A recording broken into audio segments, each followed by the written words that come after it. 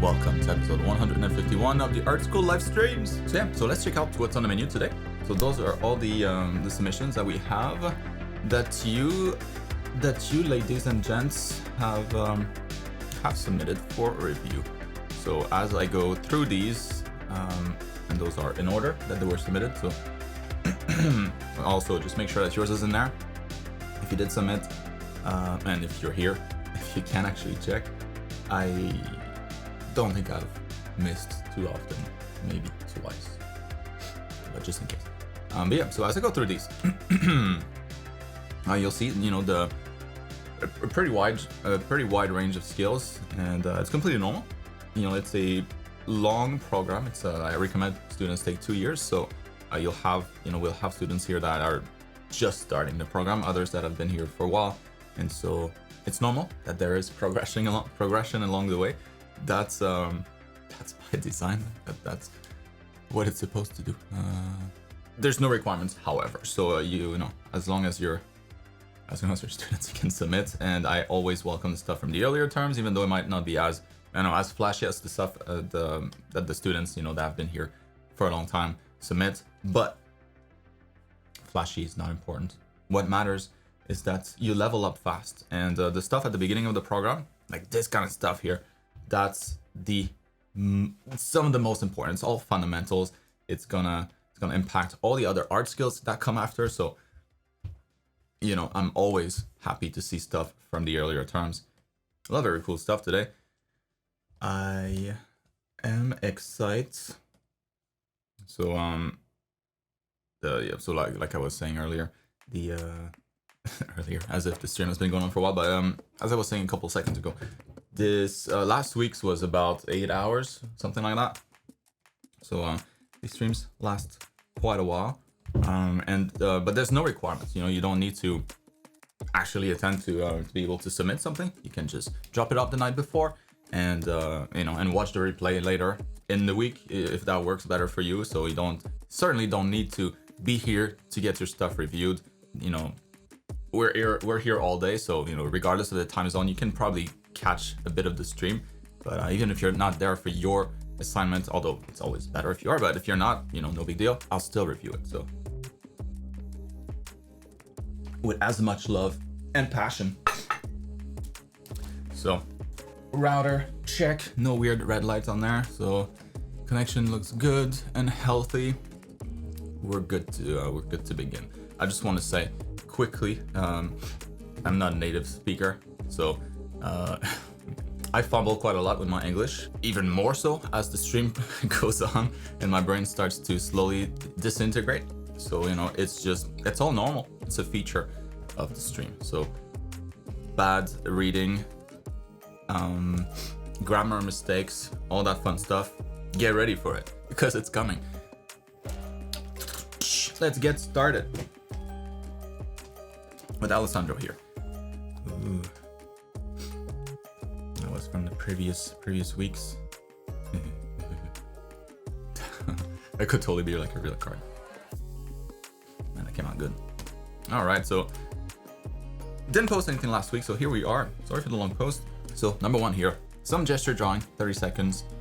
I feel like I've spent too much time on painting my dragon, and I feel like I've regressed on this exercise. But yes, gesture drawing, always good to practice that stuff at all times. You should never stop. It's like your diet. It's your art diet.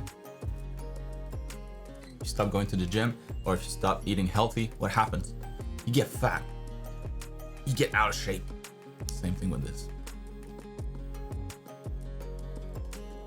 Especially gesture, because after a while, it becomes really more like there's a definite art skill involved where you need to to observe and reproduce what you're doing. But after some years, it really becomes more like just like a warm-up exercise. There is a challenge, of course, but challenge is more minimal, especially as you get to relying less and less on references to draw, and you're able to draw more from imagination.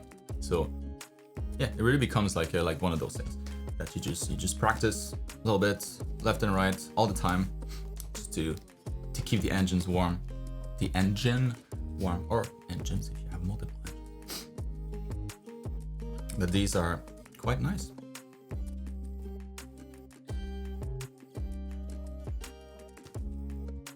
Yeah, for some of these,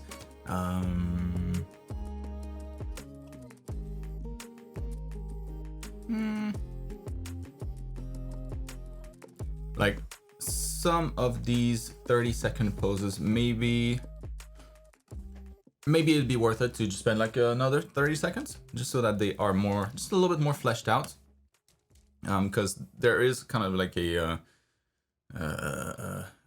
threshold where if it's too short, you're really like you're stressing the whole time. You can't observe as well as you would if you had just a little bit more time. You could relax, and as a result, you can't really extract that much from the reference. So I would maybe just spend a little bit longer. 30 seconds is really hard for anybody, myself included. There's just really not much time in 30 seconds. It's like 1 second times 30 only. That's a fact. But these are quite nice though. Much more fleshed out. You can feel a lot more of their energy, their pose, their volumes. I mean, some of these, like, you've like really nailed. Others are a little bit more of a miss, like this one here. Not as good, but that one here is quite nice. That one here is nice too. Even, with the little bit of information that we have here conveys a lot. Those lines have a lot of weight, and a lot of these that I can't really see too well, unfortunately, but these seem to have like, that's nice. A lot of them are quite good. Yeah, like clearly here kind of just ran out of time. That's good too. Nice. So yeah, maybe a little bit more time. Oh. Nice. But you're good line quality. You're not wasting too much brush strokes.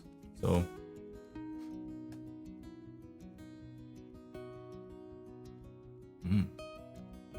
let me read the rest. I think I'm getting ahead a little bit here. So just drawing 2, but 1 minute. Yes, that was very good. At the beginning I was starting a new piece, but it went bad, so I decided to study more. The construction please be harsh. That's number 3 here.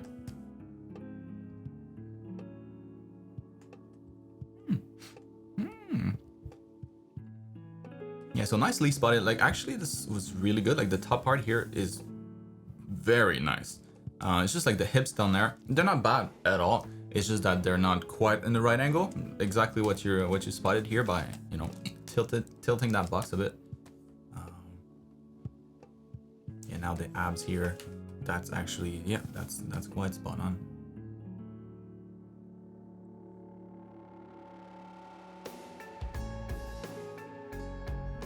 Yeah, but if anything, like this part here and that part here, like combined together, I think would be even closer to the reference.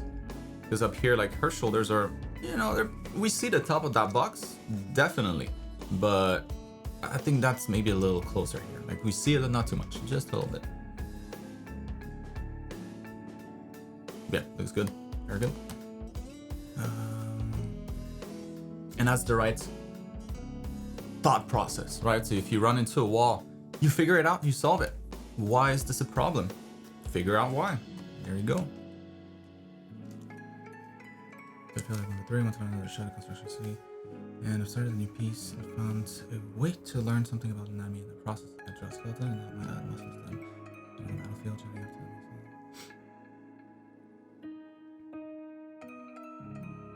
to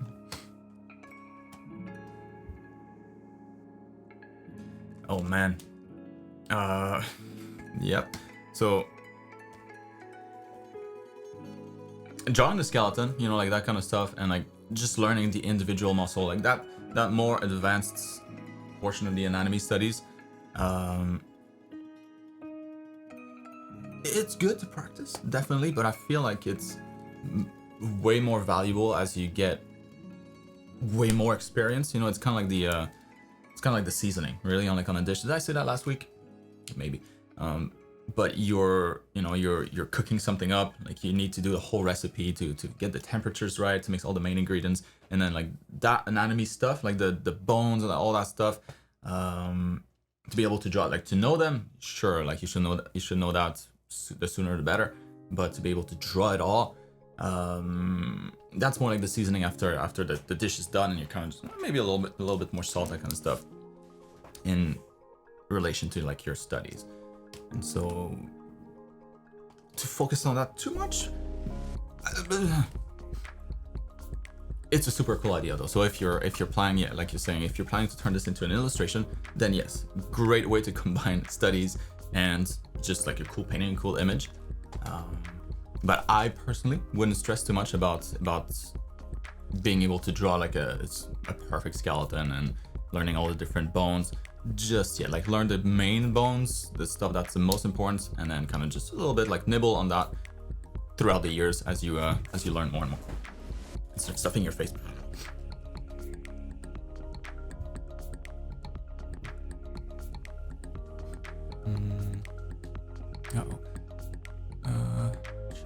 Chat has been quite alive.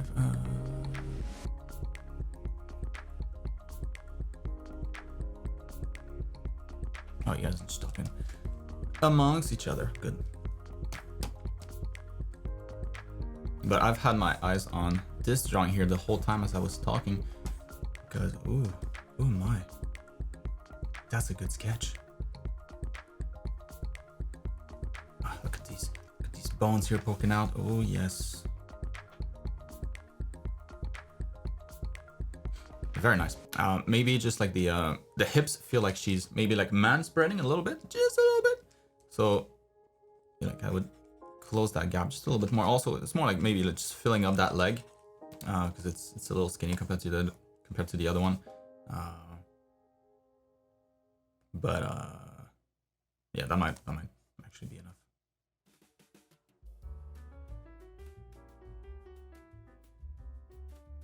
And maybe her hip tilt is a little bit more intense than yours. You know, like hers, like, is this straight?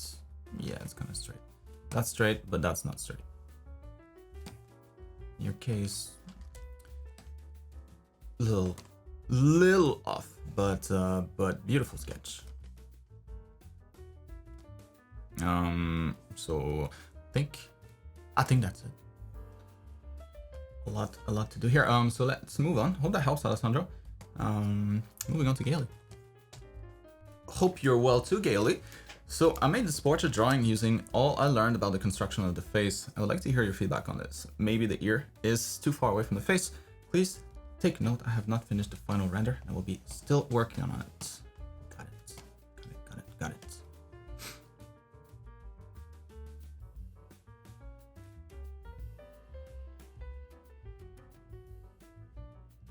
Yeah, I think you're right. A little bit. Just a little bit.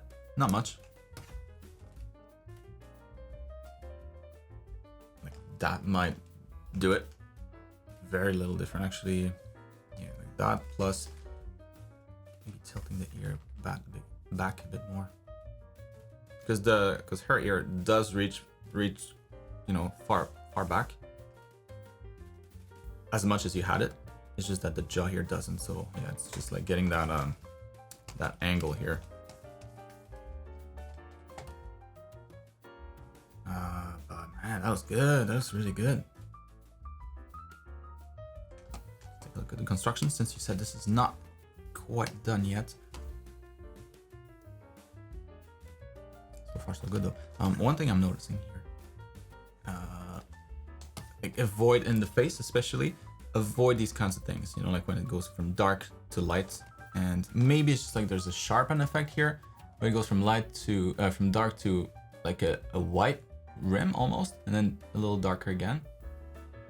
Anyways, like everything on the skin, you know, is kind of like a soft cylinder, soft sphere. So any transition is going to be, I don't know what I'm doing here, but any transition is going to be a little bit more soft. Just softening that out here. It makes it feel a little bit more natural. Same thing with the lips over there. Nothing is too pointy. It's always a little bit of a bevel to it.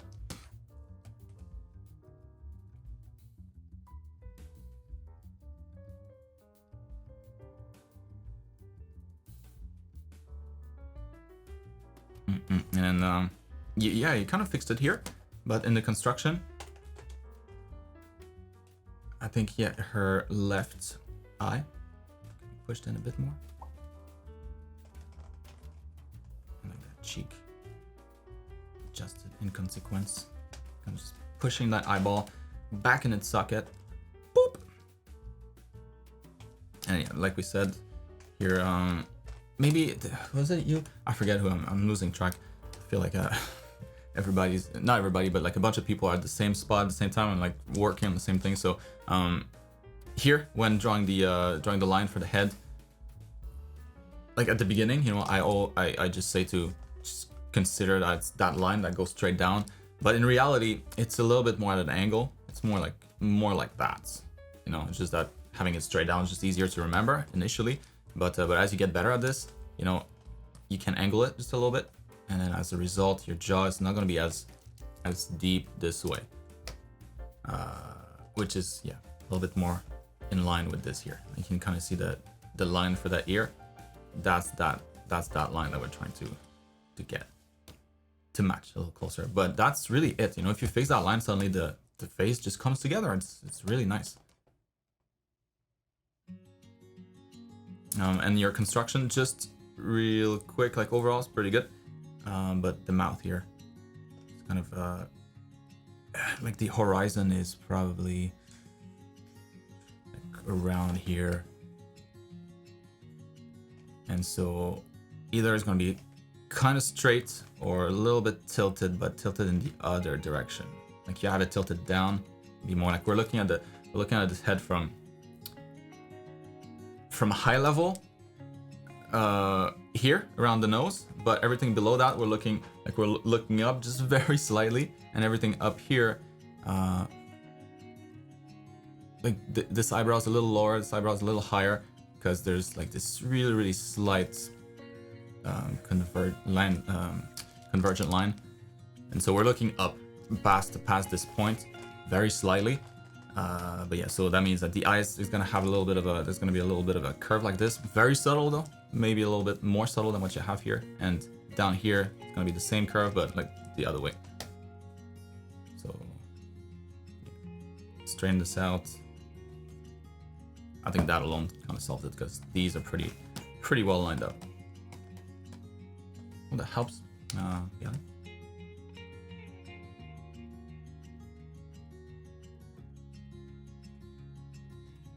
Very nice.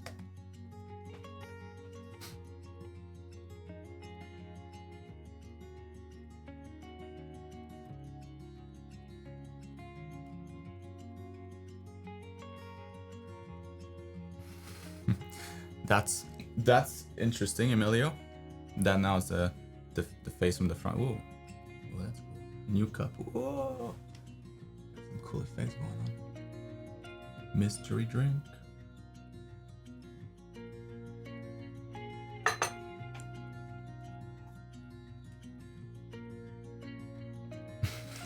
You too, Peter. You guys struggling with the front view more than you are with the 3/4 view. That's an interesting problem to have. I think it's better to have that problem than the other way around, because the 3/4 view is technically way more difficult. So I think it's just a little getting back into drawing faces from the front, and it'll come back real quick. All right, Peter. This is my flower jaw cricket creature. Whoa. I'll be very grateful for its design critique. He eats other insects and small birds, which mistake his jaw with flowers. Oh man, that's terrifying. He has sucking tongue in the middle of the jaws and sucks life from. Jesus Christ, what is this creature, man? I've never seen this before. Let me Google it. I am too intrigued. Flower jaw.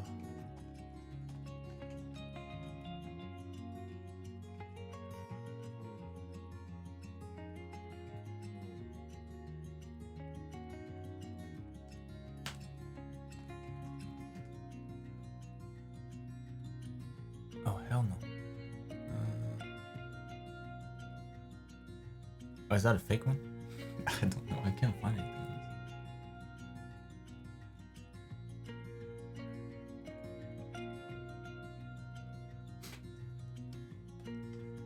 Anyways, looks cool.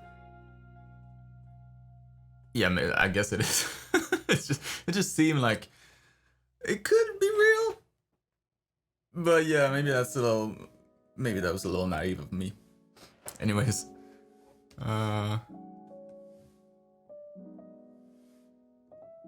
looks really good though. Man, the lighting on this.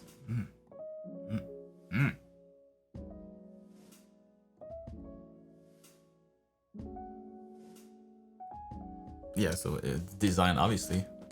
Duh. I'm looking up a design that doesn't even exist. But yeah, you fooled me. So good job, I guess. That's a good way to know. This looked so believable that I thought it was real. So great job with your design. Although if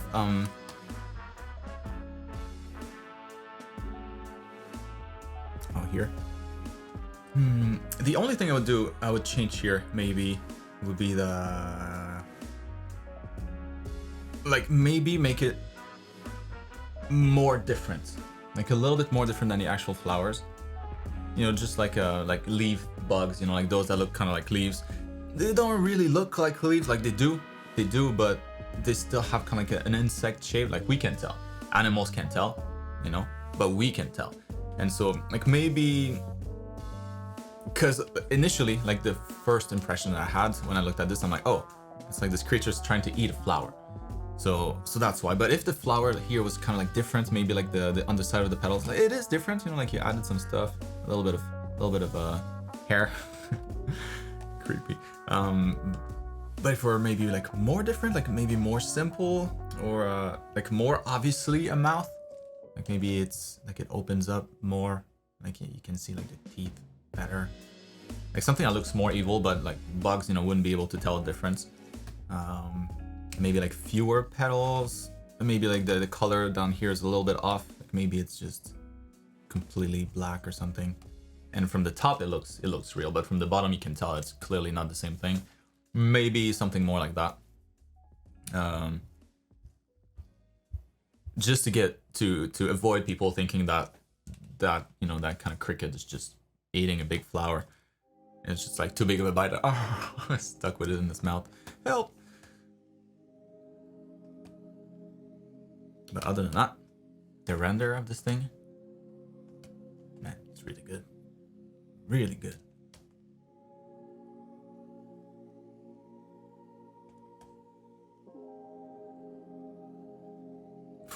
For composition purpose, I would maybe recommend that you tweak like the saturation of those flowers to make it like a more effective focal point around here. So like that, this is kind of like the most vivid one, or maybe that's the difference. Like he's under here, like you can kind of tell that's fake, but from the top here it's like very, very bright pink. So like it beats all the other flowers, it's just more saturated. And so everybody goes here and gets eaten, while the other flowers are just maybe a little bit more desaturated. And that's primarily would help to just make them less visually interesting, and so that we're more prone to looking at this first. Kind of like getting rid of the intensity here, like don't darken it, but what you want to do is remove the visual weight here, maybe remove a little bit here, to really keep the focus like in the center of the image where the good stuff's happening. Or maybe like maybe these are like in the shades or something, you know, maybe it's like a branch and the leaves are partially covering that part. It's like the sky color. Yeah, that could do it too. A natural way to explain things, but yeah. Well, that helps. Man, that looks cool.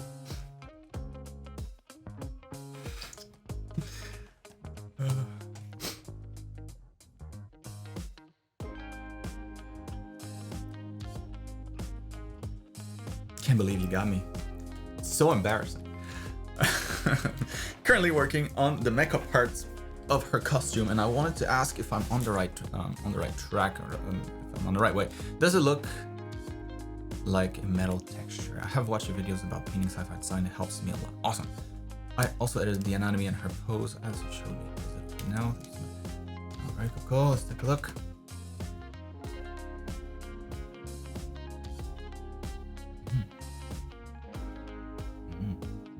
Oh yes, that's much better.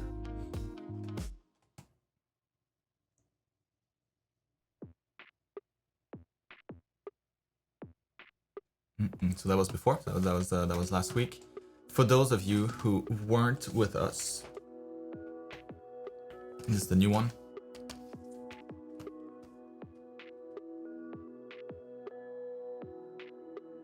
So when you like, does it look metallic? Yes, it definitely does look metallic, but it looks more like a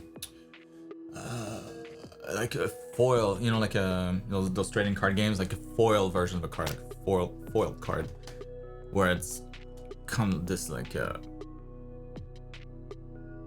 it's not 100% metallic. It's kind of just like a coating on top of something else. That's kind of what it feels like, you know, almost like a metallic paint. I don't know, that makes no sense. But what's the word I'm looking for? Not iridescent. Anyways, it's a type of metal, so you know, yes, it does look metallic. But to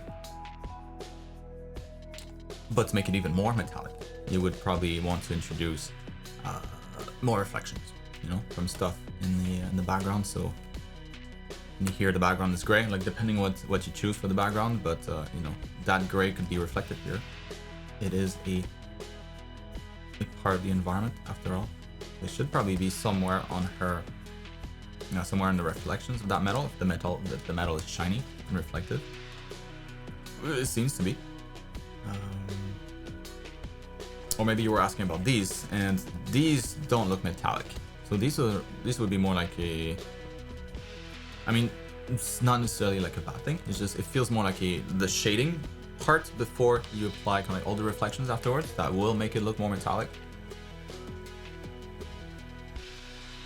You know, because you could take this now, darken it a little bit. Always easier to start with a darker color for metals. Metals themselves are pretty dark.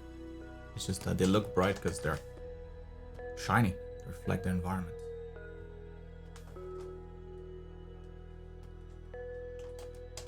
Start like this.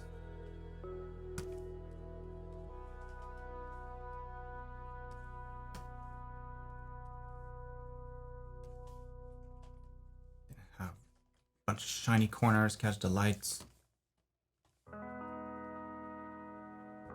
A lot of contrast in your transition between the shadows and the highlights. If it's flat, you're gonna get maybe more like lines.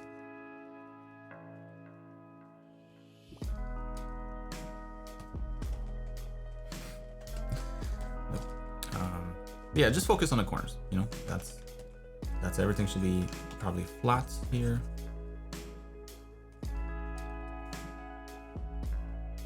And where is the light coming from? Where is the light landing primarily? Punching out those corners and then adding a little bit of glare. It would be business.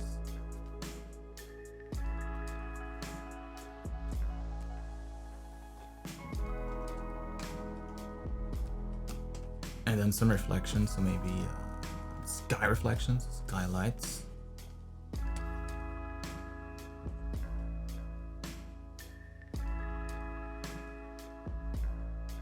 When painting metal, the most important thing is to consider what surrounds your character, what's going to be reflected.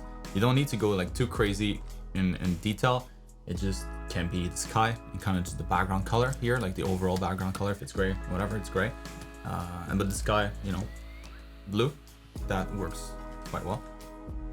So you would have kind of those two colors primarily in your shading. And on top of that, you can maybe add a little bit of a tint of metal maybe like a layer of paint on top. But yeah, it's all in the reflections. All right, her laser is gonna be a good way to light this up. Super bright. So here you can have colors, bright reflections. Metals just reflect more than anything else. So, and it's gonna be that contrast that sells it. You know, the contrast between the metals that's super reflective, super contrasty versus the rest of her outfit that might not be as contrasting. And when it comes to yeah, her pose a lot better now. Like that feels quite nice. Probably need to. Don't forget to add her knee back here. It was cropped out.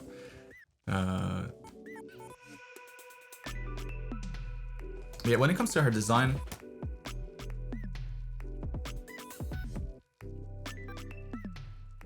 I love that you added those trims here. That looks a lot more like it was fabricated. Like it makes a lot more sense, a lot more believable. But I would think also about the rest of the stuff here. Like, you know, these boots. How does she put them on? Is there maybe it could be a little darker here, like to indicate that there's a gap in between her leg and the boot itself, or maybe it's like a continuous piece. But if it's not, you know, there would probably be a gap here somewhere. And then is this just kind of like a soft material? Maybe it is, or maybe it's also part of the metallic. Maybe it has like the same metallic properties as the rest. So like finding ways to add more corners, again, just to have more ways to reflect the lights. If everything is soft, you know, like you kind of get like this soft. I mean, this looks good. This looks nice. But it's not like real design in a sense. It's just kind of like just the leg shaded differently. But when it comes to the design, yeah, like you have the shape here, like this deformed hexagon, right? I would maybe roll with that some more and have it repeat in more places, because right now the shape language I think is the weakest point of this this illustration. Anatomy is much better. Pose is cool. I like the colors. Composition works pretty well, but the design is a little bit weaker here, and so yeah, like repeating that shape maybe, or maybe that's not the shape that you want to use. Maybe it's something else. It doesn't matter. So, but if it is, you know, like you could have it, I don't know, maybe like pasted here.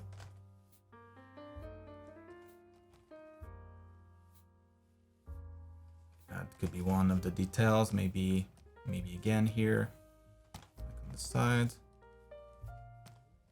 Maybe you have like all these layers, like stuff that's stacked on top and then gets smaller and smaller, and like big, medium, small. Maybe repeat that too in a bunch of other places. Maybe have kind of like the big one here in the middle, smaller on the side, and even smaller kind of going around the torso maybe.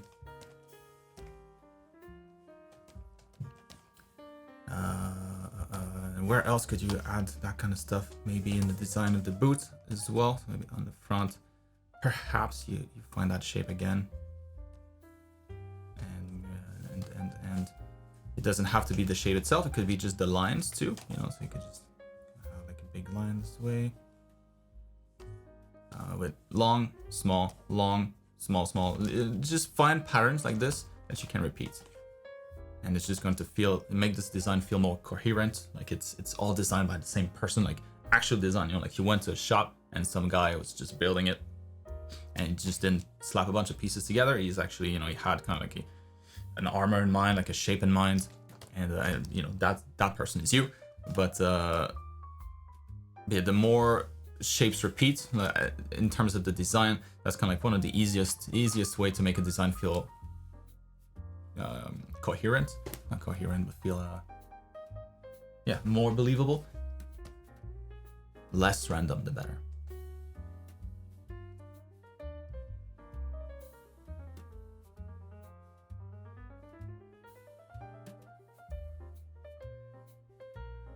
So yeah, anyways, personally, I would work the design just a little bit more.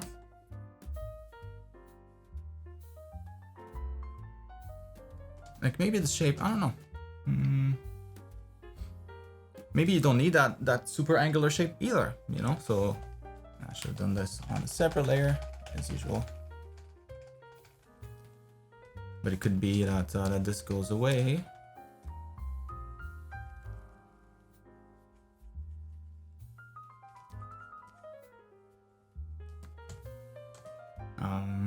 And maybe it's just more about stripes. You know, she's got a lot of stripes here. Maybe you roll with that. Different stripes of different sizes. That's gonna be the shape that's repeated. Maybe small, big.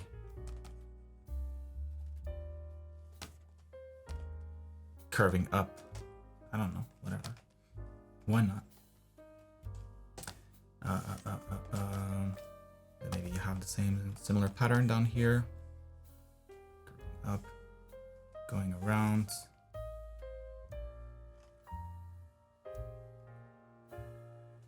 Smaller, bigger. That kind of stuff. So anything that repeats in like a nice way, you know, so it's not just the same distance, the same pattern everywhere, like well organized. As long as there's a little bit of variety, that you keep in mind the rule of thirds in your design. Repetition should help.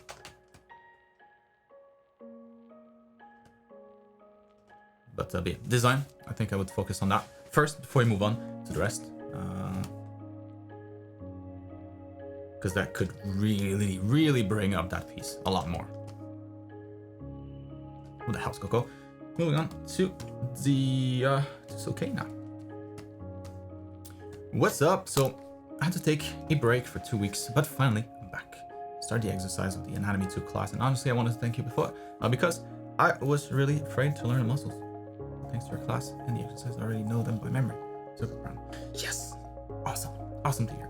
So tell me if there's anything I missed. Right on. You're welcome.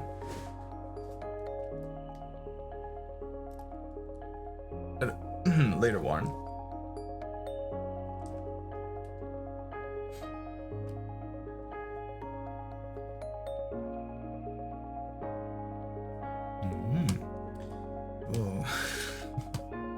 Not only did you learn the muscle, but you yourself got swole.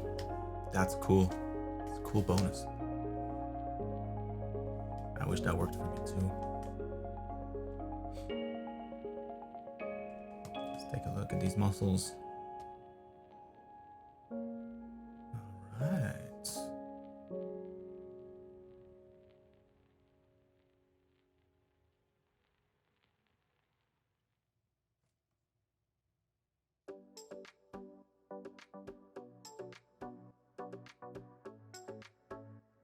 So you're not wrong with the serratus muscle. They do look kind of like that, and they do that, but the lats, your back muscle, they are going to cover all of that stuff. And these anyways, they're under the scapula. So let's say you have like the slice here, you're gonna get your the spine here, the traps attached on top, the shoulders, like the posterior head of the shoulder attaches here, and then on top of that you're gonna get your 3 main rotator cuff muscles. So the infraspinatus, that takes up the most space here, and the teres minor and major, and underneath that, like on the flip side of that thing, then you're gonna get I forget where it's attached. I think it's towards the bottom. Maybe I forget exactly where it's attached on the where the origin is for the serratus muscle, but it's on the other side of that, like on the other side of the plate. And so you're still gonna get all these muscles in front, like covering most of that. So anyways, long way to say that like we're not gonna see that from the back. A lot of other muscles are gonna be covering that up, including the serratus, the latissimus dorsi here. That's gonna go like this, and you can kind of tell it attaches a little bit higher in this guy's case. So maybe here, and I think it's gonna be like that line right there. Like you almost can't see it, but that would be kind of like the line for the lats. And that goes all the way down, attaches at the sacrum. Although the mass of it will be just kind of limited to this area. Everything down here, that's going to be more just fascia. Connective tissue, not much mass to it. But yeah, so you would have kind of the muscle kind of going around like that. And then you'll have your teres major. Right above that, teres minor.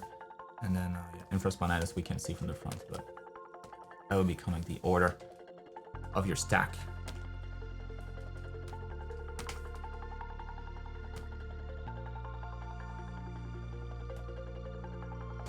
That's correct.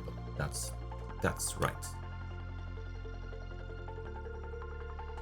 It's just that from this angle, you know, on top of that, it's almost like you drew the X-ray version, looking through the lats. The latissimus dorsi will start here in the back.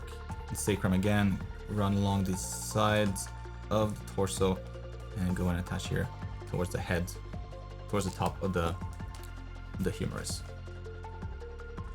Kind of covering all of that. And then you're gonna get your rotator cuff groups here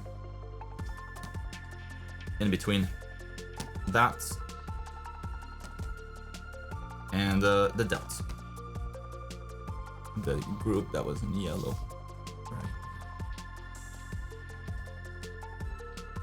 And then underneath that, yes, then you have your serratus muscle kind of peeking through. Hey, we're here. We're lost under all of these muscles. Looks great from the front. And oui, very bien.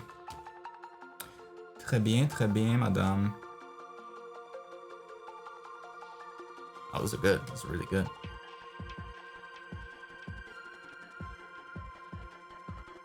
Yeah, nothing to say about these. Am I right? Yeah. Just again, just to clarify, but the muscle, you know, the lats, latissimus dorsi, will still continue and attach down here, kind of covering the erector spinal muscles, but it's just fascia, so it's not gonna have any. It just covers it. That's it. So I think it's an easier way to think of the muscle, kind of just like this big V in the back, starting from the tailbone all the way to the arms. Kind of like this small sheet that you cover the rest of the muscles of the back with. But yeah, no, you crushed it with these. So just small detail about the back muscle here, but other than that, impressive. Very good.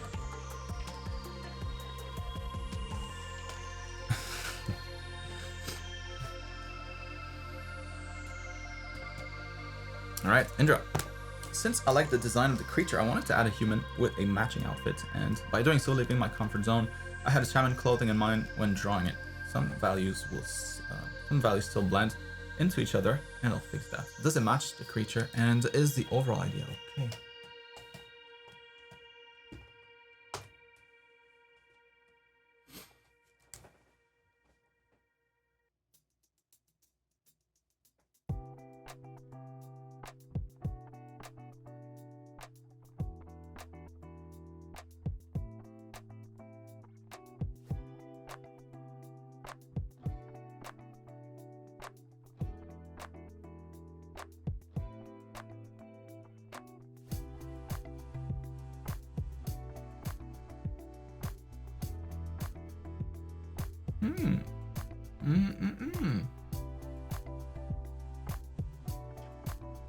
I agree with the values. That's, that's why I kind of have this outline right now. That helps for sure. But lighting would help even more. So But yeah, you know, that's a little bit later. But you just had some of that kind of stuff here. I'm just going really rough at it, but that would help, you know, break her up from the back. Also, the animal back here could be just a little darker in this area, just right behind her, just to help make her pop. So yes, definitely that's one concern, but you've spotted it already, so that's good.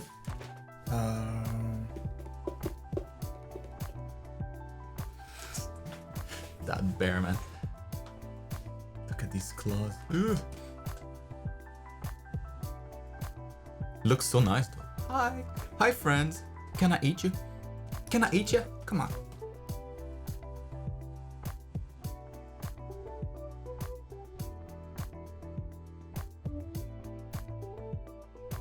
The main thing, like, I like all of this stuff, you know, like all the fur that she's got on her. I feel like I would want to see more of that on the animal.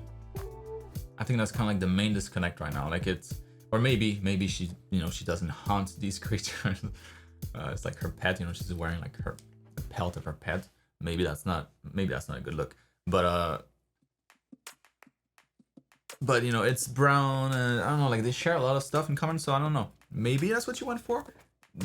That she's kind of like a hunter of those, or maybe she's just got the pelt from like a dead animal. But I feel like the colors between the two match quite well. You know, they share a lot of the same values, the same color, not the same value, the same colors. So a little bit of yellow here, yellow towards the top, brown, blue in the antlers, like dark brown. So there's a lot of similarities between the two. But the one thing that kind of really stands out for me, at least, is that fur here. That's kind of missing on the animal. So if you had this, I don't know, if you had like a lot of like a big mane or something back here, where it's clearly white, you know, clearly the same thing. Or maybe the ears, it's white. Maybe like that fur carries through here. I don't know exactly where you would have that. Yeah, maybe down here a little bit more. It's very furry stomach. I think that would help make the connection between the two a little bit better, design-wise. Same idea, you know, like all these feathers. Maybe he's got feathers too. Maybe not, but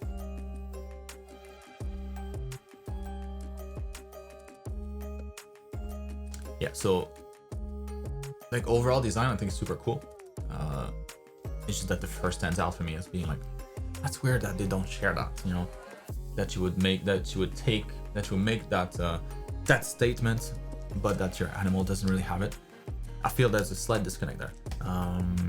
Maybe that's just me, but I would add more fur on the animal, or kind of just take yours out, because the fur also makes it look like it's, you know, like a cold environment. So she needs to be warmed up, and the animal would probably need that fur as well if he wants to keep warm. So, anyways,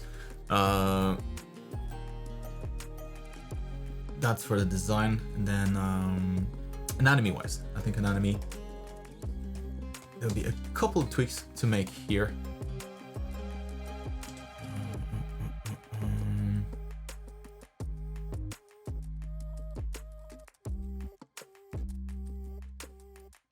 Is she like leaning against it? Now, the longer I look at it, the more I think that's the case. But then this is like kind of caught in the wind, so that wouldn't be possible. No, maybe not. Maybe she's just like walking towards us.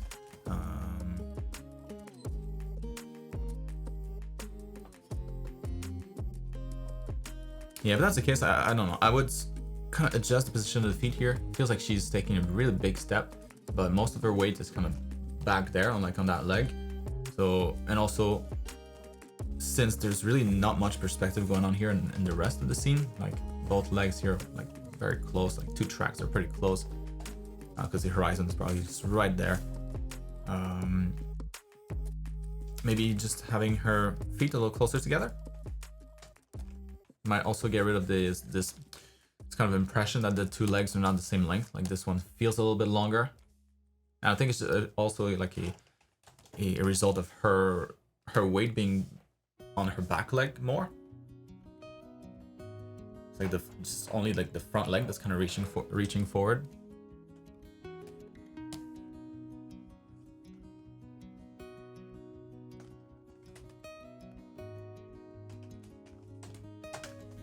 Not a super clean way to do this.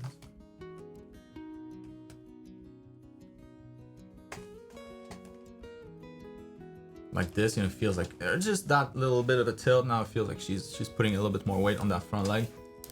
Makes her feel like she's walking towards us maybe a bit more.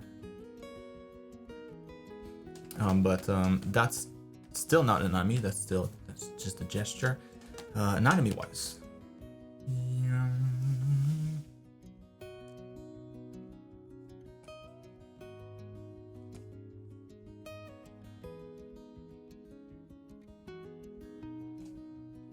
Yeah, the legs look good.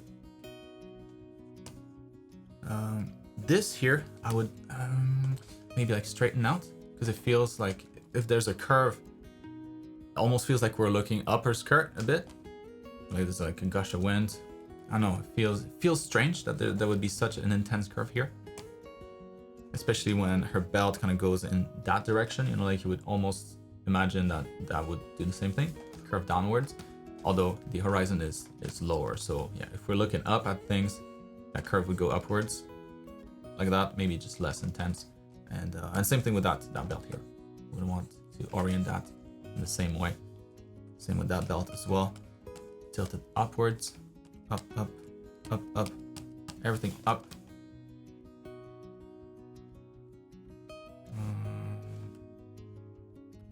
And then I think she's maybe missing a shoulder here.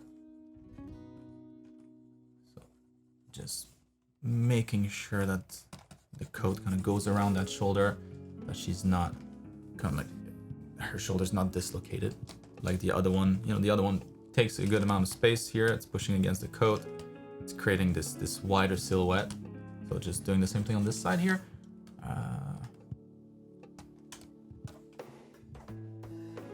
And then maybe that's more like a style thing, but the animal feels pretty realistic, almost realistic, like half realistic, half Disney. But she feels more anime. So I would either go towards more like a Disney look to match the animal more,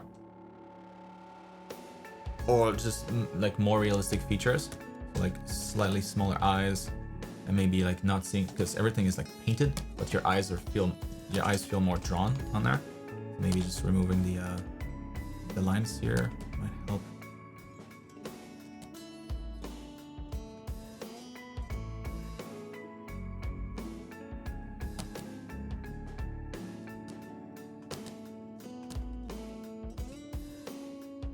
And kind of have them, yeah, just blend a little bit better with the rest of the face.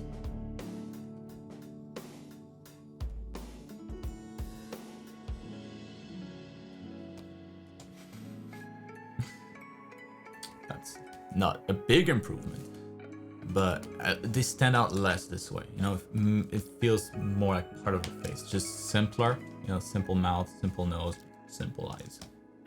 So I think the eyes were maybe just a little overworked before. Made them stand out.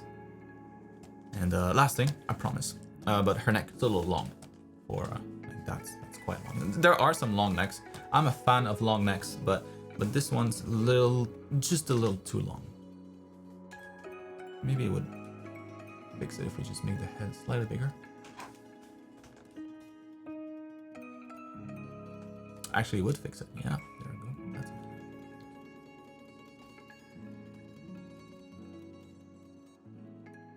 Hope that helps, Ninja. So something like that. A couple of things in here to juggle with, but hope that helps. Moving on to Timo.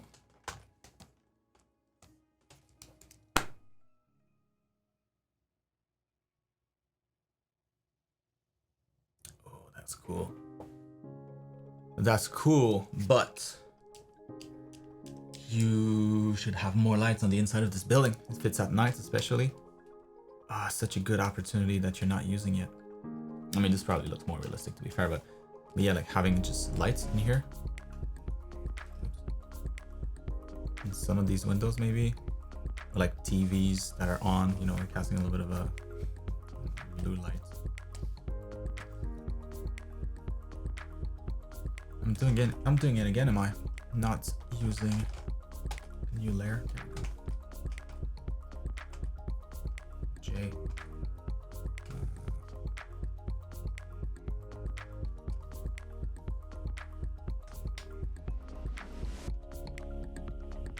Maybe the other one here, they're having dinner, so it's a little bit warmer on the inside. Maybe these, a lot of lights, and it's like a ball or something. They're having like a feast. I don't know, like it feels like you could add a lot more life into this with just lighting things up a bit more. But yeah, let me read the text here. So I started to create my own world, so now I can use assignments to build my world piece by piece. Yes. This place is called Knives and Daggers, and it's mainly it's a main location for my original character. Knives and Daggers offers weapons, booze, and rooms for travel. There you go. So it's kind of like a tavern. So yeah, I think it's missing that warmth that taverns tend to have, like a lot of oranges, a lot of warm light. Just this really cozy feeling. Like it's the outside right now. It's kick-ass. Like you did a really good job. You can really feel like the light of the moon on that wall is really good. Maybe on this side a little too warm. You know, it almost feels like it's at night on this side, and on this side it's. It could be during the day, kind of. So. Yeah, like two directions that you could take here. So either commit to like daytime, and then you don't have to worry as much about the inside. You know, the inside light's not gonna matter as much if everything is bright. Anyways, we won't see it, and you know you don't have the lights on anyways when it's bright outside. Unless you're a madman, or just commit to a night scene completely. So that this facade of the building is just.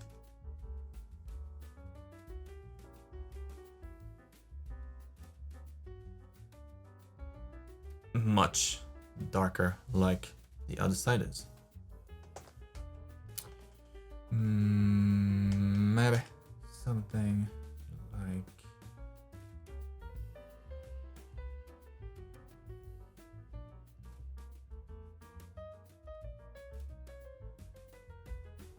can still be like the brightest side. So maybe the sun is not set yet, or it is, but you know it's still a little bit bright outside. Maybe a little bit of color on here. I just don't know like what. There's a yellow building, so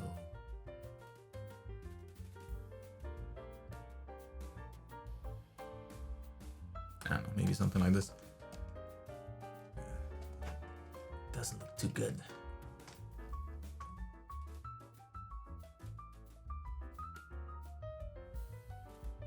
I'll just use the same color as the other side. Which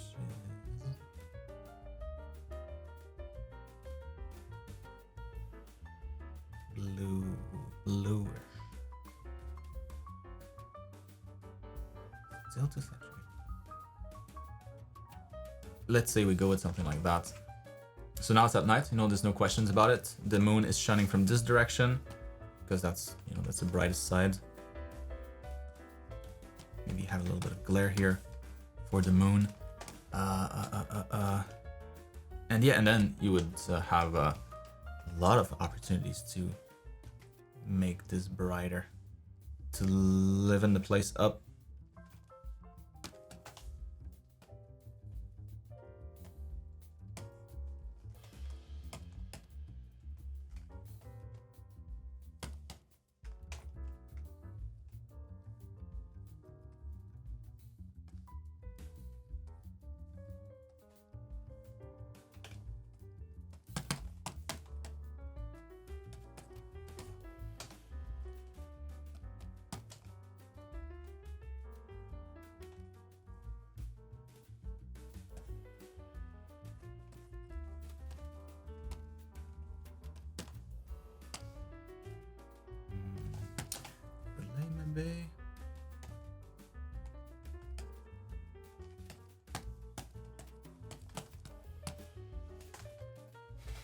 That's way overkill, but you know, now they're having it's like a club now or something.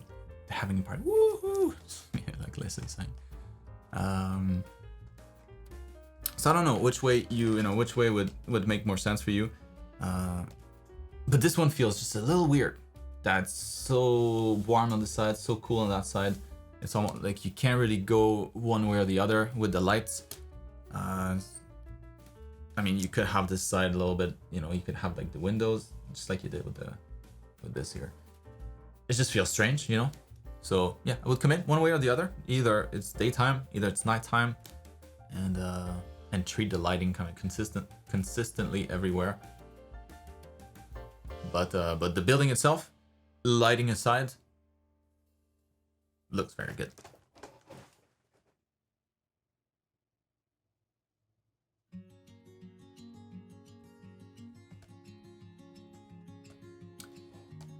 Maybe a little too good, like a little too clean.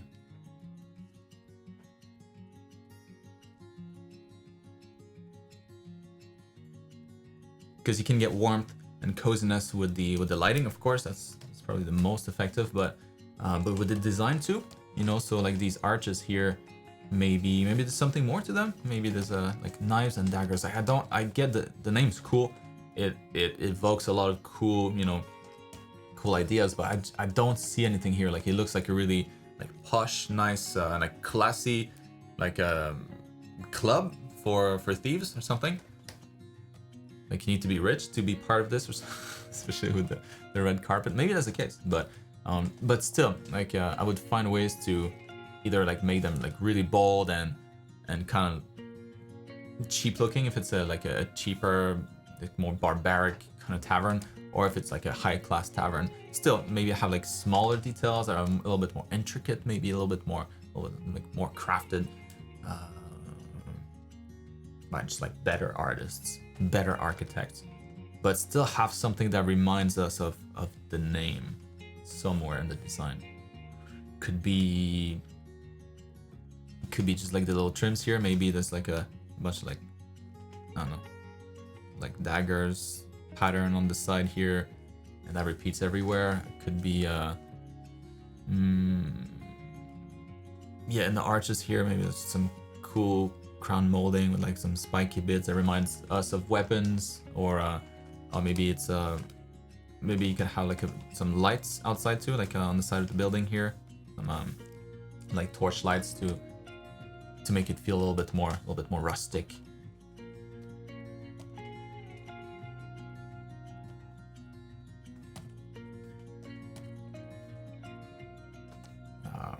But that kind of stuff. So like the next level of detail beyond just having like a really good building, good structure of your building. That and the lighting. But shading and the construction and just technically speaking, this is tight. Oops. That helps. Louisa. Your turn, Louisa. I've come up with another concept for my 3-point perspective assignments. I imagine a magical town functioning on water energy. I have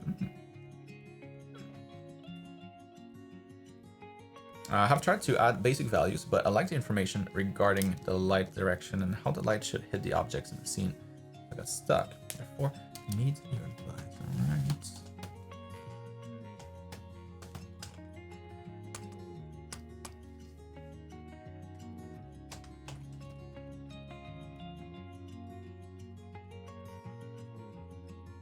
So the light, you know, the light part comes much later in the program, much later than the perspective classes. So I wouldn't worry about that too much.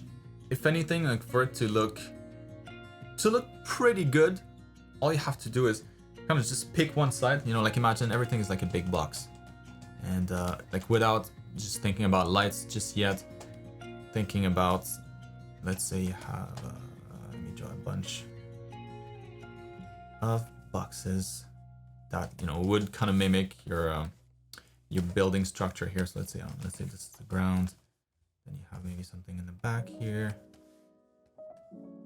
maybe something back there, maybe something else kind of sticking up here, And so, I mean, this is way simpler than your scene, but what would look pretty good already is if you did something like that. So you just select like the faces in one direction. Let's say everything that's pointing left, or pointing right in this case.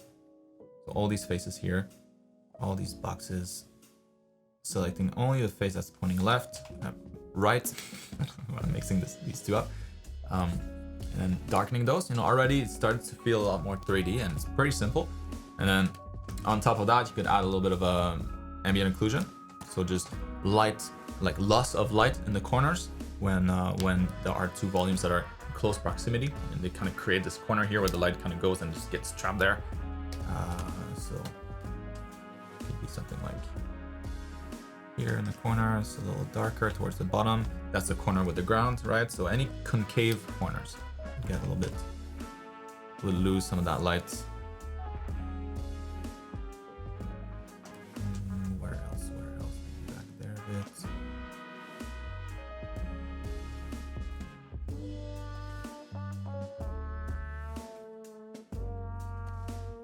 So already, you know, like just that kind of stuff, it makes it feel pretty 3D.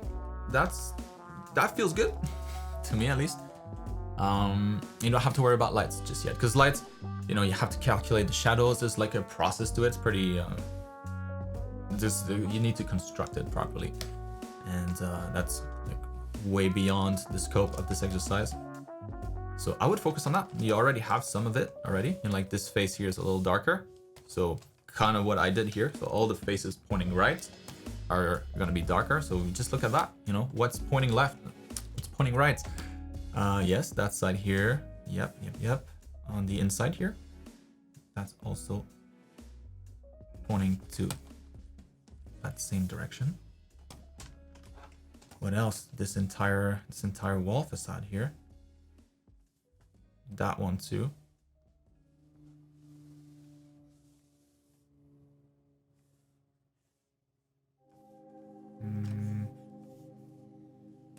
Maybe not this one here. Maybe not that one. That's pointing towards us, towards the front, not towards the sides. Maybe that side also pointing towards the front.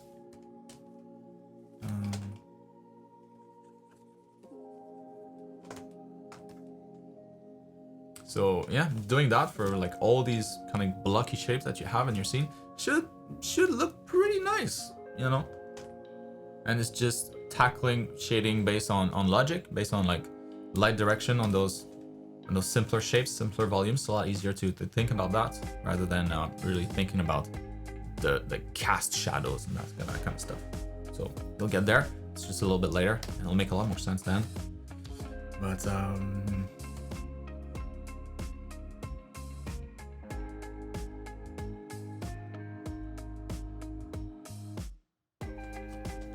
other than that, this looks nice, especially when it's, you know, when you break it down with the shadows like this.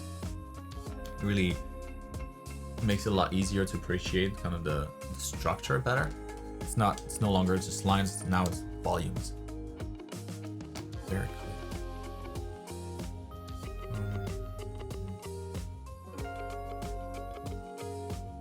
Yeah, the only thing I'll be careful about in your actual scene is the scale of different things. So you have in trying to make the scale feel consistent, it's important. So those are the stairs. So you would imagine that a person being able to climb these stairs would be, I don't know, about this tall at least. Right, so for these stairs not to feel like, you know, they're like knee height, person this tall should be able to walk up these stairs pretty comfortably, I would think. And so I tried to make everything work with that scale. So back here, is that door too big, too small? Maybe it's fine, you know, it's far enough, seems alright to me. But then you look up here, and this is further back in the scene. Like this is at ground level, it's closer to us. This is up in the sky, it's even further away, and it's bigger than the door. So I would probably make those smaller. You know, everything that's really, really far away, closer to the vanishing point. Make all that stuff get smaller and smaller and smaller. So yeah, like you have those tiny windows. Maybe the windows up here, they're very small.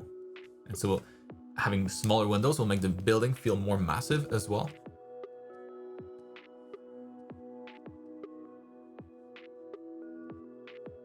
Because if you're able to have that many windows, then it's probably a big building. And if it was a tiny building, you couldn't have all these windows. Needs like multiple stories too.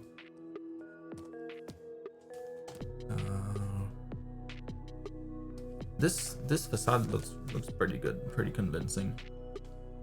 Maybe some of these edges here, these how do you call that? Maybe make those a little thinner. And the same idea here, where everything gets smaller in scale as it goes away from us, as it gets closer to the vanishing point. But yeah, so yeah, it's mostly those windows, and like this big arch too. Like that seems really big compared to that one too. It's also deeper in the scene, just slightly. So if this is an arch, and if it's more like an architectural, feature, then make it bigger maybe, so that it doesn't look like a door as much. It's just like a big opening here.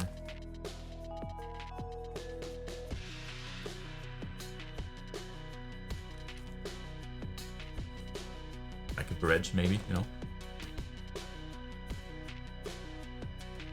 But yeah, be careful about the relationship between things. So you want to make sure that everything reads as like being a logical size, and with steps here, you don't really need to add more than that, because you can imagine the height of a person to be able to clear those steps. It's just that everything else in the scene needs to match with that.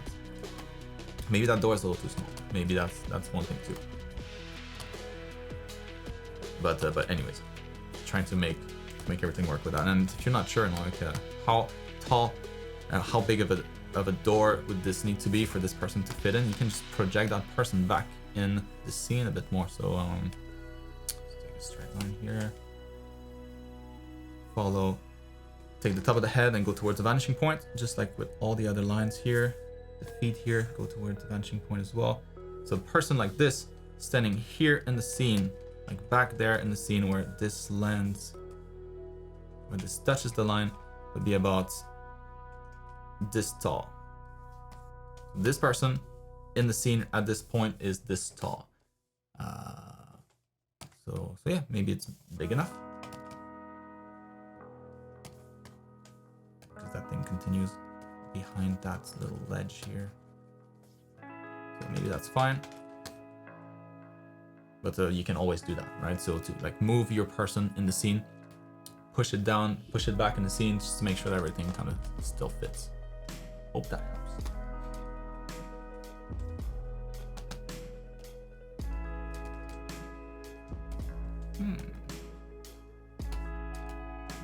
Julia.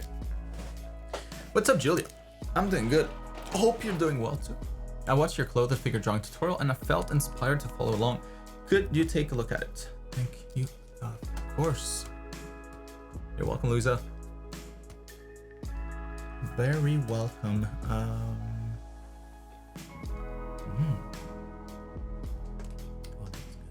That'll be very good. Yeah, to make this work, very simple. I mean, it works. To make this work better, very simple. It's just a small detail, but it's just having just a little bit more crispness, like a little bit more sharpness in your lines here. Like these line, like you can see, like that white line right there. It's almost like 1 pixel wide, very narrow, same as this one here, and like the black lines in between. They get quite sharp. And I think that's the only thing that's missing in your case here, like having that sharpness between light, shadow, light, the shadow, clear cut in between, where you really feel the tension here kind of just wrapping around the leg.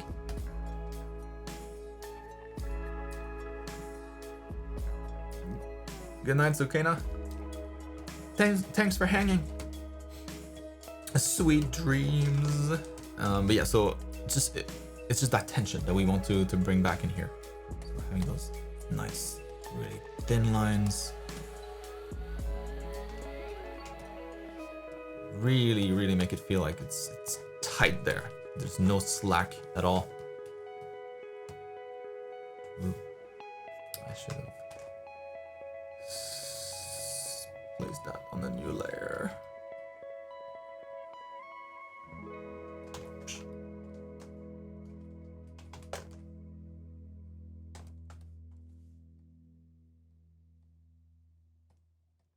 Pretty subtle. But suddenly it's a little tighter. A little tighter. And then, yeah, going dark enough when you need to. Like this one here, that's a pretty deep fold.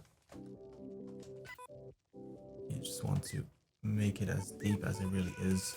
Something here, it's a little deeper. Make deeper folds, you really want to make them clear, make them stand out. Because they're the ones that are going to catch the eyes more.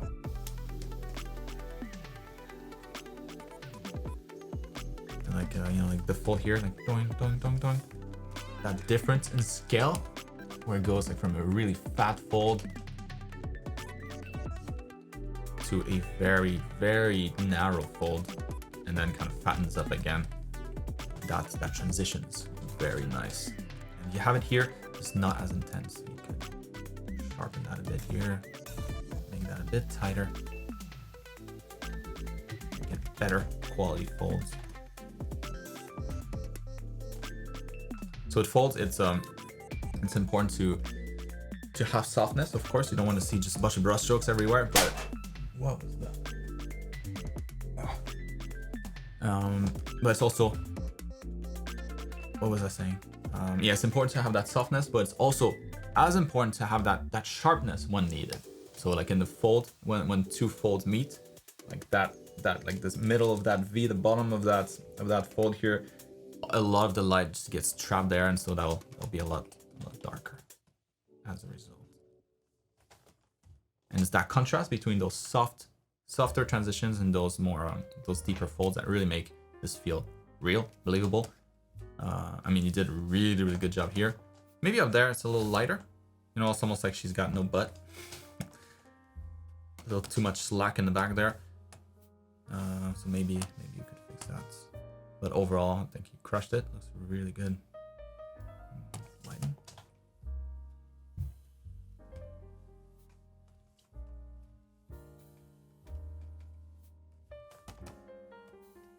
Yeah, kind of like how it's bright here and like much darker down there.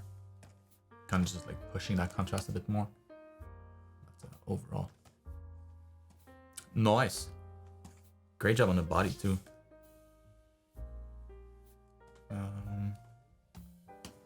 And then here, you're flying on your own, drawing a shirt over a naked body. That's good.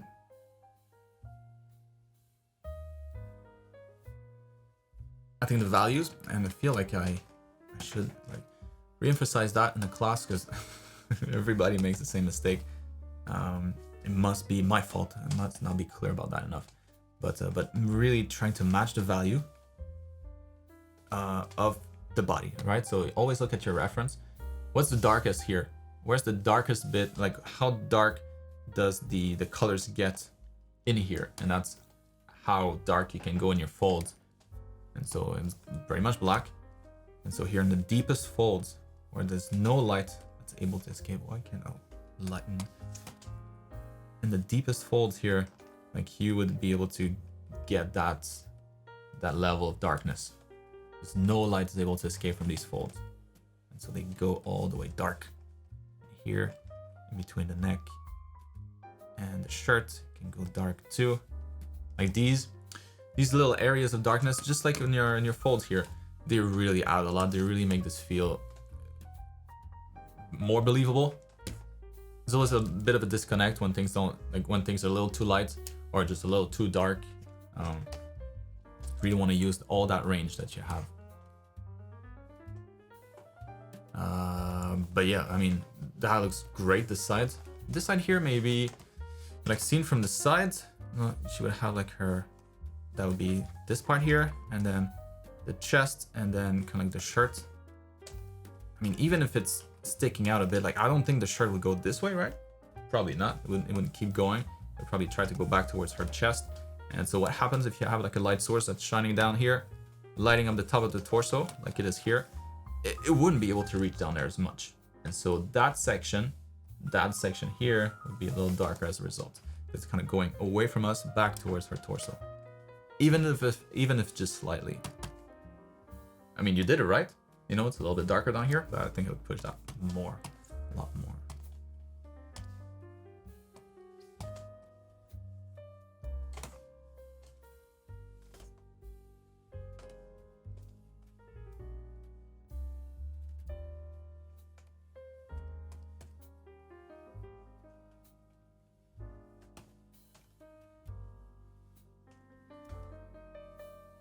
So overall value, your folds are nice.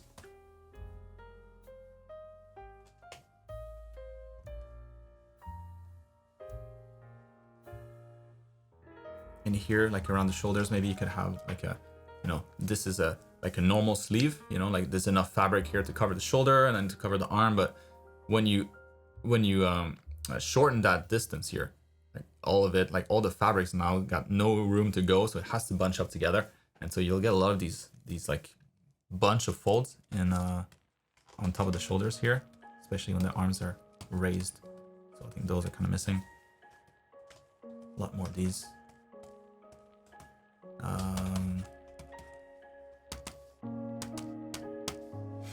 No. There we go. But other than that, that's nice.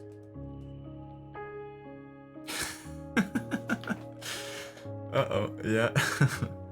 Emilio, that's one of those that should not be taken out of context. Nice fold, bro. Alright, well that helps. Moving on to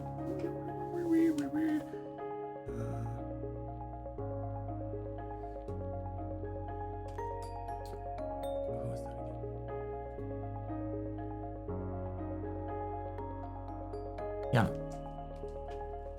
My weekly submission ended a while ago, but I would like to use my monthly opportunity to get feedback on this term 5 character assignment. Yes, ma'am.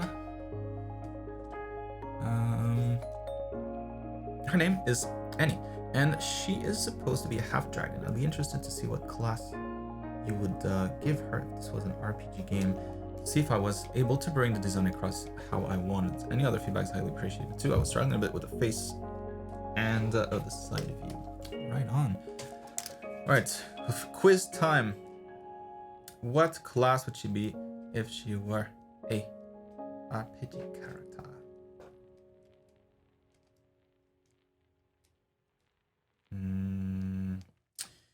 Well, she looks like she's got a bunch of potions,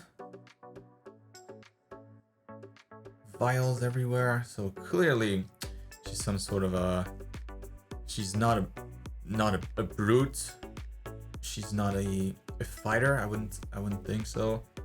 So definitely more to do with magic, potion making. Maybe she's a.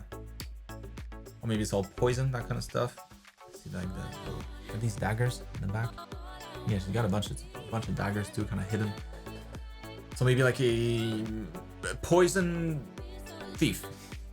This just poisons you in your sleep, or just poisons you and then stabs you in your sleep.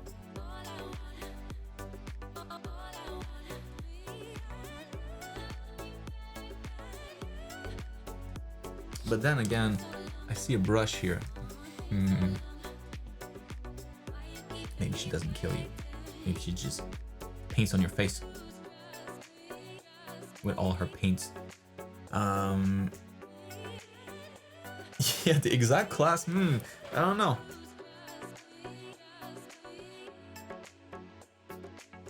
Magic / thief. Poison, maybe, like that kind of combination.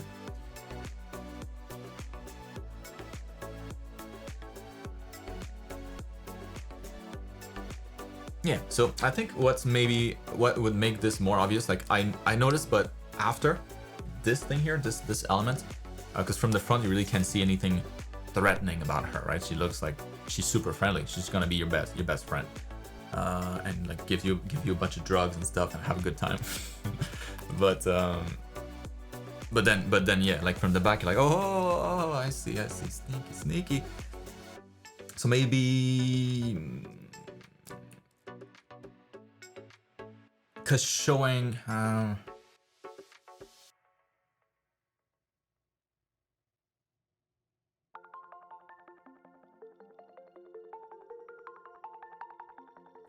Thief assassin. So she is a bad girl. She kills people. Yeah, I think it's that edgy side that I'm not getting as much. Like I get it a little bit from the back here. It's like, oh, I see. Hidden dagger here in the back too. But I feel like she might want to have something that's maybe closer to the front of her body, or maybe something to just advertise to not mess with her, you know? Like a dagger that's clearly visible, maybe on her.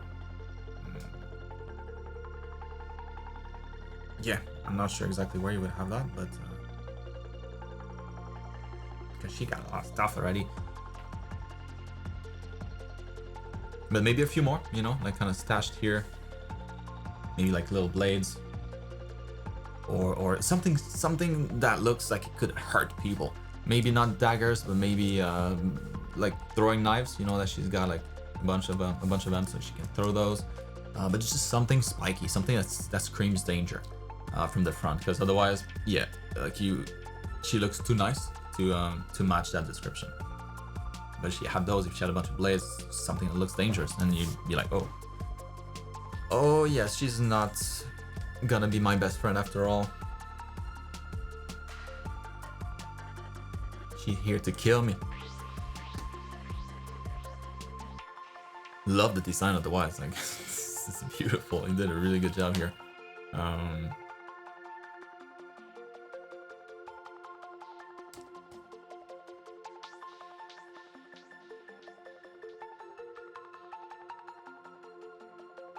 Yeah, so she's more like a friendly assassin. Because her facial features don't, you know, there's no hint of danger here, no hint of malice or evilness. She seems very friendly.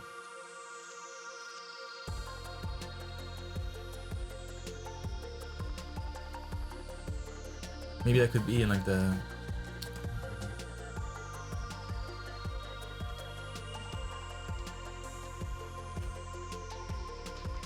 smaller, you know, pupils. Always helps make the character look a little cray-cray, a little bit more dangerous. Maybe that, you know, would push her towards that more dangerous side. I don't know I don't know if she's supposed to be dangerous or not, but that could be something in her facial expressions. Like her facial expressions are fine. I think it's just the eyes are just too glowy. If she's meant to be like a bad person. Other than that, if she's meant to be nice, like a nice girl that wants to be your friend, then you crushed it with these. These are very nice. Super cute. Now to do with the design here. Love the design, love the colors in general. Yeah, really nice. The only thing that kind of stands out to me is her pants.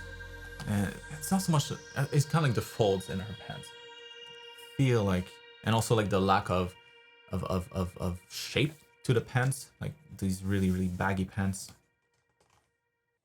Feel like I don't know, it would make her feel taller too, like just help us understand her physique a bit better. But maybe all these folds kind of go back up here.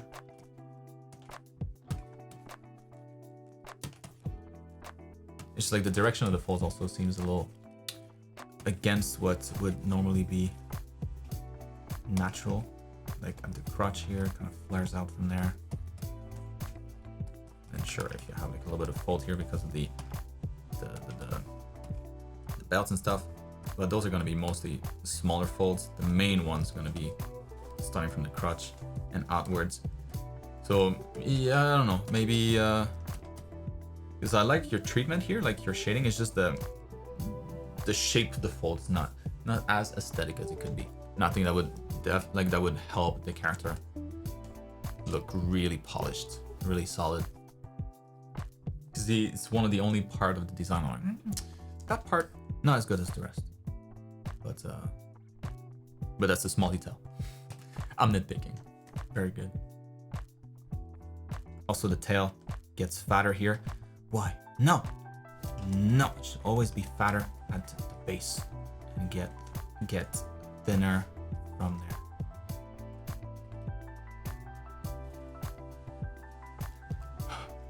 My OCD can finally relax.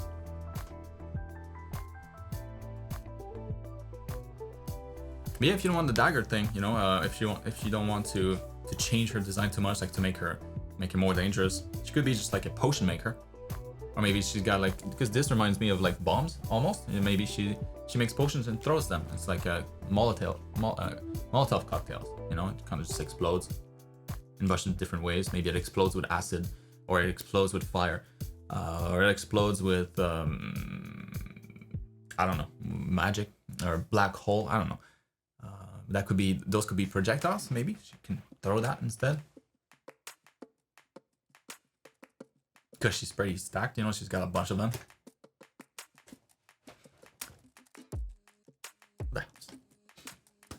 Moving on to moving on to who that Preston.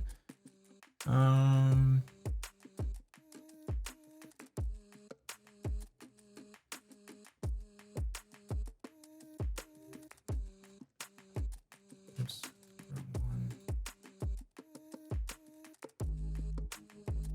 Oh boy, that's a big image. Woo! 12,000 pixels. You don't need to work this hard, this big, Preston. Just like 3K by 3K is plenty.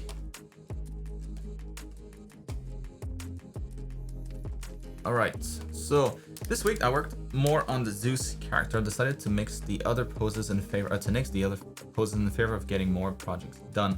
I'm lacking in portfolio pieces because I'm remaking a brand new one.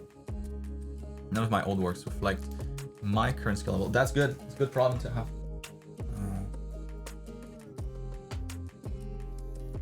May come back to the other poses eventually. Could you point out any problems with the back view, particularly with the anatomy? Oh yeah, so you've been shading this back view. Nice. And lastly, I started working on a new character. The main concept, the concept is a librarian mage who reads all the magical tomes she can get. She's able to retain like a magical, a mage bookworm. She's able to retain anything she reads and therefore has a mastery over all different kinds of magic. How can I push mage qualities of her design? Wouldn't that be nice, you know? Everything you read, you retain. I wish I had that power. It's probably the best power ever. Later, Peter. Have a good night. Right on. So yes, the back view much better now. The length of the arms, no problem anymore.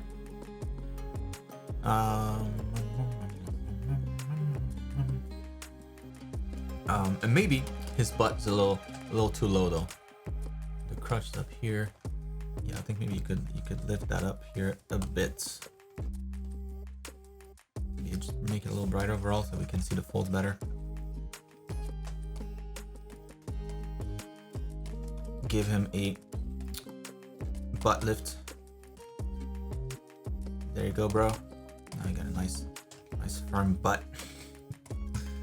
And yeah, now we can see the folds maybe a little bit better.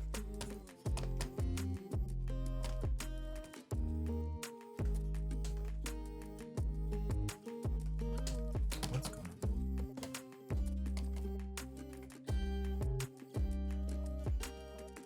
Trying to go too fast.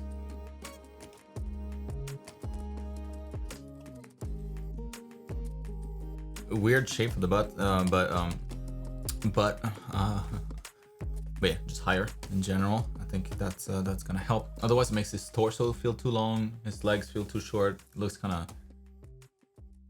not as cool as the front view here. Maybe even higher for the butt. Maybe this whole thing here could just push up. Yeah, because from the front he's got like really long legs, short torso, long legs, makes him look more heroic. That's nice. I wouldn't lose that. So yeah, just lifting. There's minor surgery here.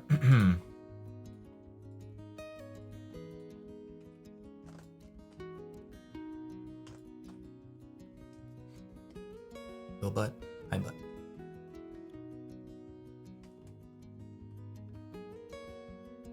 Very nice shading. Maybe anatomy-wise, the bicep would be a little bit more prominent. I would see the bicep maybe a little bit less.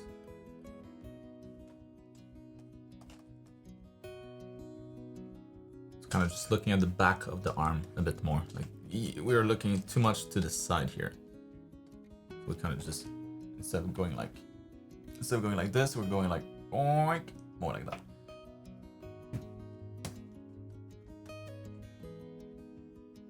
That's good.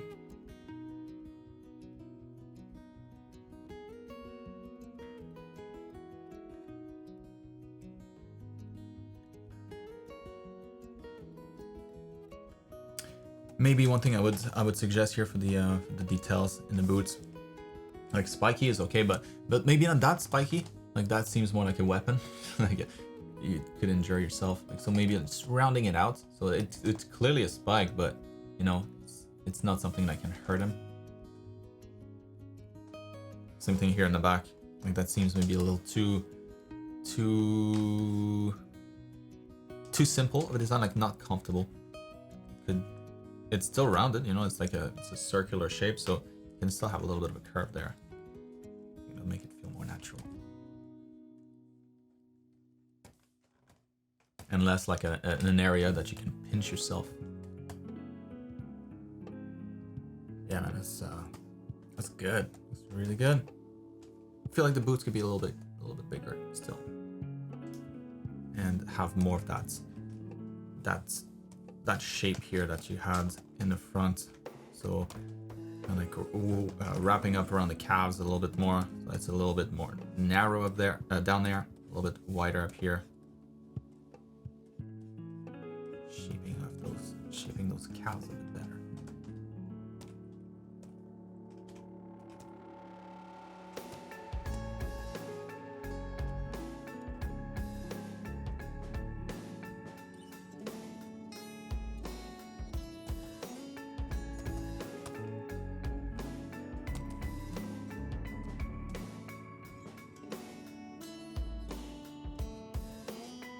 And I don't know if I mentioned this last time, but this weapon,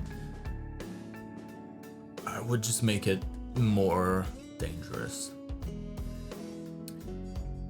This makes me feel more. This makes me think more of a tool rather than a weapon. Like a tool to to get something that's far, like to pick up trash on the floor. That's not nice, but it doesn't feel as dangerous as it could. You know, like if it had maybe shape like this, like more like an arrow. Something like you feel like you could throw more easily. Because this doesn't feel super aerodynamic either. So yeah, something more like an arrow. You know, more like the shape that you have here in your design, like the pointy shape.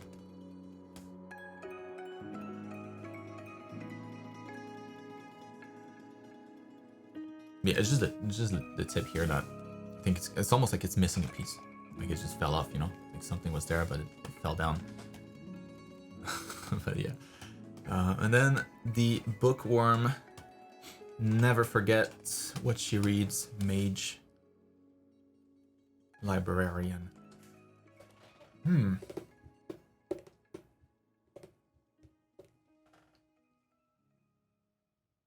A mage. So usually, I mean, mages don't exist. So usually from what I've seen, mages will often wear like outfits that tie them up to not tie them up, that tie them to a guild, you know, like a group of mages. So they'll have like a special look, like a special uniform for that. Kind of like a police officer will have a uniform, like mages will have their own uniform. I don't know if you saw, it's pretty good. What was it? Bone and Shadow? Like the Netflix show, the girl that has superpower, like she can control the powers the sun. Really cool show. But anyways, they have mage class in there in that show, and they all wear like this distinct uniform, like they call them the Grisha. And you can always tell, oh, that's a Grisha, that's a mage. You know, she wears the uniform, or he wears the uniform, and everybody else doesn't. And so maybe giving her more of a formal uniform, like something that commands authority. You know, mages have something extra. They can wield magic. That's not common. So yeah, maybe having an outfit to make her seem more, give her more authority. So maybe it's something like in the shoulders here, sticks out, and where she can have like, I don't know, like decorations, maybe like nice trims. Maybe it's like a trench coat kind of look. She looks a little bit more dressed up for business.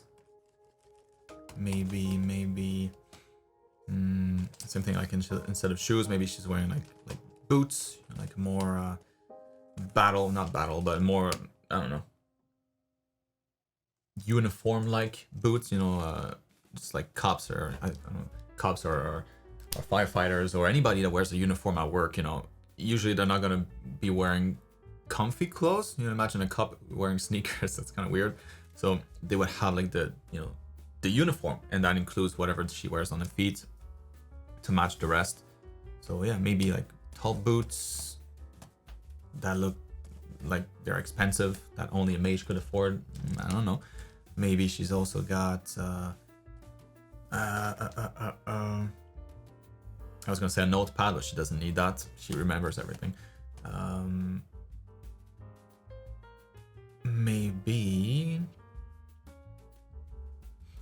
something that makes her look like she can do magic. Like it could be potions here on the belt. It could be maybe she holds like a magic staff. Maybe she has like her little wand, and maybe she uses that for lights, so because it's dark where she is, and so she uses that as like the flashlight. Or maybe just anything, anything that a mage would have that makes you go like, that's a wizard for sure, that's a mage for sure. So I think the uniform is a big part of that, and then yeah, just like the items, the tools that she has, I think would help sell that concept better. The house person.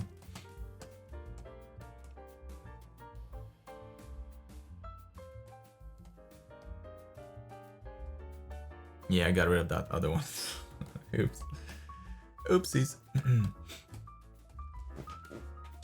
We'll see next time what she turns into. Navina, so I hope you had a great week. No, I hope you had a great week. After your and some Discord feedbacks, I finished this 3-point perspective. After hours, finished this. I completely changed the background because you had points. Darker color of sky, mid-bridge. Pop out. My main focus was color and light, but also give my best to make everything else look good. Please let me know how it looks and if I can do anything else to make it look even better. Ooh. Oh, that does look good. Oh, that little shadow here. Not shadow, but that little like ambient light on the other side of the bridge. And that green to match with that. Excuse me. Yes. Very nice.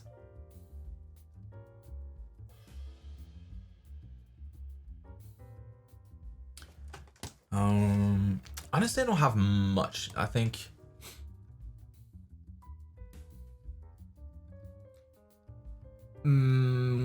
three things three quick things I think you could do. I would brighten this up just a bit. We see the light here, but not quite light enough. Like clearly it's a bright colored bridge. It's not like a dark, like dark brown bridge or anything like that. It's quite light, the sunsets, I would think during the day it's like a light gray color maybe. So anyways, all of this to say that in the shadows here, it would probably be a little brighter than what you had. At least on the side here, so that there's a bigger difference between like the side of the bridge and the underside of the bridge. So maybe just like that side here.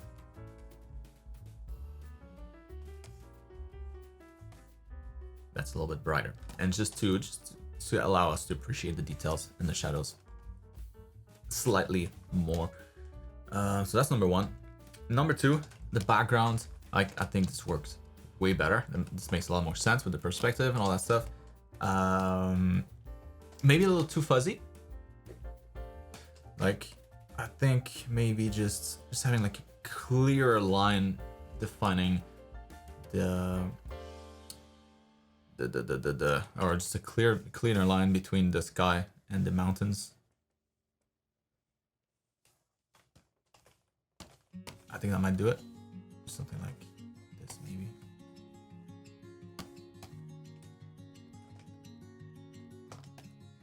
Just so that it doesn't look like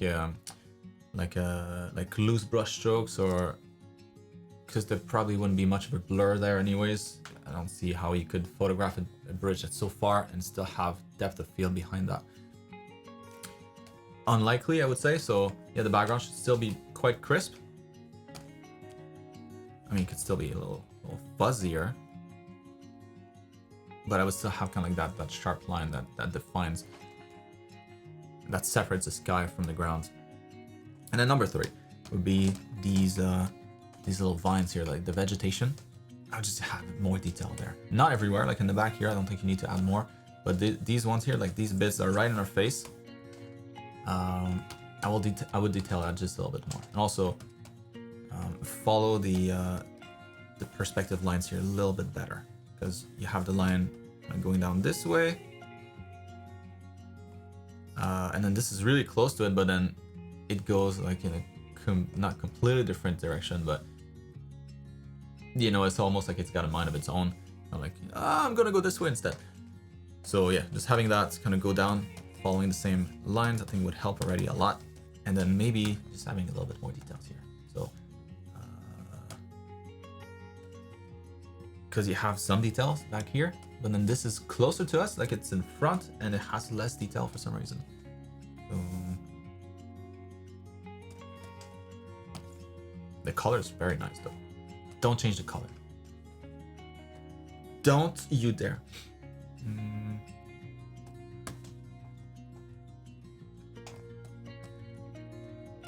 Maybe just a little bit of noise, or like refining this silhouette here. So it doesn't feel as thick. Like closer to the back here. It's pretty far.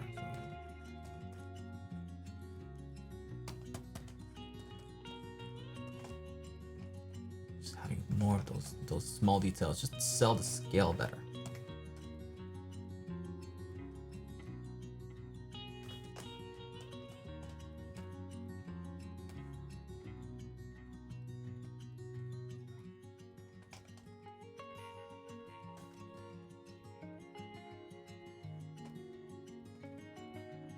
Yeah, so that would go for this part.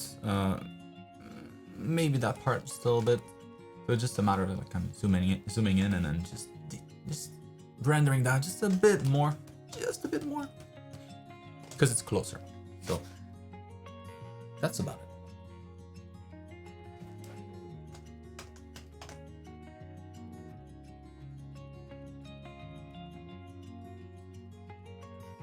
Other than that, yeah, those changes made a big difference. It's really good.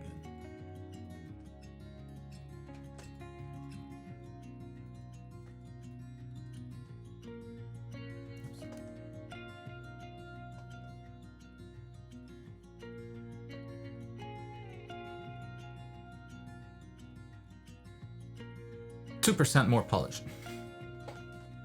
Well, that helps, Navina. Really good job.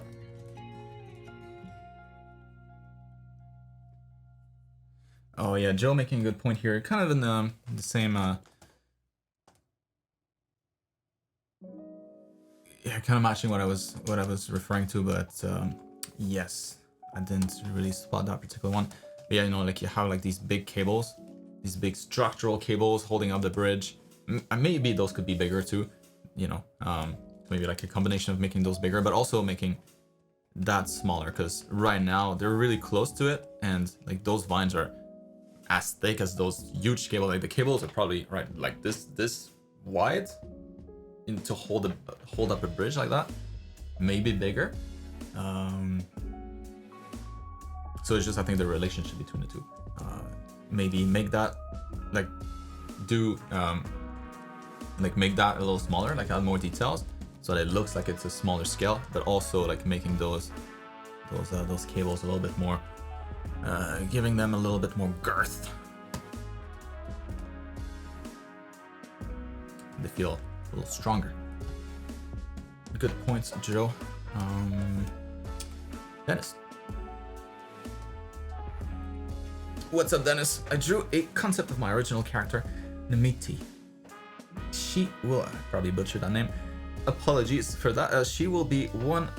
She'll be one of the main characters in the comic. Will release in the future. Please point out any problems that stand out to our presentation. I mean.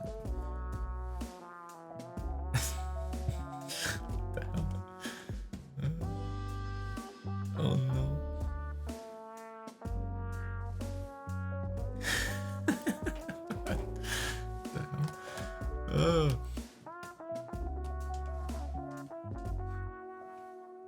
He can try to hold me back, Blizzard. No way. I would never go back. Never. But I can only say that because my company didn't fail yet. There's more chances that it would fail.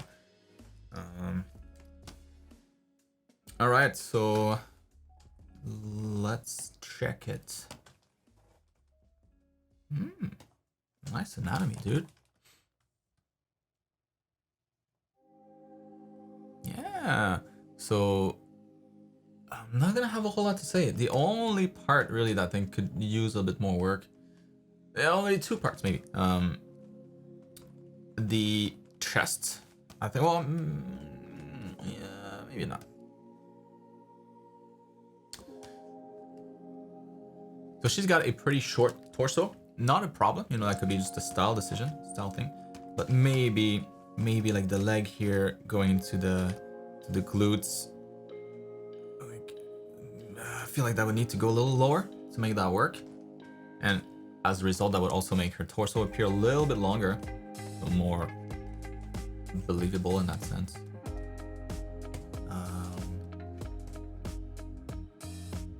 But yeah, so for the breast here, short torso, they kind of have to shrink down along with it. So I don't think they're too big or anything. It's just maybe like bringing them, like making them feel more compact. I think that's the key here. And then her arms, because she's got like a pretty narrow waist, narrow rib cage. And yeah, and the other part was the arms. So making the arms maybe not as thick here. I mean, maybe that's part armor, so correct me if I'm wrong.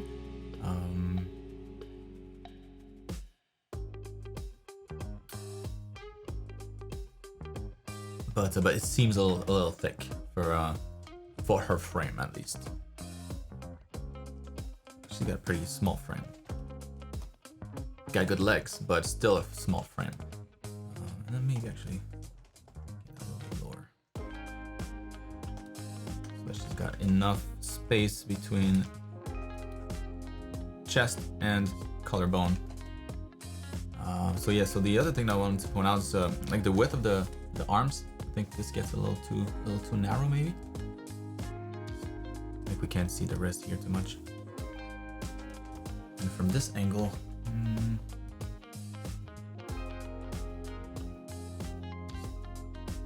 like it's really hard to twist your wrist this way, facing that direction. So I think you would have to see more like this side of the hand. So not her thumb. I don't think you'd be able to see that.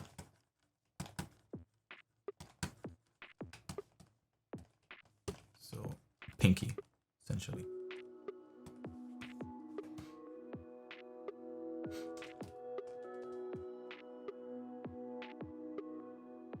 And yeah, one last thing actually, just her neck, may be elongating that a bit. She's got a slightly longer neck.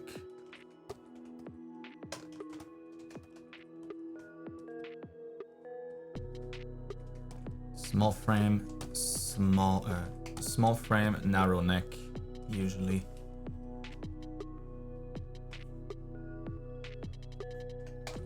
So not a whole lot of changes. It's pretty minor stuff. because it was quite nice already.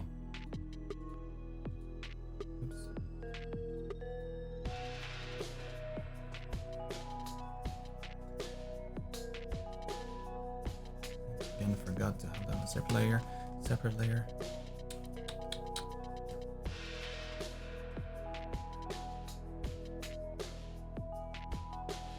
Super minor, but I think it helps. The legs look good, really good. Nice, really nice shapes here. Nice proportions.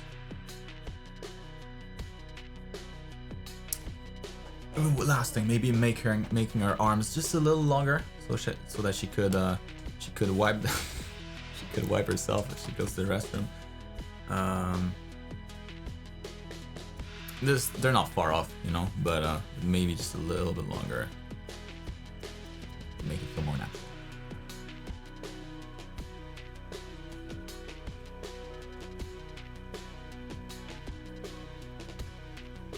And personally, I like this better, just because I can see more. Especially if you're gonna keep like the lines, you know, like the lines as being part of the style.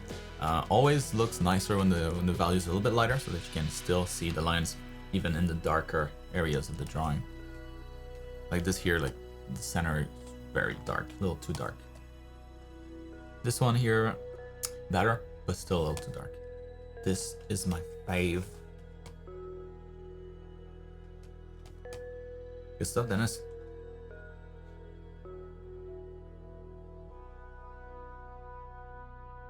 Yeah, line quality, all that stuff is very good. Nice, confident lines, like miles ahead of what you were doing at the beginning. Like those lines are really good. Just a little bit of anatomy tweaks, like minor proportion tweaks. Good problem to have. Pretty advanced stuff.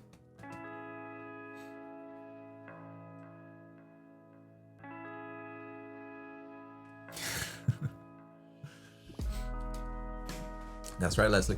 You should always be able to cover your crutch. Always. Otherwise, your arm's too short. You should be able to cup it, you know? Hard to remember when you think of it this way. Hard to forget, rather. Moving on to Brad. How are we doing on time? All right, I'll do Brad, and then we'll take a short break. Stu. Bruh. That was good.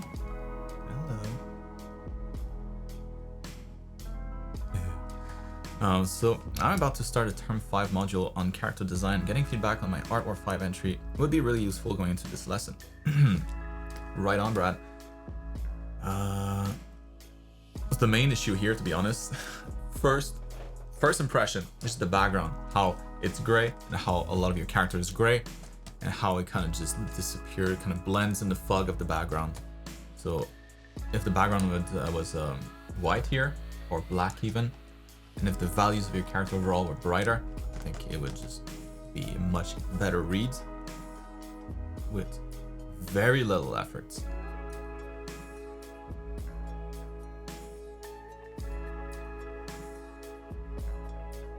Way brighter. And that's too saturated. So we can just drop the saturation a bit.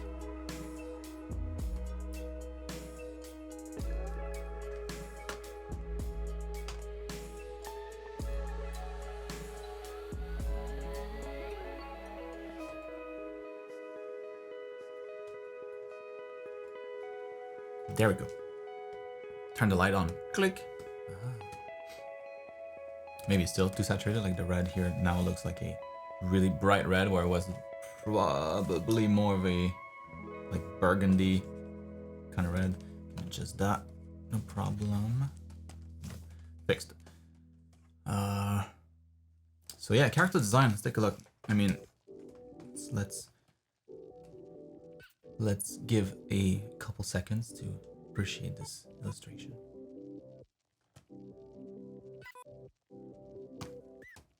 A little too dark here. You know, be careful with character design. That's something I point out a lot to a lot of students, and it's always, you don't want to lose your details. It's character design. The whole purpose, and this is not character design, that's an illustration. So, you know, let's imagine I'm talking about this. But in general, you'll always want to make sure that everything reads. You know, your job as a character designer is to solve problems, to make it easier for the person that would come next, that would come after you. Let's say a 3D artist, to model this. You know, you don't want them to have any questions, because then they'll always be at your desk bothering you. Hey Brad, what's the back of the shoulder? I can't really see it. Can you draw again, like the bottom part of the shoulder? What's the top here? It's a little too dark, can't see. Can you draw it again? And then just pestering you and making your life miserable. So you don't want that. Nobody wants that. So just make it very clear so that they have nothing to complain about. In this case, I will have nothing to complain about. Because yeah, now I see it. Yeah, that's cool. Oh yeah. That's the level of clarity that you should go for your designs. So don't go too dark. Don't add too much shadows. Communicating the design, communicating the design is number one. When you go for an illustration like this, then you can do whatever you want. The goal for an illustration is much different. To sell a product, to sell emotions. So use whatever trick you want, but for design, clarity is king. Just trying to see if I can add some glare behind it to make it feel more epic. And maybe some orange in here. Kind of warm this up. Kind of like the light shining through the cape, maybe.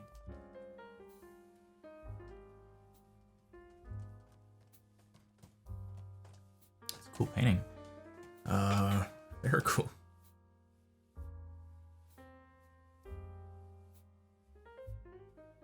Yeah, I think it's very nice. I think you could push the values maybe a little bit more, so to make everything that's closer here, like the front of the horse, maybe have a little bit more contrast, and then your character back here just slightly less contrast in the values. You know, so let's say instead of so for this guy in the front, you go from pure blacks to pure whites. That's against a white background. It doesn't really work, but you would use the full range of values in the foreground, and then in the background, or in the middle ground where he is, maybe you would use a little bit less of that. So instead of the full range here, you could crop out these values. You don't touch this deep black. You don't have it to play around with anymore. And everything that's in the far distance, then you go even further that route. Get rid of even more values, so your range diminishes as you go back in the scene, and that's gonna convey depth a lot better. Anyways, that's not the point of this feedback here. Talking about design, man, it's a really good design. So it looks good. The pose is cool. Aside from the gray background, you know, that clashes with the gray parts of your character, it's presented really well. Like the layout of things, very nice. It's aesthetic. Love that little flag here, rotator, like wrapped around the staff.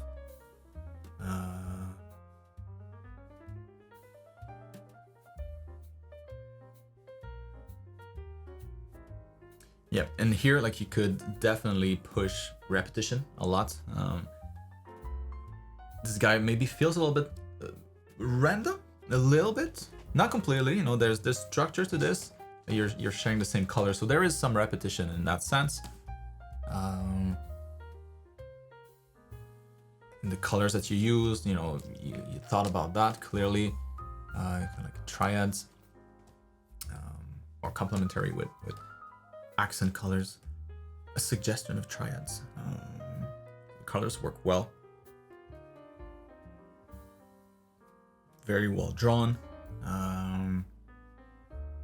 Yeah, it feels like a lot of those details, like it's maybe the smaller details that could repeat a bit more. Like you have like that cross here. Maybe that's something that you see a little bit more all over the place.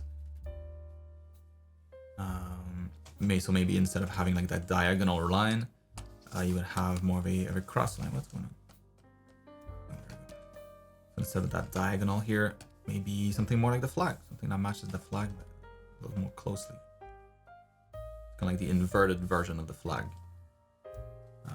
but angular, like squarish instead of diagonals. So that would be one thing. Like this stuff here, that could repeat elsewhere. Does it? Does it? And like you have like little dragons here. Don't see dragons anywhere else though. So those dragons could come back a bunch of times. Like whenever you have like a buckle like this, whenever you have like a piece of metal, maybe it's dragon inspired. So it's consistent across the design.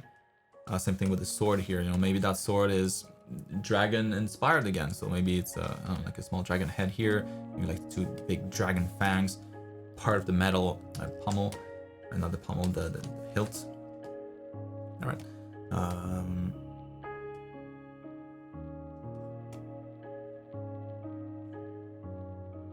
Yeah, like you have those strings here on the legs. That was cool. Yeah, actually that doesn't need to repeat too much, but it's those small things, like the overall shapes. So here you have like a lot of V's. Maybe go with more like the flag thing here. So instead of V's, you have more crosses, so it's more squarish, always. And so it's trying to find those patterns and repeating them helps a lot in design. And then just quick about the colors. Your color choice is nice, but always thinking about gradients in terms of when designing stuff. Just gradients help so much. Just with the presentation, makes things look always much nicer. So gradients, like in the from top to bottom, essentially making the bottom of the character or anything that's away from the focal point a little bit less interesting, a little bit less saturated, a little bit less contrast, just more boring, so that you want to go towards the focal points where everything's going to be nice and vivid. So let's try it with maybe the blue here. That could be a good example. So introducing a gradient in all those blues. So the bottom here, maybe leave it the way it is. And as you get closer towards the top of the head, maybe stuff starts to lighten up a bit.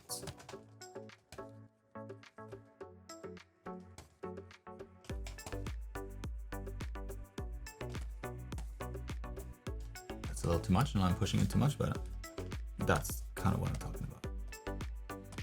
Same deal with the red here. Oops. Down there, maybe it's more saturated, not as interesting. As you get towards the top here, it warms up a bit. And then you have kind of this nice gradient from dark cool to warm light. And it just makes this character feel a lot more like you're more naturally drawn towards this area. And you can do that for the whole thing.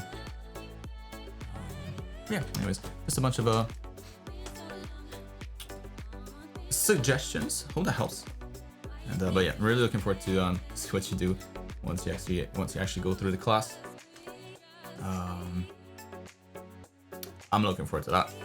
So let's take a quick break, like 10-15 minutes. Actually, yeah, more like 15 minutes. I need to go eat more. Starving. Just had a tiny bowl of cereal before. And we'll be right back. So I'll resume with I here in a little while. Be right back.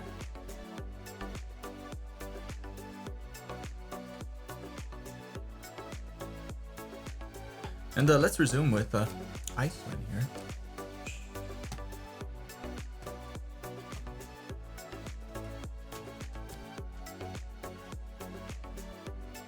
Here we go. Out of the 6 variations,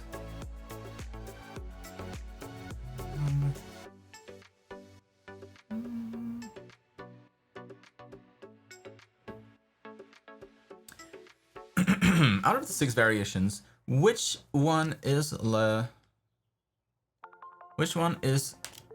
best? Which one looks the best to you?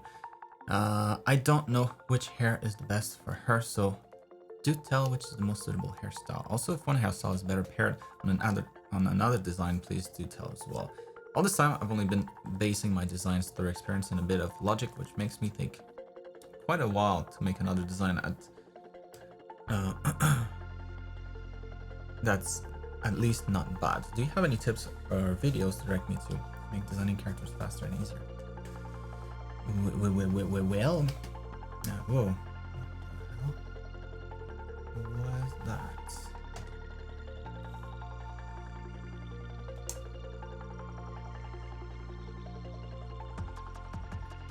Go down there. What the hell's your problem,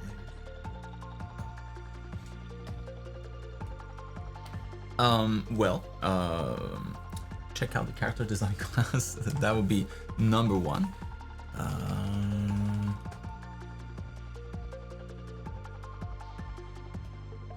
Try using a hero shape. That works extremely well if you use it, if you give it a shot.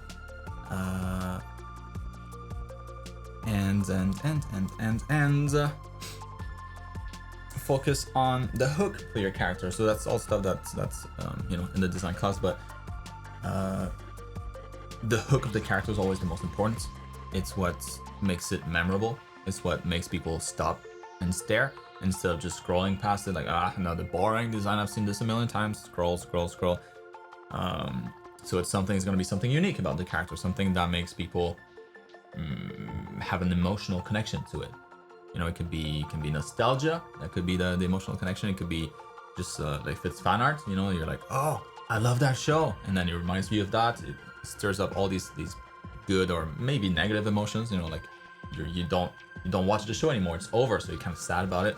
But seeing something new gets you excited. It sparks that nostalgia feeling. So that can be very powerful in design. You know, it can be as simple as just having your characters look like a particular animal, like clearly inspired by a particular animal, a particular dinosaur, insect, whatever, any creature. It could have, it could be based on iconic color palettes. I always give this example, but you know, imagine making a character based on Canada. Red and white, just red and white. That's it. That's all you got to use. Maybe have a bunch of maple leaves, you know, pattern somewhere. That could be very iconic, can be very hooky.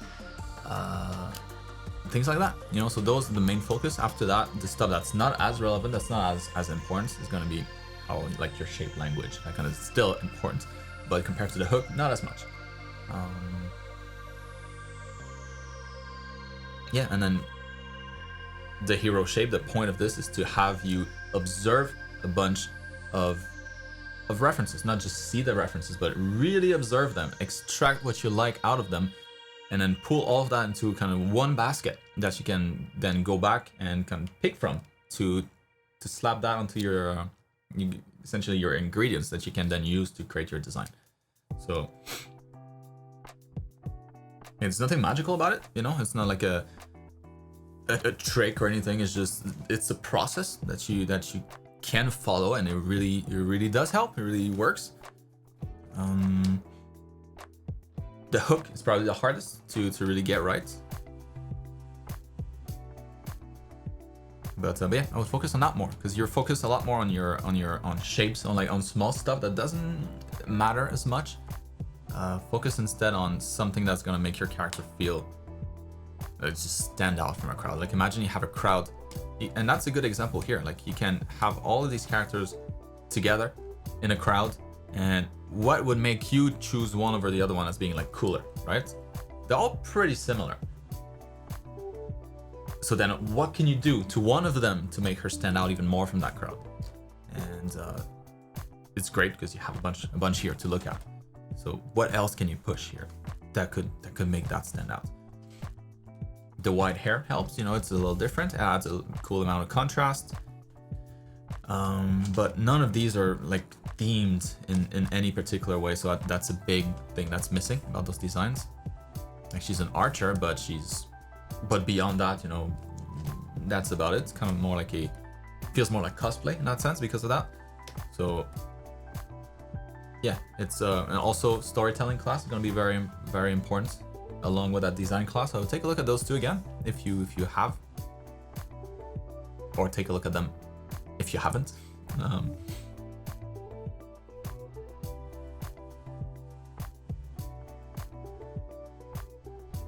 But yeah, like that kind of stuff, you know, the fact that she can or can't hold a bow, not as important in the grand scheme of things.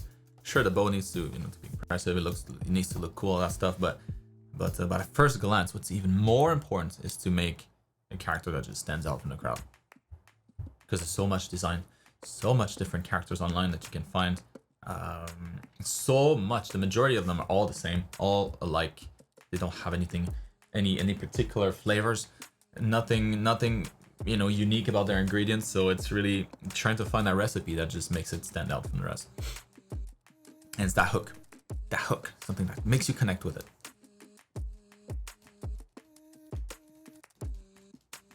So you can look at a bunch of other artists as well, you know, like look at their art, and if it appears to be like pretty different for you, like, oh, that's something I've never seen before. Like I don't know, maybe she's got,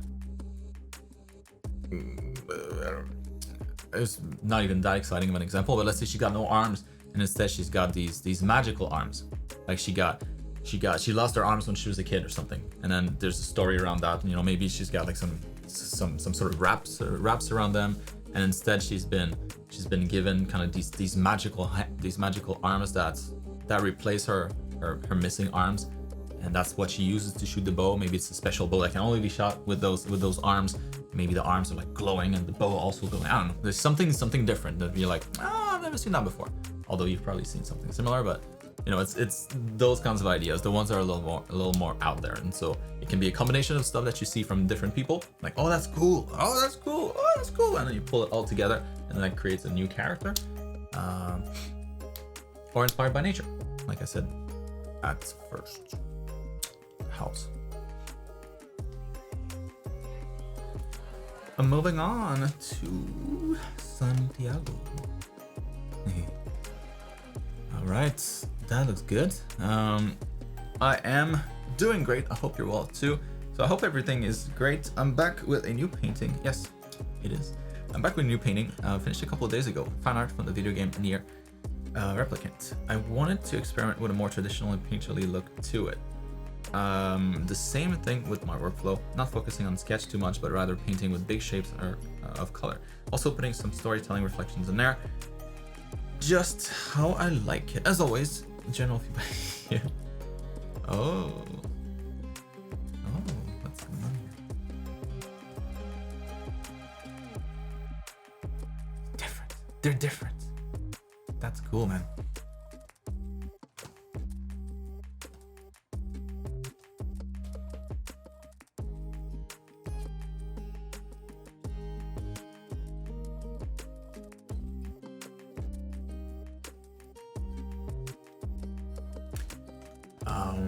That's really good. I think there's maybe like there's composition that I think could be slightly tweaked, slightly improved, and that's really nice. This part here, like the sun in the back, and like the cast shadow, like this whole thing, building kind of outside of the camera, outside of the frame, casting shadow into the scene. Always a nice touch. Makes it feel a lot more like you're part of a bigger scene, more believable. Nice touch. So composition wise, and then a little bit of I'm gonna say perspective.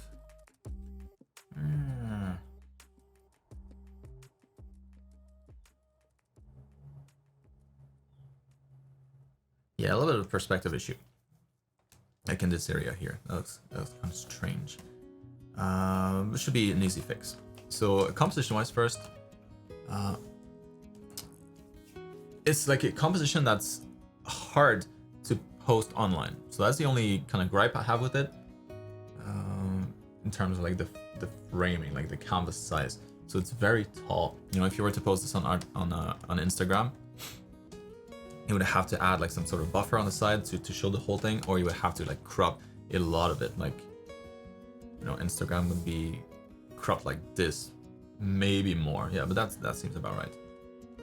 So you would lose all of that if you were to post on Instagram. So, you know, that still looks nice. It's maybe more intimate in a sense. It's kind of cool too, but yeah, not what you were going for initially. And also the characters are a little bit off center, just a little bit, and that's why, you know, if they were like way off center, and then maybe there was something else rebalancing things out somewhere else, maybe that could work, but they're just a little bit to the right, a little too much. Like there's more space here than there is there for no good reason. So I would just extend that a little bit this way. So that they're right smack in the middle.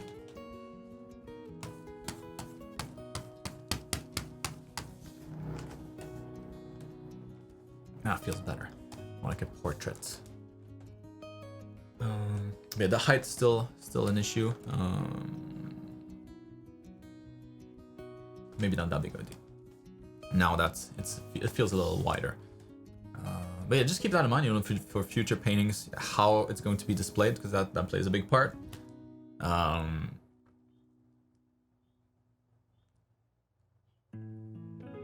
It's a big component of how people appreciate the art, you know, if they can see more of it, if they can see more of the pixels on their screen, whether it be their phone or their computers, whatever, it's always better. The bigger, the more it can occupy your frame, your screen rather, the better.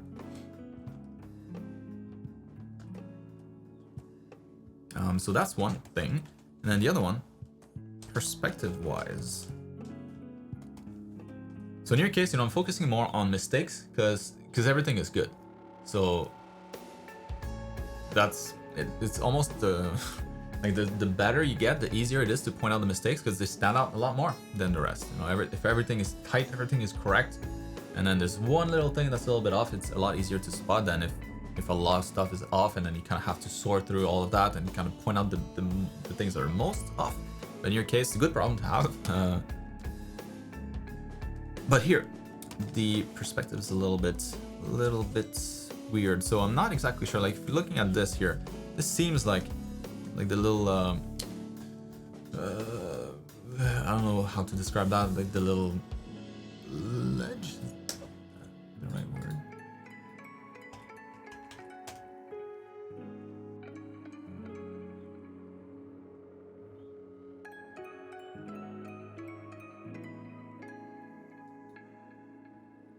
Yeah, I guess.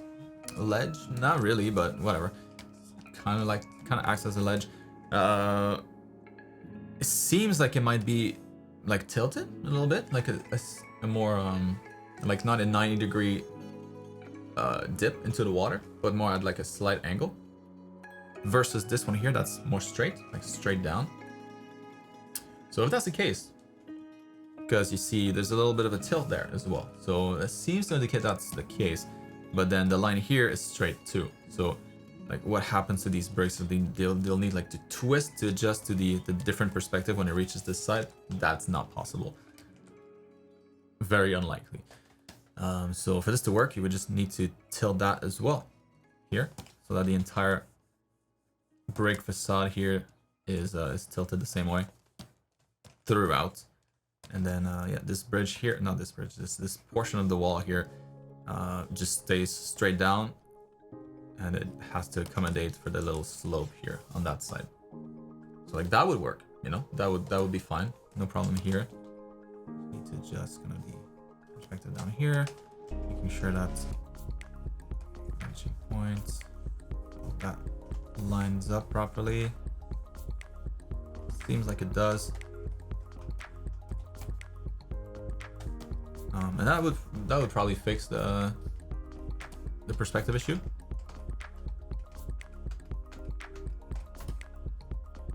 Or just make everything go straight down, you know, that included. It's gonna be like this side here, that's a slight angle. But otherwise, everything flat. But probably the easiest is what I just did.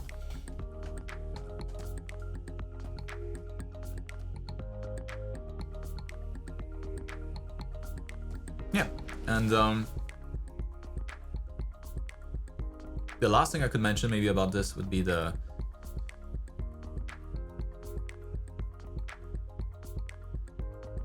focal point is a little weaker than it could be. Like you get a little bit of a warmth here. Of course, the two characters themselves attract attention, but but they, you know, they still kind of blend with the background. They share the same values, the same colors. Maybe that guy also could be a little taller. He seems quite short. Like that.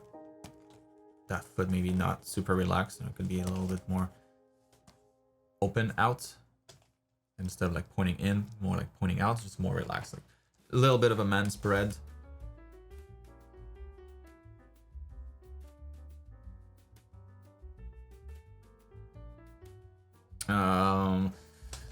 But yeah, maybe it could be colors in here. It could be maybe like the lighting. Yeah, having having a little bit more warmth, like a little bit more of that, maybe would help. You know, just on your characters, so that transition, like that more saturated transition between the shadows and the lights, maybe all around, would kind of warm them up, make them feel, yeah, just a little cozier. I don't know, maybe not.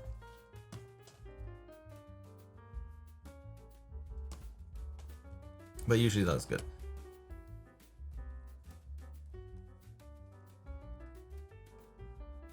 Free wow points.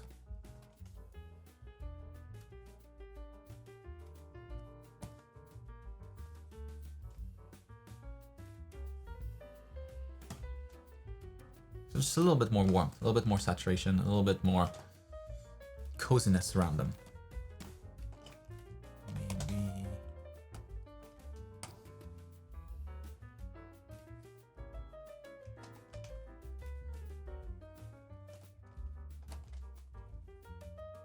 It's super subtle, right? But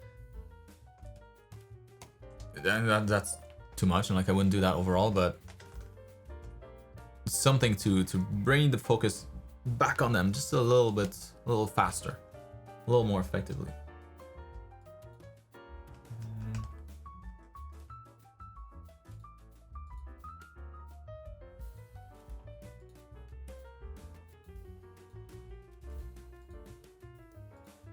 Let's undo those changes. Come on. What was it?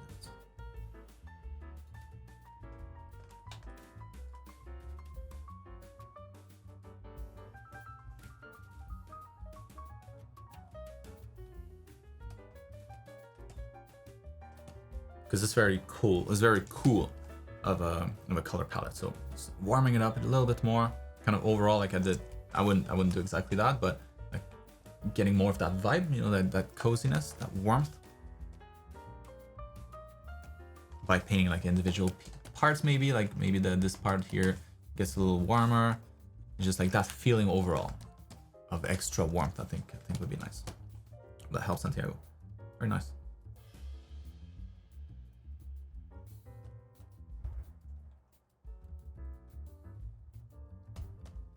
Moving on to Ryan. Ooh, that's good. I am doing great. Hope you are as well. I wasn't feeling too hot this week. Oh, so I messed around with trying to make a splash art piece of Korra from. I wanted to get your opinion on the pose and perspective of this work in progress, as well as pointing out any anatomical mistakes or rendering issues. Some info on a piece that may be relevant to the critique. The color example below is using a color mode layer modifier on top of the grayscale render. This is about 2.5 hours of work shown here. The rendering minus the color all occurred on one layer, which left me without the early sketch to show along the side. Okay.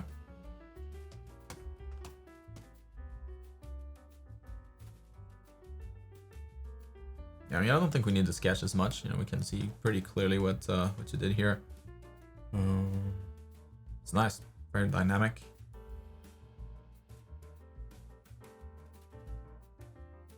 Maybe the anatomy is it's nice, but maybe could be just slightly more accurate. Like the shoulder, where the shoulder ends, where the bicep begins here, probably on the inside, wouldn't see much of it. More like the tricep, sure, like super muscular. So maybe a little bit of the bicep on the inside. Excuse me. So that here will be the tricep.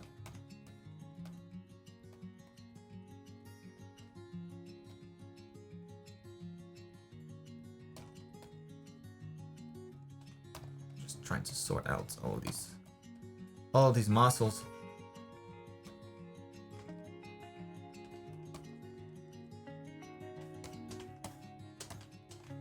And then brachioradialis group here, going towards the thumb, and then your extensor muscles here, top of the arm. So just just adjusting kind of the shading there to make the anatomy work a little bit better. It does look good, you know, at first glance though. So it's close enough that most people probably wouldn't notice. So that's good. And this one here, back arm.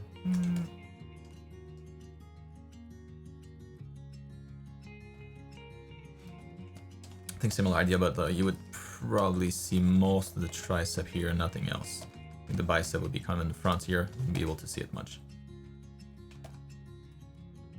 So on this side here we have, all of that would probably be just tricep.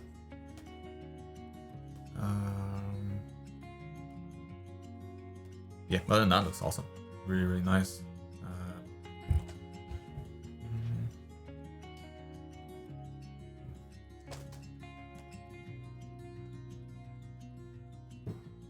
Yeah, love the face too. Like, really, really nice shading on the face.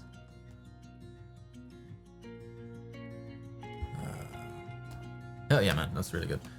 So the colors, he used color mode on top of aggressive. Damn color mode.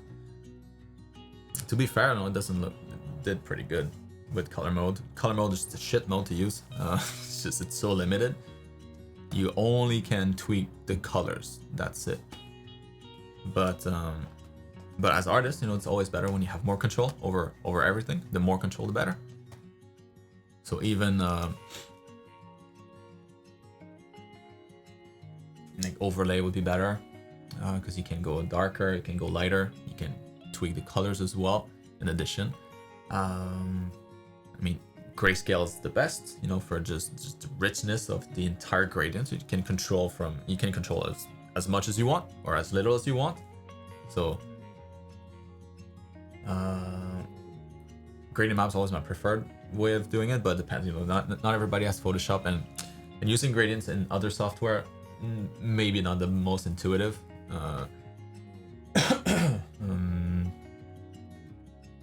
But color mode, I mean, it's hard to argue against it because you did a really good job with it.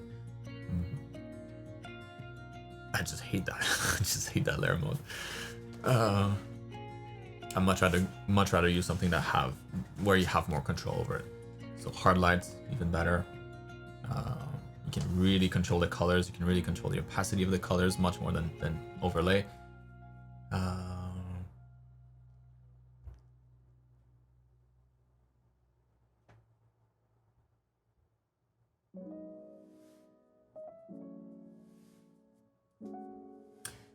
It all depends, you know, like what your goal is, what your art. If the goal is to, not everybody has the same goals, obviously, but if the goal is more to be in a production environment, you know, where you're just one step of the process, where you might get, you know, like feedback on your art, and people are like, well, can you change that color? Can you change that? Can you change that? Like if you're gonna deal with like supervisors that will have feedback on your stuff, if that's the goal, if that's the environment that you want to work in, you know, you're way better off using different tools. So not color mode, so something like building it up in layers so that you can. So what I do essentially in the final class of the program. So starting with shading, and then after that, gradient maps, lighting, and kind of like the final polish on top. But splitting that up so that you know, if it's just the lighting that the person wants different, then you can just remove that one layer, and that's just going to be the lights, and everything else stays intact, and you can rework that. So different light coming from a different direction, super easy. If it's the colors that they want to tweak, you can just go back into your color sliders, you know, for the gradient map, and then select different colors, and right away you get something completely different. Or even if it were on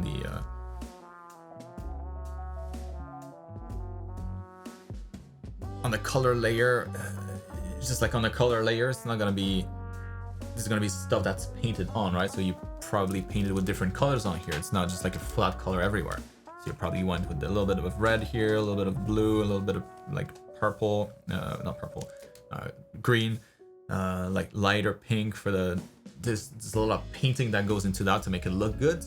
Whereas you could, with a gradient map, just click, click, click, and you get something similar, maybe something that looks even better in a fraction of the time. And you can always go back and change it like this too. So that's where I'm coming from, you know, like you could also just go in one layer and paint all of that stuff, and then, you know, if you have to change something, you just paint over it, whatever. That's maybe not as efficient, but that could totally work if you want to just be freelance and do whatever you want with that, you know. So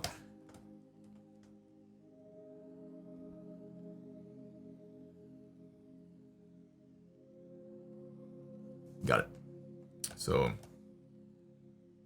but yeah, anyways, I'm not gonna stick on that because, you know, the result is really good. So whatever works. It's just that there are more efficient ways to achieve the same or better results faster, most likely at least. But man, yeah, anatomy aside, maybe some extra work on the folds here. Like the folds don't look as convincing as the pose. It's like the pose, the shading on the face, the foreshortening of everything is like, you know, it's really high level. The folds, not so much. And so there's a disconnect there, maybe. So I would spend a little bit more time on those folds, making sure that it's nice and deep and nicely defined, and like just nice, rich fold that you can almost feel something that's as polished, as convincing as the face is. Like you can feel like you touch the nose almost. So same idea with the fold here. The pants too, to reinforce the tension in the fabric. So maybe that leg is a little bit straighter, so you're gonna get more tension this way. Maybe that would help sell the pose better too. Yeah, so I would do some extra work with the folds, like around the arms here. Probably get a bunch of tension too. The twists in the folds because she's twisting her torso. So I think that area could definitely need some work. But top work, man. Damn, looks really good.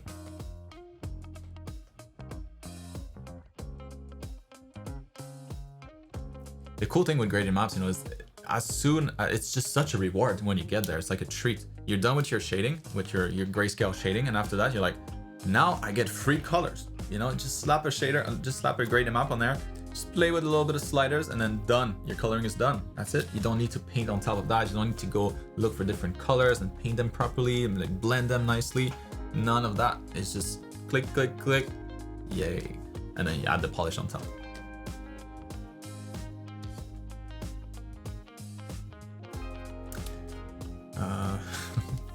Got it, Ryan. My pleasure. So moving on to Sam here. I am doing great, although I'm getting a little cold. Let me close the window. I've done a bit of stuff over the past week. Some good, some pure failures. Never such a thing as a pure failure. You always get something out of it. Everything you draw, you level up just a little bit. You know, it's like an RPG game. The second you beat a monster, you get a little bit of XP. Maybe it's not a huge chunk of XP. Maybe it's like a trash mob, but you still get a little bit of it.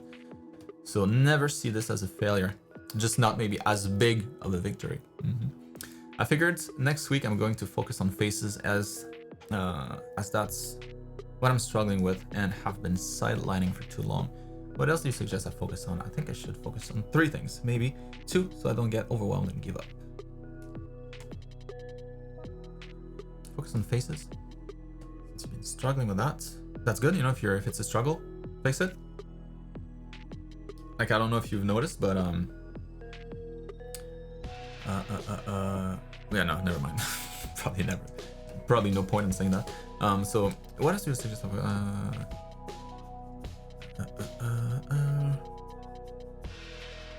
Yeah, I agree. Faces definitely not as good as your body's quite nice. Nice quality to your lines. Nice colors that you're using, very nice.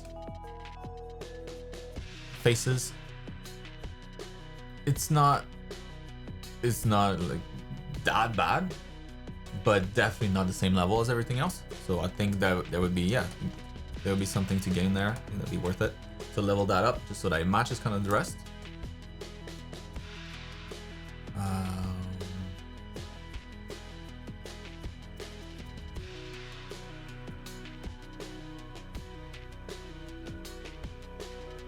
So let me see what you're trying to do here. So clearly some anatomy from faces because you want to show the emotions of the people that you're painting. So faces, yes, definitely important.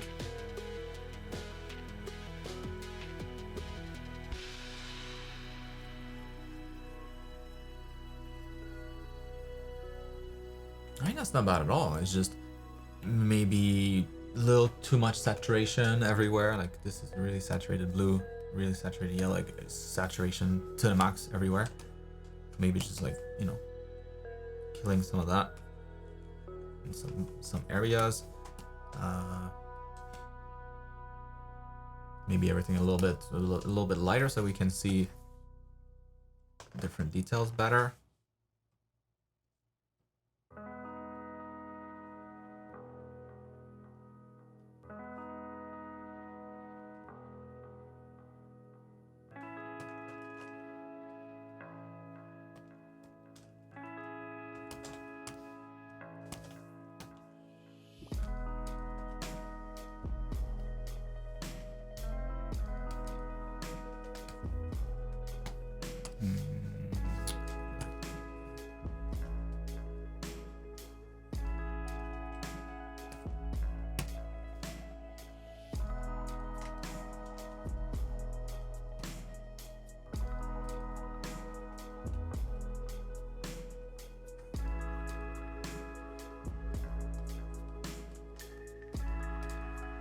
Yeah, like, I mean, and then you just add a little bit of like cool shading on the hair, that kind of stuff. It's quite nice, this thing.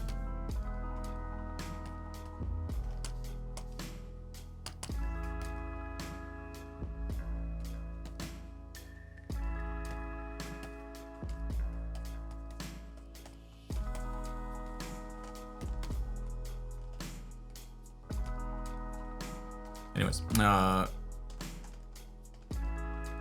so what's not as successful here is it's not that big of a deal.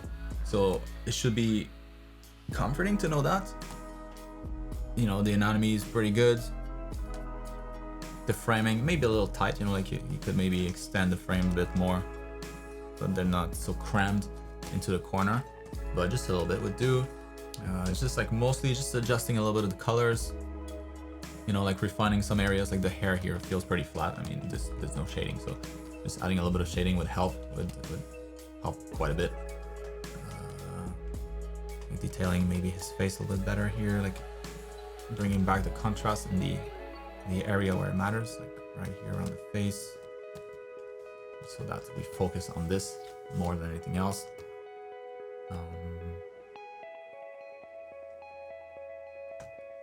Yeah, so I don't know, like it's not too out of reach, this actually, but what you should focus on, what you could focus on aside from faces is a big one. So like doing portraits, doing like just head construction, that takes a while. Yeah, if you want to mix it up with something else, depends what you prefer. I mean, like anatomy is always kind of my go-to because it's fascinating to me. But I know that's not the case for everybody, and depending where you are in your anatomy studies, if you're more at the beginning, not as exciting because it feels more daunting. As you learn more, it feels more exciting. But that's why it depends where you're at.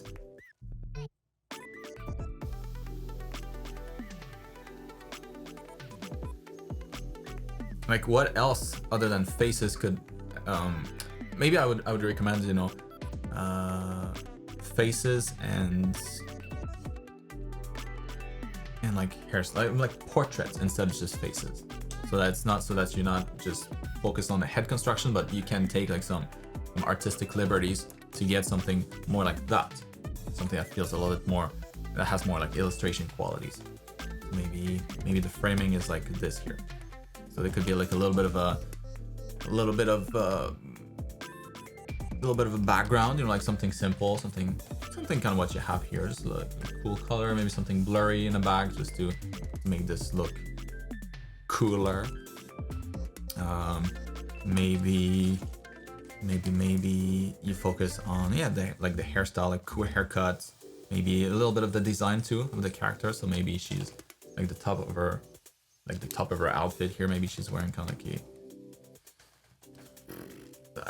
let's go easy, like some sort of suit, like pilot suit, or like racer suit, or some sort of uniform that has cool design. Maybe it has like some shoulder pads and like interesting colors, interesting like details here. Maybe she's got a bunch of like cool jewelry. It could be something in her hair, like some hairpins, or something like some weird hats, some weird helmets, or stuff like that. So yeah, essentially, like this kind of stuff. Maybe this was a little too ambitious, like two characters interacting together. There's a lot going on here. So maybe dialing down the scope of your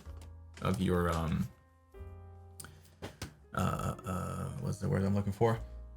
Of your, not plan, but the scope of your illustration, and starting with the head construction, focusing on the faces, and then, you know, if you land on like a really cool one, then you just, all right, I'm gonna turn this into something a little bit more, and then turn that into a more elaborate portrait. Could be cool. And this way you're not just tied down just doing heads. You can let yourself explore kind of like this side a bit more once in a while.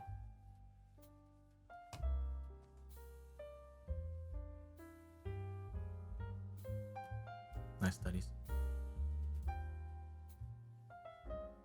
Some good ones too, some good references in case you're looking for some. Look at fitness models, you know, like competition. Just like Google fitness model competition. Really great source of reference for like shredded muscle. Like you don't see any of the skin. Basically, it's almost as if the skin was off, and you just see the muscle. It's like just peeled. It's a really good way to learn the muscles, because you just see it so clearly. So anyways, hope that helps some. Moving on to Alex. I lately have been drawing. I haven't been drawing as much as I would like to for personal reasons, but I really enjoyed this class, this last week of sketching, and I'm starting to get into the art mood again. Yay. Those are nice sketches. What's that brush? That's a nice brush. It really looks like charcoal. Nice. So my only concern is that my anatomy knowledge has gotten a bit rusty, and wanted to ask if these quick sketches look right to you, and for next week I should work more into detailed anatomy studies or move on to character designs.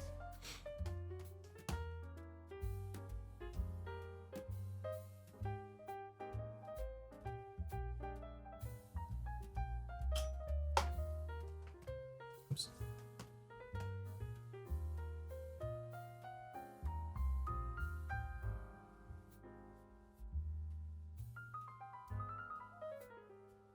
These sketches are nice. They're really nice. I would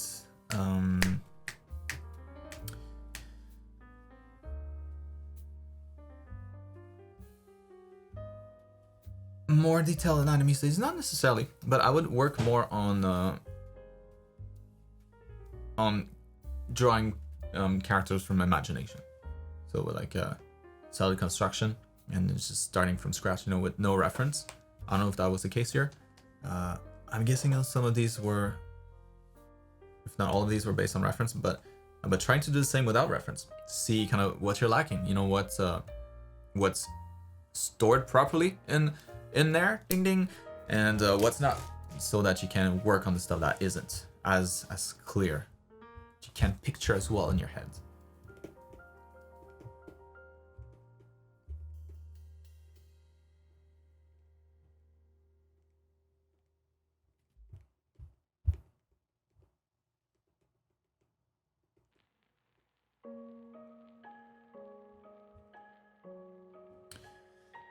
Yeah, because I see like a lot of lines in here that I don't know that those contribute much. I don't know that it helps a whole lot.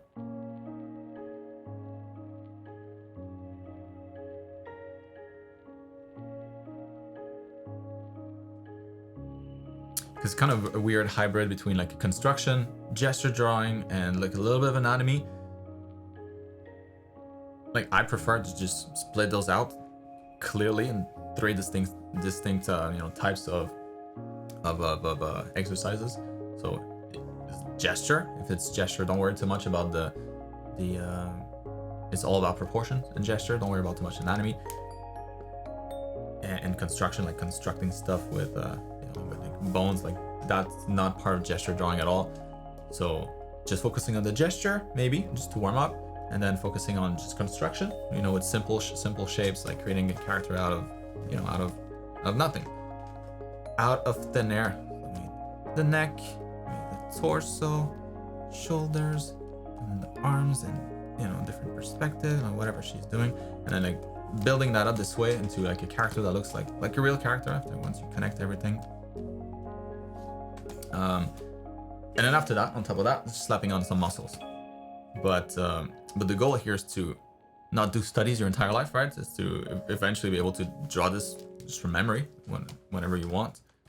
And so I feel like breaking down the process this way into like different types of exercise helps towards that goal more. So maybe try some more of that.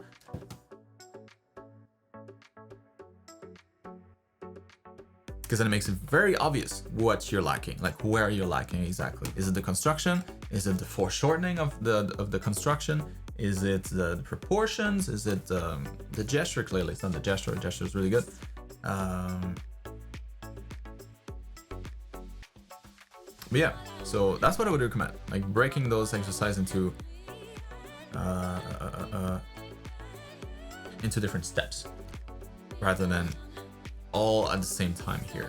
With like a little bit of shading, a little bit of construction, a little bit of gesture, just breaking that up. And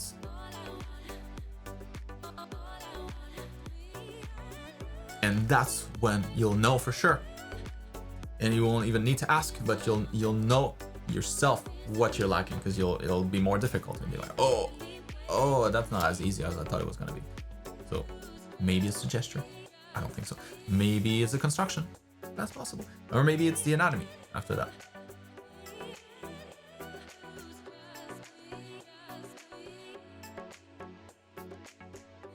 Well, that makes sense. I feel like I'm stalling a little too long here, so let's move on. Well, that helps. Maybe I had to abandon the Eurovision pick. I just can't do that thing people do when they just work over the top of something that's messed up and refine it until it works. Try, and all I get is mounting frustration. Recently, it seems like every artist I look up to, other than yourself, uses what Nico calls the one-layer chat. They're working in single layer and constantly painting on top and merging down. Funny, because that's what I used to do for the longest time. I only started to stop doing that once I left Blizzard, and when I started to kind of deconstruct my technique and trying to see like where I was weaker, what my weaknesses were, and what I should work on, and just trying to make the process into something that's a little bit more streamlined. And now I realize that that's not a good way to work. But yes, you can always power through it. It's just it's brute forcing your way to success, which I don't know. I much prefer that. Hacking your way to success, cheating your way to success. Maybe not cheating, but taking shortcuts whenever you can.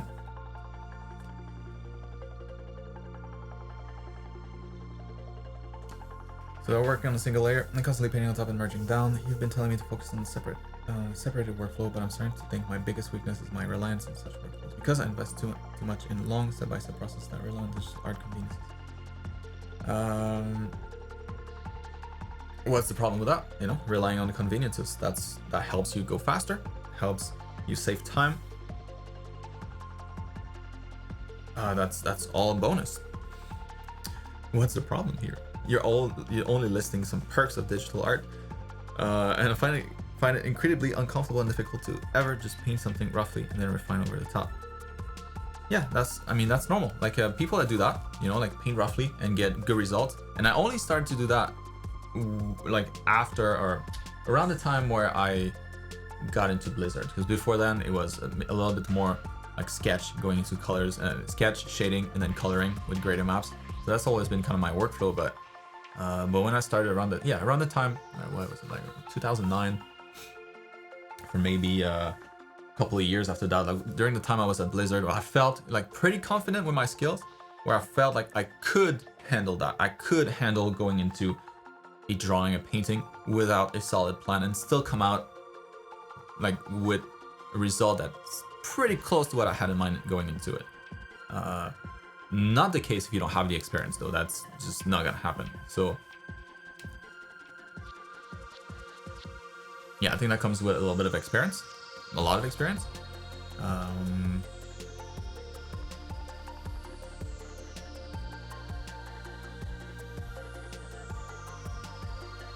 And it's a fun process for sure. It's just not super efficient. It's a lot more for the like artists that do that, myself included. It's a lot more of a less academic exercise. It's a lot more of a just entertainment. Yeah, it's more entertainment than it is studying. So as long as you treat it that way, as long as you're like, if this fails, whatever. It's just I'm just trying to have fun. I'm not trying to learn anything here. I'm not trying to learn much here. Then you can try for sure. It is fun. It's just yeah, brute force method, not the best way to learn if the goal is learning. So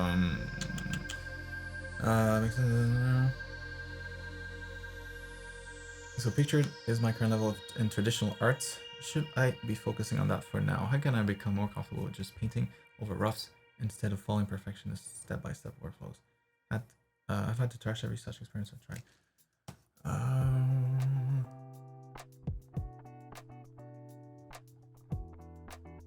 I mean, guaranteed that you had a step-by-step workflow to get to this level. You just started from scratch with the colors and you ended up there. I don't know, maybe, but that's impressive if you did. Like this is more of a abstract shape, so that's easier to do that, but anything that has structure, like a strong structure that needs it, like a face, you have to start with a sketch. Otherwise, unless you've done it a million times and it comes naturally. So I don't know, maybe you didn't use a sketch for that, but I would think that you did exactly the same process that you would, or something similar that you would in digital art. It's just that you did it with traditional media instead. Maybe I'm wrong. Let me know.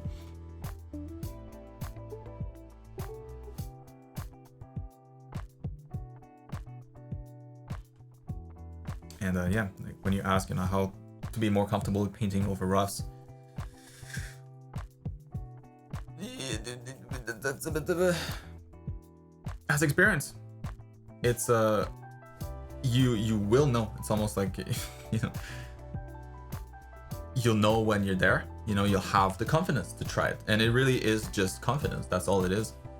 Sometimes people do it and they have too much confidence. You probably shouldn't. Other people just don't want to do that because they don't feel confident enough, even though they might be. To me, like when I was doing that, it was more of a challenge. It was a challenging exercise. That's all it was. It was fun. It was challenging. It was a little bit different.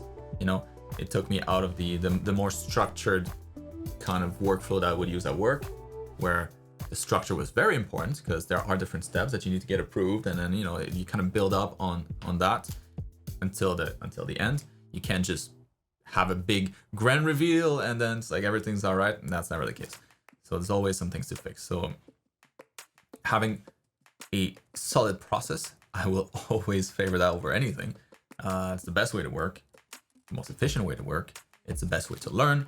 It's the best way to work in a team. It's so many benefits to it. And once you've done the process many times, it can be very comforting to use that process, to use like a set process that you have, because you know it becomes almost like working on a 3D model. So you sculpt first, work on that. After that, it's just topology, super relaxing. It's there's skill involved, but it's relaxing. It's like next comes that, and then after that comes the UVs. After that comes the textures, and it's comforting to know something feels familiar. You know the steps that you're going to go through. You know where you're at any given time. You can estimate the time better that's going to take you until from here to the end.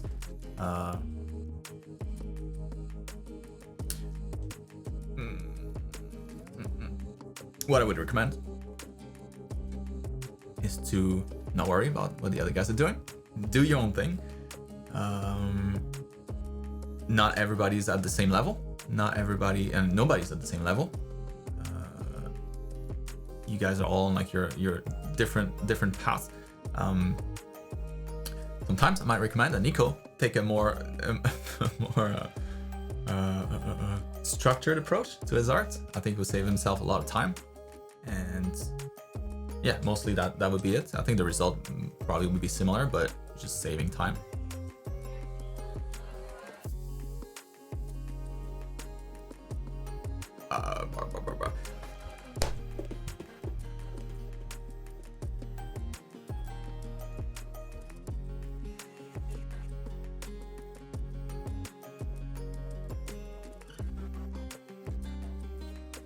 Yeah, so I don't know. Let me know if you pop in there, if you have anything anything else to add, after you listen to this bit. You can always come back. I'll move on for now. To Vika. My week was great, Vika. Thank you. Oh, it just got better. Look at this. That's so cute. I wanted to show you some work I've been doing recently. These are illustrations made for a card game I'm working on. Art design and illustration also. Ooh. Card ideas. Magic potion, secret passage. Let me know if you see something that could be done better. I'm not too happy with the secret passage. Yeah, the potion looks sick. That looks nice. The only thing I would say maybe here is just the reflection on the glass. There's none, but so it just doesn't feel as glossy as it could. So yeah, maybe more of what you did here, at the top. It's a nice glossy spot.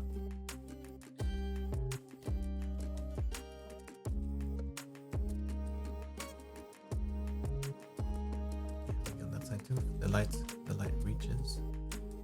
And there's something to reflect. Yeah, I think just that helps already.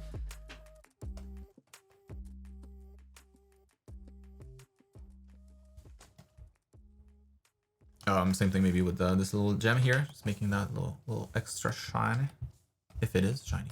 I don't know if it's meant to be, but gems usually have really bright specular color, white most of the time. But that potion looks sick, really nice. Why is it not centered though? Why you do that? Stop it.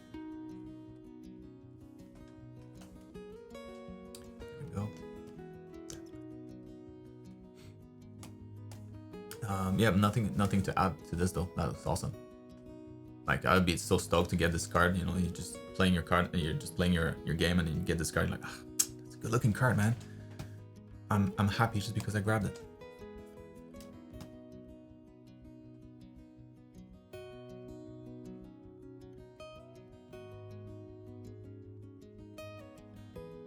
Oh, I see. Fair point, but that's too much still. I would offset it maybe by a tiny amount. But it's I don't know, it. I don't think I would worry about that, because this is almost you're looking through a window. I don't think it doesn't feel as influencing the composition as much.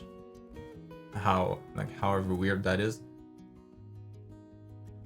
We understand that this is just a window that you're looking through. It's not part of the illustration. But anyways, like maybe it's just slightly off center. I think it was too much off center. -2 points. This one here, very nice. I think it's just maybe. It's really good. It's really good. Love the colors. It just does look like a secret passage. What else could you add to this?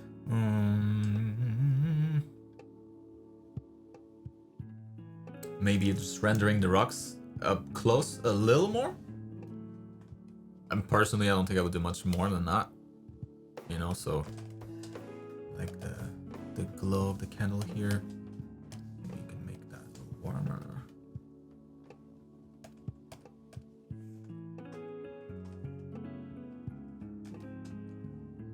And then what would that look like as a reflection on a rock?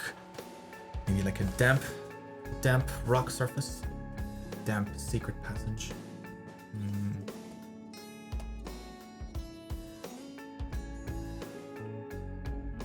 Warmer, a little lighter maybe.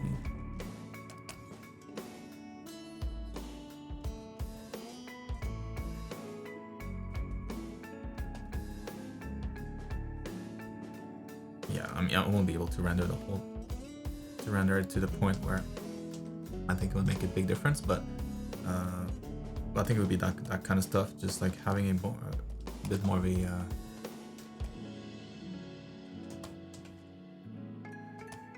just a little bit more render, you know. So this kind of stuff here, maybe go a little darker in those cracks, push the depth a little bit more.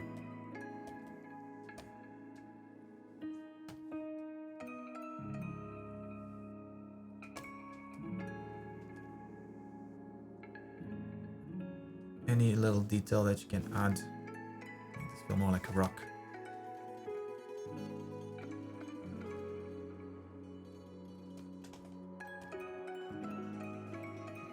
Smaller details, smaller rocks in between.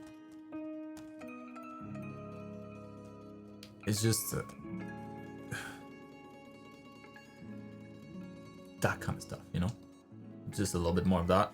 In this area, like up close, and the stairs up here, the background is completely fine. Nothing to add there, I think.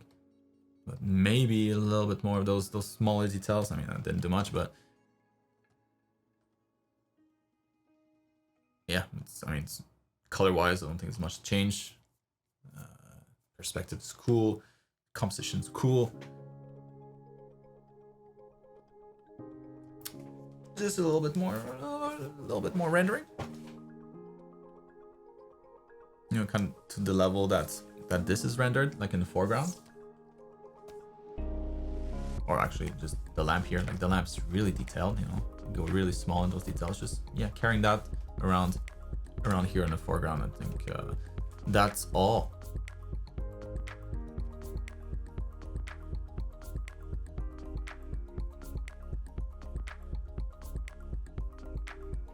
That was good. I mean, it won't be long before you're working like on WoW trading card games.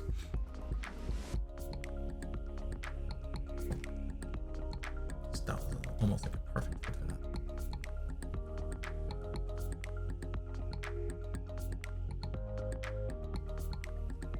Very nice. All right, Ryan. Working on a new study this week of Xavier. However, I'm having trouble, especially with line art around the eyes. Was wondering how you would go about replicating his fine line art. Maybe a lasso tool and clipping masks. Thanks.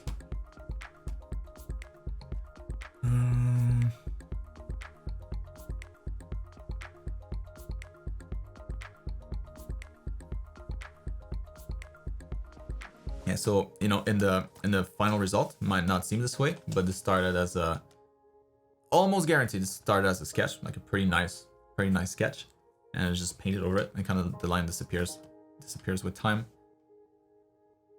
But he's very comic book, like his backgrounds with comic book, character design a lot for like different games and stuff.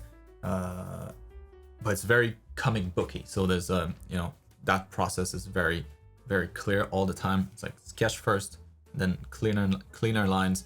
After that, flat, and then shading. You know.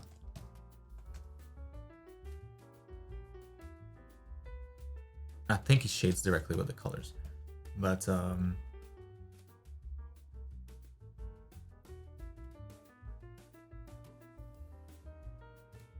yeah, but in your case, you know, the structure, I think, is just a sketch that's not as rendered, not as polished.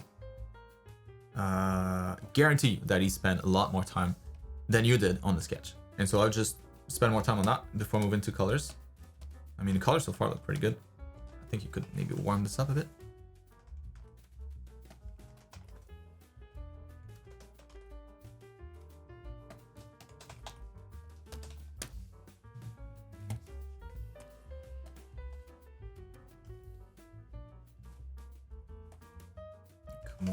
More warmth in the back too.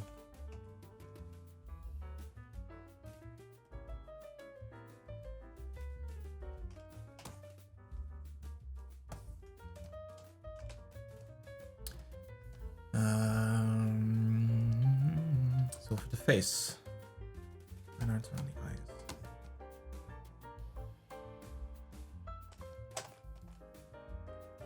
I mean, you're not too far off. In his case, like the eyes are a little more further apart, and always keep in mind, you know, that you need like an eye width in between your eyes. However big the eyes are, that's always kind of the same logic that applies. So if you have tiny eyes, then you need a tiny space in between. More if you have a tiny face, but if you have big eyes, you still need you'll need a big space in between. Otherwise, they'll look too close together, like is the case here. So we could just move that to the side a bit.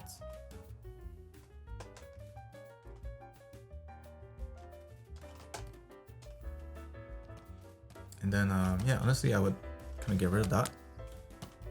Just focus on the lines first. Make sure the line's nice. After that, you jump into the colors. More of a round face.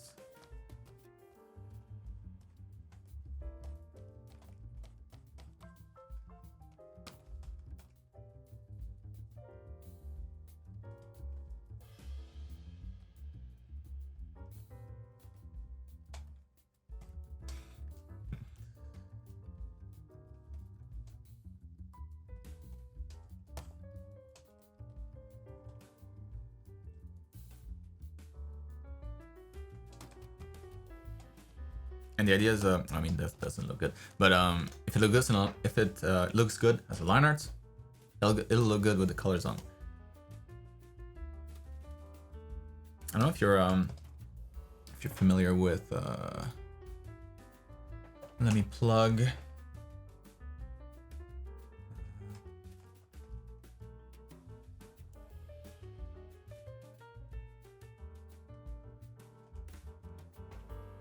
Mr. Lokyan, I don't know how to pronounce his name, but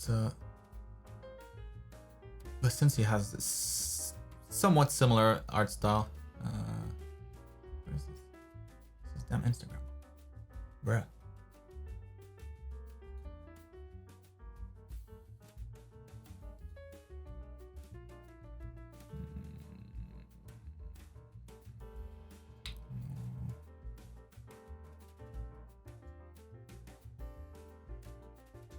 Hold on a second, I'm trying to find it. I got him. I got the name. I'm just trying to find a link to the Instagram.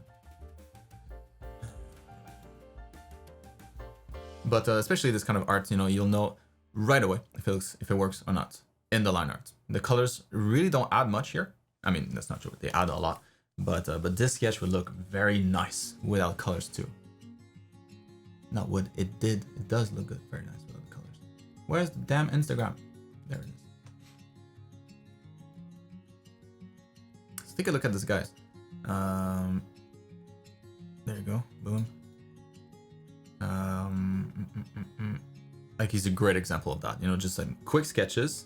That's what I would personally focus on, because if you can do that, it takes a lot of work. It's not easy, but like those sketches are all you need. If you can do that, guaranteed you can apply the color properly. That's hard to get. You know, it's like a distinct style, distinct, like very anime, a little bit of Capcom. Capcom's anime too, I guess, but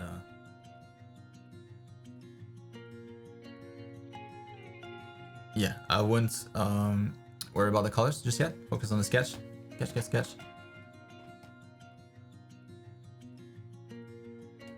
Cause I know you're good with colors. You know, you can do that. You can do the colors. I'm pretty sure of it. It's the structure of the drawing that I'm not sure that you can hit, and so I would focus on that. And I don't know about you, but drawing like a character like this, you know, just the line art, like being able to just do that, it's so rewarding. Like if it's a nice sketch and you look at it, you like the style, you know, just even like those simpler, like I do a lot of that stuff too, but just bodies in motion. Like when you get it and when it feels good, when it looks good, the proportions are nice, like that's as rewarding as doing a painting that has like full colors, just, you know, something like this. Feels just as good. So yeah, let's focus on the line art more.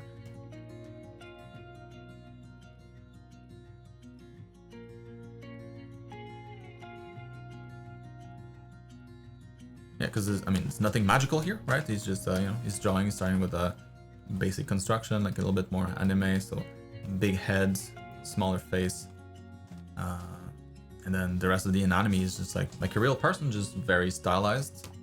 So like shorter torso, smaller arms, you know, shorter legs, just a little bit more like a little bit more, almost like a in between chibi style and like realistic. But yeah.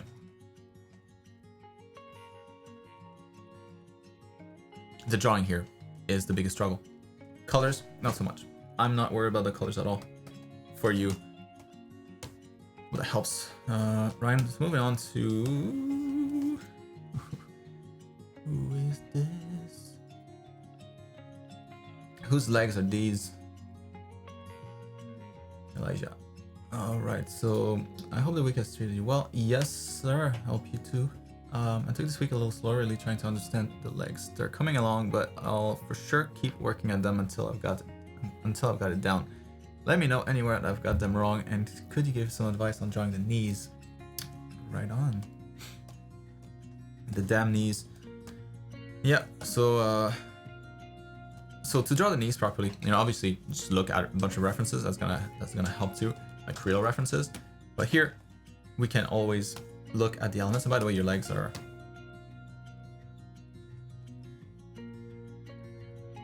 nice, very nice. Some of these, you know, like you could have that go a little lower, have that start a little higher, and so that the bottom of the vastus medialis here is a little bit fatter. Starts a little bit lower. You know, on the inside it's always a little bit lower. On the outside it's always a little higher. So you can make some slight adjustment here, maybe like sandwich the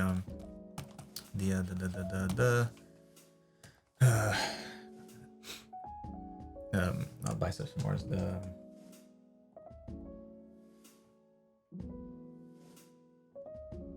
crap, what's the name?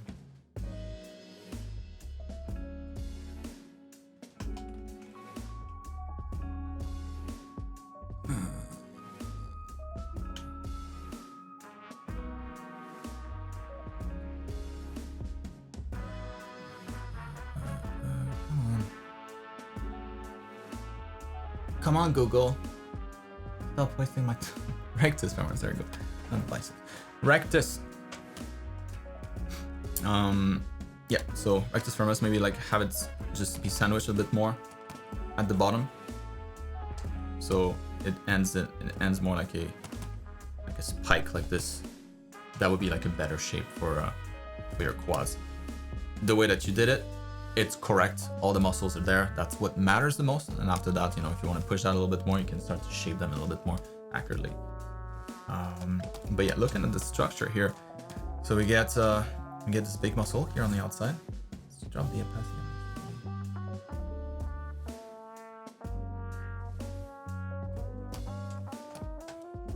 So you get this big bump on the inside of the leg, and then you know, kind of goes up, and down, and then up again. So you almost have like this, almost like a fish with a mouth open. And then the structure of the knee. So we're gonna get the head here of the tibia, contributing to like the lower part here, like the two bumps on the side here. Those are going to be visible through the skin, through the tendons. And then you have the base here of the femur, of course, kind of the same thing. So like bump here, bump here, bump here, bump here, like these two bones coming together. On top of that, you're going to get your patella. That's a little bit more elongated towards the bottom. And so now it's how to simplify that stuff into something that looks more aesthetic, something that you can actually draw. And yeah, the way I do it, you can just continue those here to the patella. On the inside here, you're gonna get your Jesus Christ, I'm forgetting all the. I'm blanking out today. What's going on? My brain. Your oh no, I've never forgotten this muscle. What's going on? Your help. Google.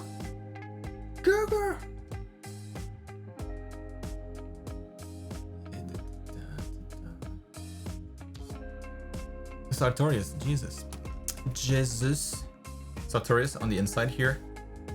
And so that's gonna kind of wrap around. So actually, let's first draw the structure on the knee. Very subtle. Not too much. Just this much. And then this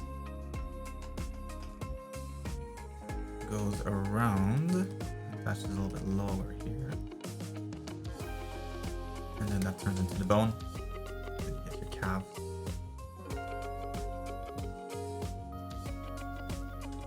And then the outside tensor, the iliotibial band, kind of just continuing here on the side, so it's a little bit more narrow on the inside, on the outside. And then if you hide this, kind of left with something like that. So yeah, so you can see kind of like the bones here. That's a femur, tip of the femur that you can see. Tibia a little bit, kind of disappears, and then patella in front. Maybe simplify that, do something like that. I don't know if it's much of a simplification, but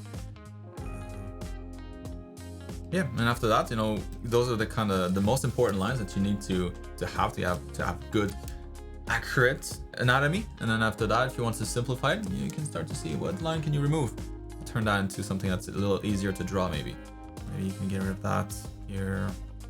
Just keep kind of the patella, suggestion of it maybe.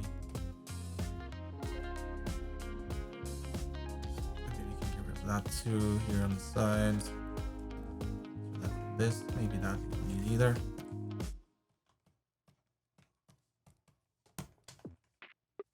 That's already a lot simpler to draw.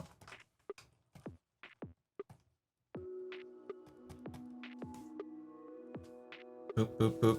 Fish trying to bite the patella, and then down here on the inside here. That's always going to be lower than the outside. So the inside of the calf always lower, outside always a little higher. And then yeah, you have your sartorius here that kind of blends in the front, and kind of, you know, the bone will kind of take over, the bone of the tibia will kind of take over the leg. I don't know, kind of like a simplified way to draw the knee. I don't know how simple that is by your definition, but I think that helps. I don't know. Hope that helps at least.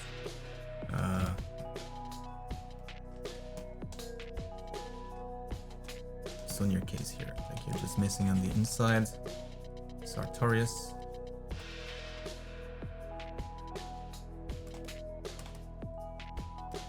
Patella in the center.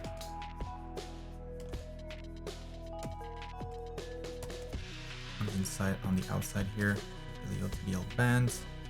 This patella kind of merging into our It's all connected to the quadriceps anyway, so it kind of continues into that, but a little higher. On the inside, it starts a little sooner.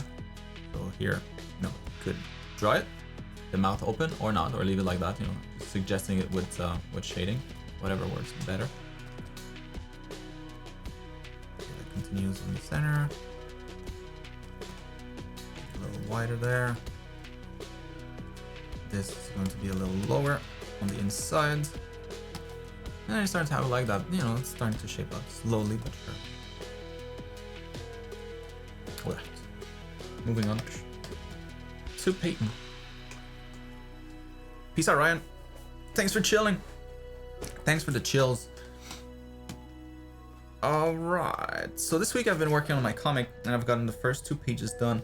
I'm going to try and get a page done a day to try and accomplish that. I've been partly tracing over pictures I've taken and was wondering if that was considered cheating. I've been trying to trace as little as possible because I want to make sure everything has the same style and I don't want to feel like I'm cheating. I wanted to hear your thoughts on if I should continue to do it or if I should go back and redraw semi-traced panels. Oh, dun, big question. So first, let's take a look.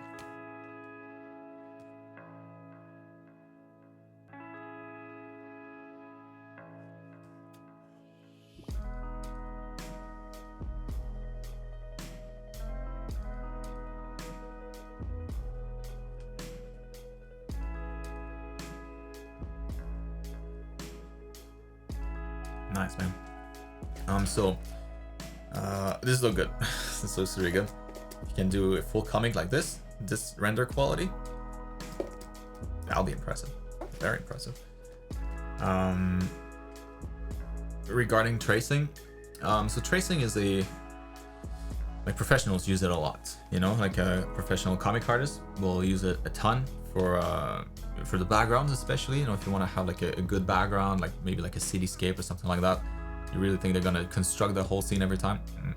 It's just pop a 3D model and just draw over it and done. But they're professionals, they know that they can do it if they had to. They're just trying to save time to make money. Nothing wrong about that. It's just that when you trace, you really don't improve much, and so it just depends on your goal. It just has to be if completing the comic is more important than learning throughout, or learning as much as you could throughout, then tracing is completely fine. It's not cheating. It's a tool that's available to you, so use it. Masters back in the days, they used to cheat all the time. They had like this what was that, like a camera, what's the word, that thing that they used to look through, that device that could like trace, go from like a tiny drawing to something much bigger, and like one-to-one. They had a device to project an image on their canvas that they could literally trace. All sorts of cheating all the time, if you want to call it cheating.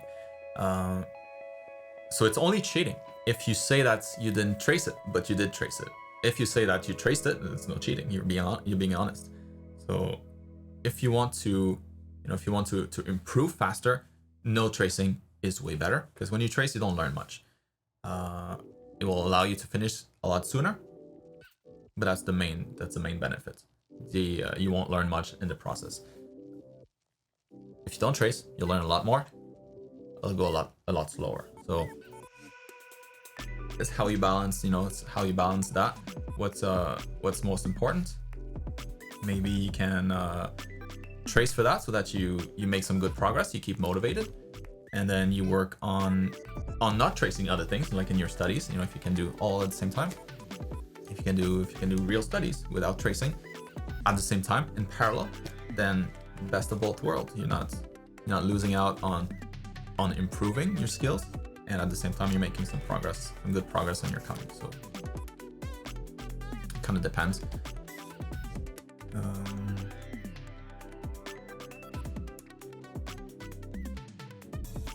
But tracing has if you trace from reality, it will have a distinctive look to it, not style. I shouldn't say style. It'll have a distinctive look. Like people likely will be able to tell that's what you did. Unless you get really good, you know, like years from now, where you can trace and kind of just tweak it enough that it doesn't look like what it was initially. So you're only like using tracing to get a head start kind of thing, and you finish it on your own.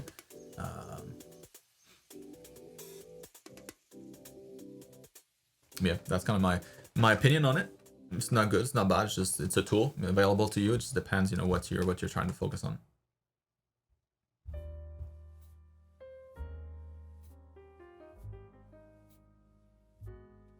What I would recommend though is instead of kind of like drawing your pages like this, grab something like a just like grab real pages.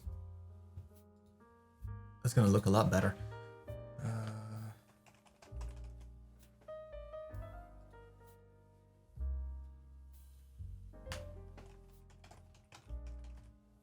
Let's see if I can find something real quick.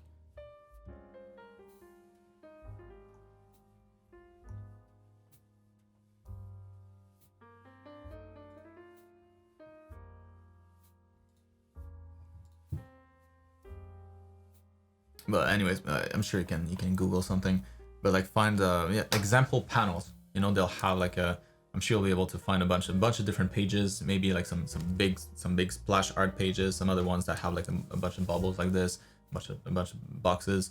Others that are more dynamic. So like different pages for the kind of page that you need, really depending on where you're at in your comic. And it'll save you time so that you don't have to do it yourself. And yeah, all you want to avoid is this kind of stuff, you know, where this is a little bit longer than this, where like OCD people will be able to pick on that, and the fact that like, this is a little smaller than this. Usually that's not the case. Usually it's always the same. And the boxes could be more dynamic too. Like right now it's just like boop, boop, boop, boop, boop, boop, kind of like the same beat all the time. You could vary that a lot more. So yeah, try to find like a comic book page template. Boom. And like those are not that great, but I'm sure you can find some solid ones.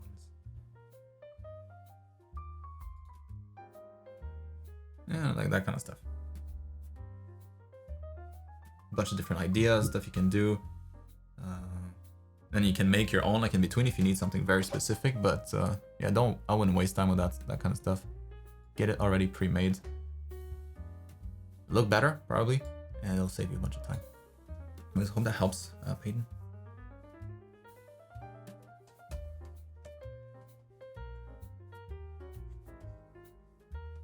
That was cool, dude. Moving on to Joe. Ooh. A few weeks ago, you gave me some advice on how to improve a character concept piece for a portfolio. You said to choose a background that doesn't take away from the character, but enhances it instead. Yes. And have a border. And to have a border that isn't distracting. You also said to use more... well, that's not going to come and bite me. You also said to use more gradients in the character design. And everything went to... oh, no. And the design... also said to use more gradients in the character design and the background. Yes. I went ahead and worked on a new character with those ideas in mind and came up with this piece. I wanted to see how I did it with your notes and what I can do to further improve pieces like this. Oh. That looks much better. Much better. Much easier to read. Colors pop a lot more exciting visually. I think you did good. Yeah, the text here with like the shadow, a little tacky, you know. That's just the bare minimum. That's all you need for a concept sheet, you know. Point is not to distract with the title, it's just to sell the design. That's all that matters. So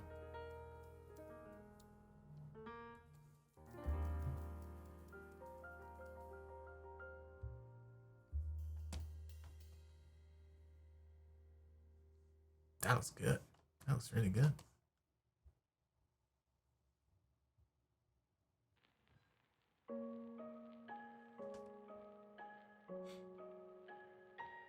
So as a concept sheet, you know, I think I would maybe arrange the like maybe not get rid of it, but maybe like different poses. That could be cool. Just having like the same character like stamped twice. I think you could use the space for something more, like different poses for her, and you know, might as well just try different color palettes at the same time as you're trying different poses. But it could also be just maybe not a different pose, maybe just a different angle on the character, like maybe like a back view a little bit, like the top, the bottom here, the lower part of the body. Probably nobody needs more information about that. You know, it's you can easily imagine what's going to be in the back. Probably something similar to the front. But this here, you know, maybe something's going on in the back that we can't really, you know, imagine by just looking at the front view here. So yeah, having like a back shot might be good. Like a partial back shot, maybe like a close up, so that we can see all the details nicely. And what you did here, but for the back. And then try a different color palette for that one. Might as well. And then for this one here, maybe it's maybe here you can have like swatches for the different materials that your character's made out of. It could be just balls, just spheres, with different materials that you're gonna use for the character. So maybe one that's kind of like this white plate. Another one that's gonna be the fabric that has a little bit of texture, like a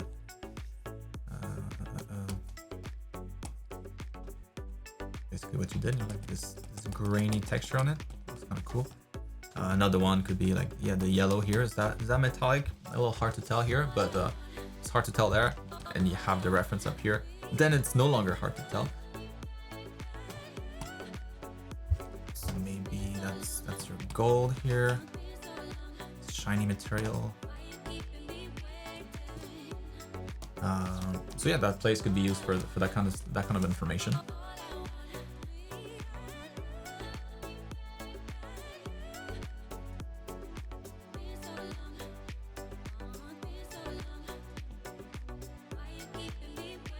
But overall, in the background here, it's definitely better than what it used to be. But maybe you could still add an extra level of gradient, like vertically.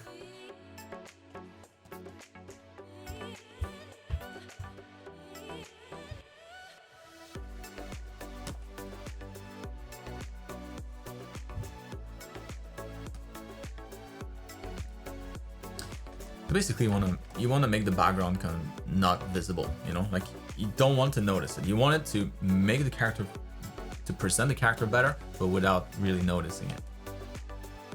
Like not too much patterns, not too much stuff. Just enough that you improve the contrast between the characters. Maybe the corner here for the back view is a little bit darker. I think already that's kind of helps a bit. I don't know. Maybe not. So yeah, the background is alright. Doesn't distract too much. It's just like maybe these things here, but if she's supposed to be like a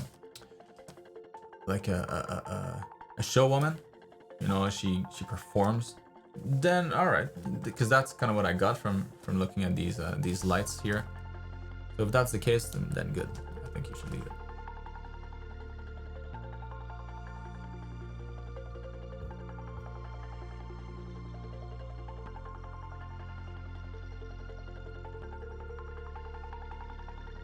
Yeah, but maybe in this area here, when you have like when you have something that's supposed to glow, you'll want that contrast a bit more. So maybe it would be nice to darken this area so that the glow can just pop a bit more.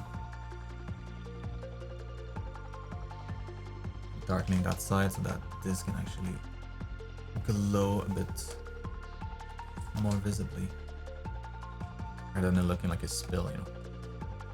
And you couldn't do that if you didn't have the darker background against it.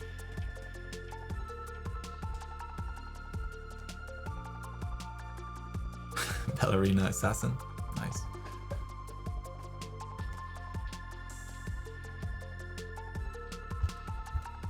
yeah, for your backgrounds, you know, like let's start with the background. I would for any character sheet that you start, just go either 25% light gray or 25% dark gray. I think that's a good ballpark. You should be able to get a lot of range. So either you start with this or you start with that. Very light or very, maybe even lighter than that. Let's do a 15 light or 75 dark. And then do your characters on that, make them work on those backgrounds. And then from there, if you want to, like, you know, if the background maybe right behind the character needs to be a little bit brighter, then you can locally make it a little bit brighter to make the contrast pop a bit more. But just don't start with like a mid-gray. Like, this is death. This is death. You want to avoid that as much as possible. Anything too close to the center, that just looks like crap. So either light gray, dark gray, be good. Keep it to minimum.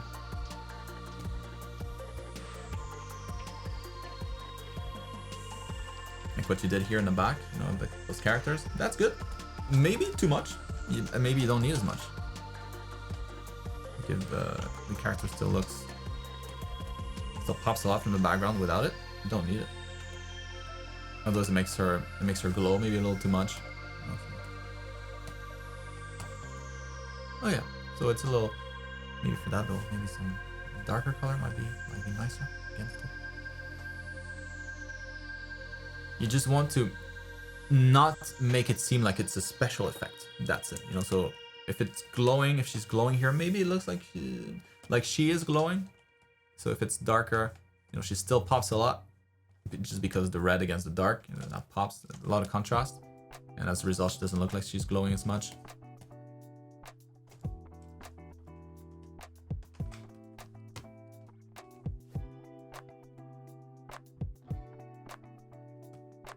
But I mean, I'm nitpicking. It's a good concept sheet. It's just like how much more can we bring it up? It's way better than this. Purple and purple, super saturated colors everywhere. I mean, this is a huge step up here. This looks very aesthetic, very pleasing to the eyes. Better choice of colors too. Yeah.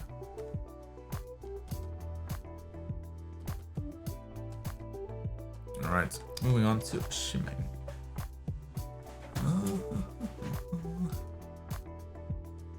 So I've started this project for another art competition, Path of Exile. I'm following the full illustration and character design process for this piece. The backstory is that she is gifted this amulet by her new husband, but turns out it was cursed and turns her into a how do you say that? Cthulhu, whatever. Think like a horrific octopus. Yes, I know what it is. I just cannot pronounce it for the death of me, the life of me, whatever. Jesus, my English starting to disintegrate.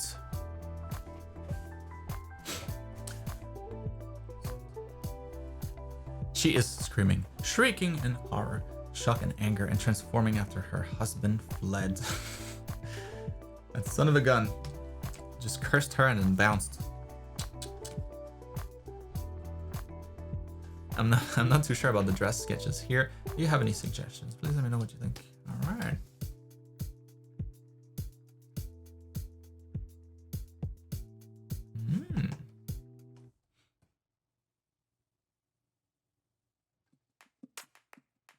Oh, that looks cool, man.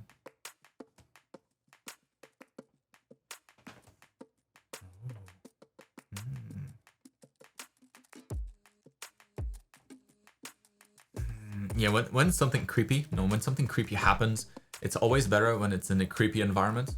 It just helps to sell it more.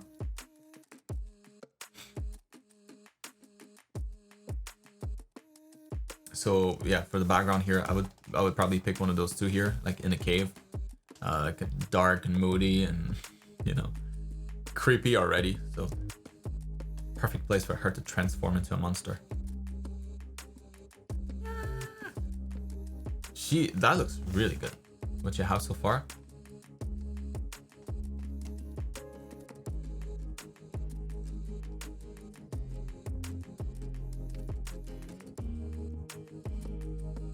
Yeah, nice sketches too. Very nice.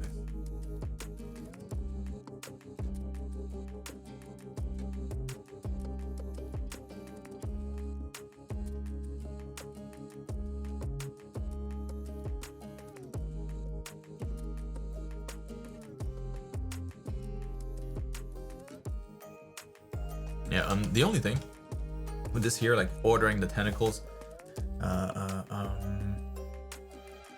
just make sure that they're always curved. You know, it's very rare tentacles that are like straight, like this. Even if it's just a short distance, like this, straight here, unlikely to ever happen. So it would be much better if you just curved it. Always a curve. Always think of S's, like an S connecting to another S. Always, always. And yeah, have them start bigger than the end. So the base here always thick, and it gets smaller and smaller and smaller and smaller and smaller. If it doesn't, it goes like this. It just looks wrong. Like what happened there? You know, it's almost like a tree that the trunk is like this wide, and then the tree grows, and then it gets bigger, and then smaller again. That's strange. That doesn't happen in nature too often, at least. So yeah, just make sure that you don't have any curves here, that it starts a little bit thicker than it ends. So you have kind of like that tapering down of the tentacles. I mean, those two are kind of cool. I think this is more cruel. I like it better. Like she's stuck in a hole and I'm kind of looking up. No, don't leave me here.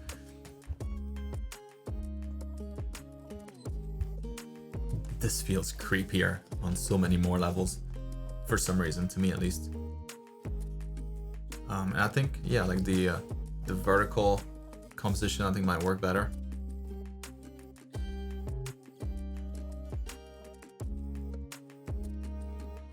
I'll go for that. That's my vote. Closed sea cave.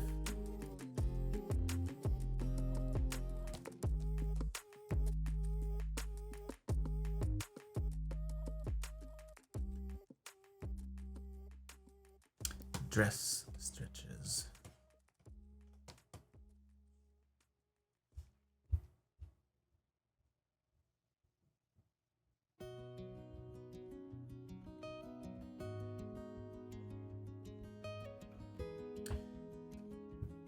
I think that looks good. Yeah, that looks pretty damn good. Yeah, like towards the top here, probably not gonna get much. Although, is that coming out of a hole in the dress? I don't know.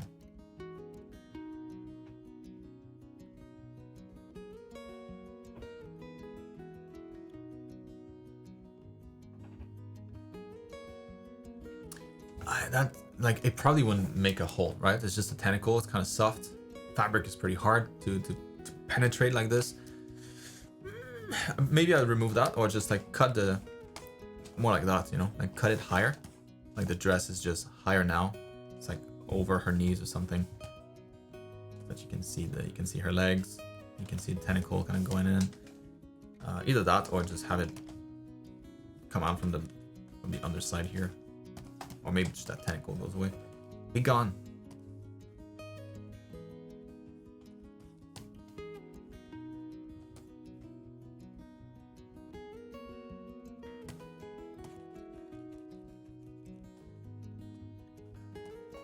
You can have it dressed like this.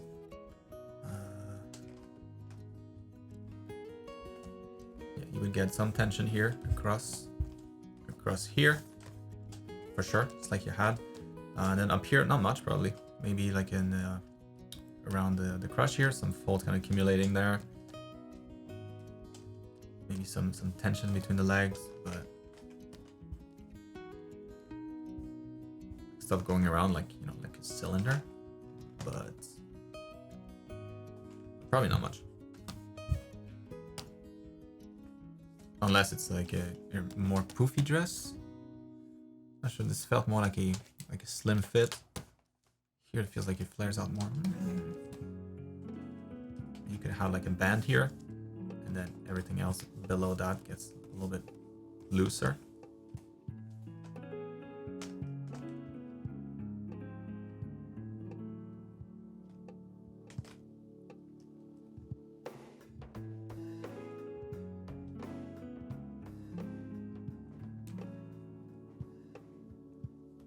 Right on, Ryan.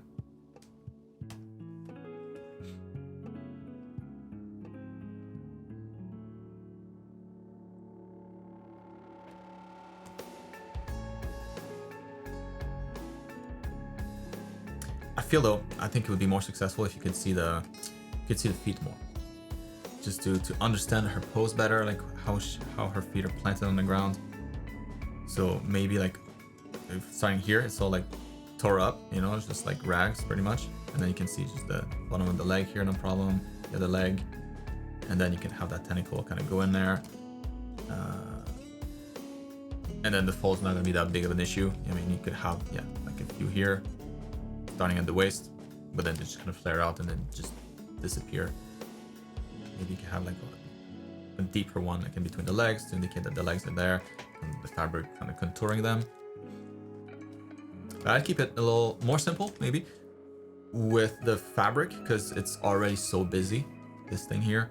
So yeah, make sure that you're only working with S's, that the origin of the tentacle, the start of it is wider, thicker than the tip. And my vote goes for this. But you do whatever you want. That's just a suggestion.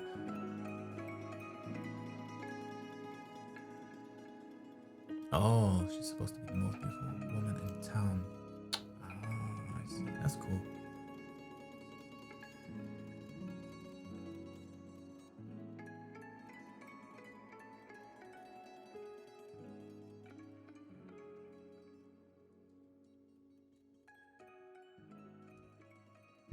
Yeah.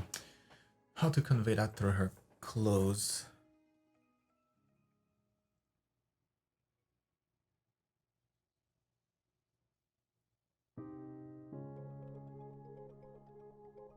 I hear you, yeah. Then,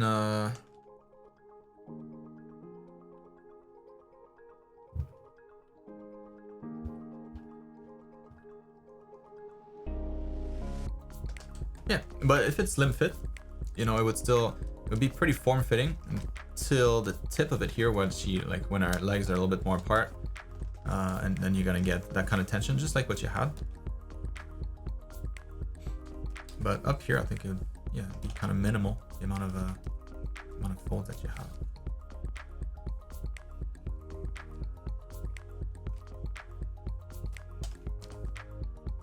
And you would be able to shade her leg properly, just as if she wasn't wearing anything.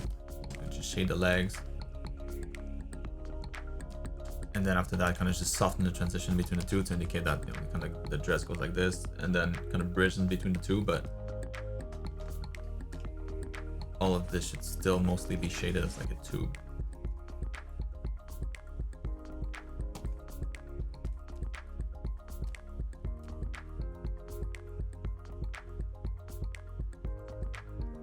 And the knees. The knees.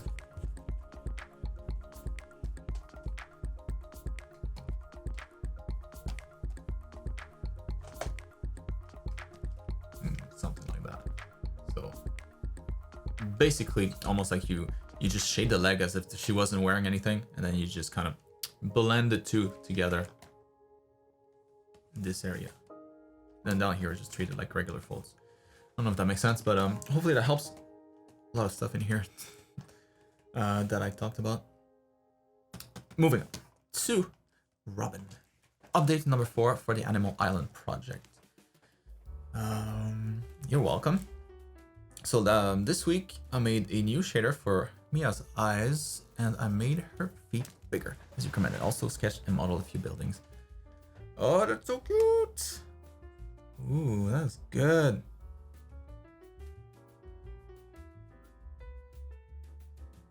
Ah, so charming.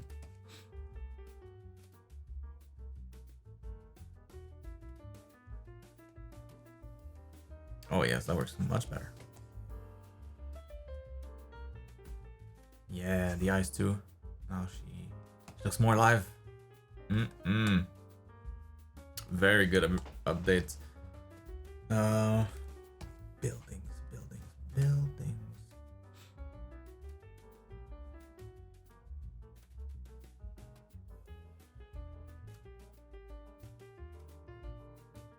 I mean, the only thing that I would think to add here, with your buildings, because they're, I mean, that looks awesome.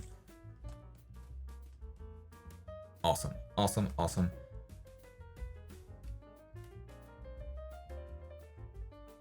Maybe like baking in a little bit more. I don't know how far in you are into that kind of stuff, but a little bit of ambient occlusion I think would go a long way here, especially here, and that part of the roof where like it feels pretty flat, even though, you know, it's not. There's like two different pieces here that I kind of join together. So if like that corner in there was a little darker.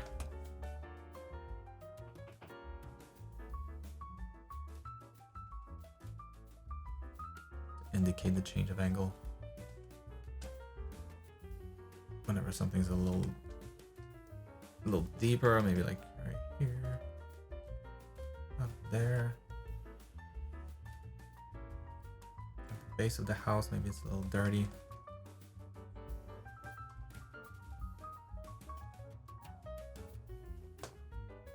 Maybe like the tip of these things a little lighter.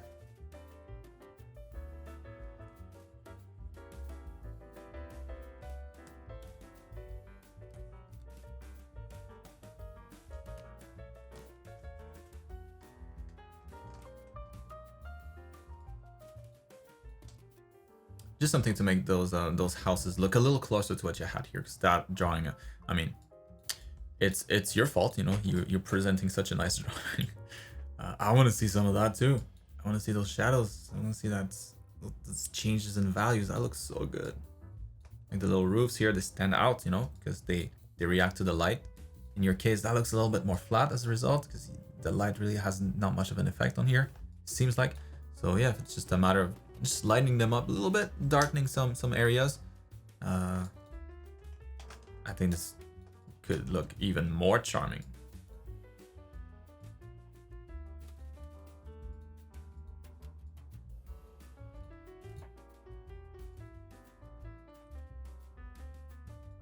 Where'd you go?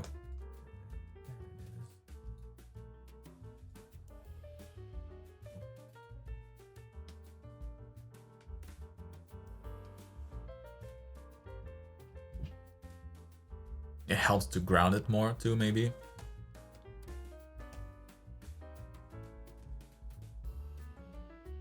Yes, I don't want to go into. I don't want to add like too much detail, because that's clearly not the look that you're going for. It's more like the simpler, kind of like simpler aesthetic. But I think just like those slight gradients left and right to suggest a little bit of shadows, a little bit of maybe like weathering here, where the sun's been a little extra harsher on the top of the roof than the bottom. The edges maybe here seen a little bit more of the nature of the elements. And yeah, just a little bit more shadow here in between things, just ambient occlusion essentially, to get it to something that's a little bit more crafty, just like your drawing here. That drawing is so good.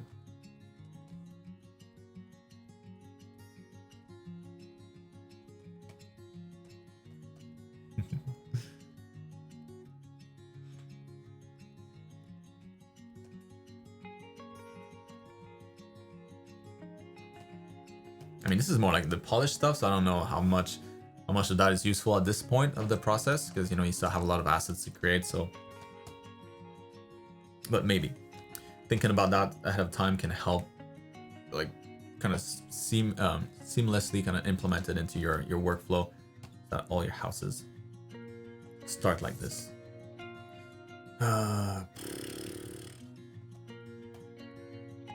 Yeah, that's it. This looks so good. It looks really good. I can't help myself though. Look at this with a little bit more contrast. Oh, it looks so cute.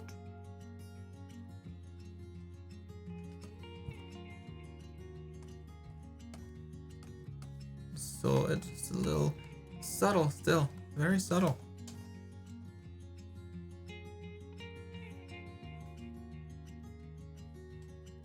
Just a little bit more.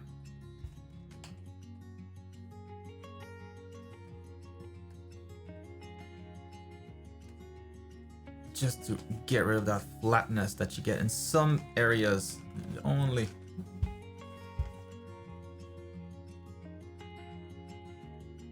Anyways, I'll stop here. You're onto something here. This looks quite good. Moving on to Alan. What's up, Alan? I am okay. Hope you're okay. This week I did exercise from Anatomy 1. I did the study and I'm struggling with the eyes. Sketch your face according to the method outlined. Yes, Liviu. If you have one, hit me up.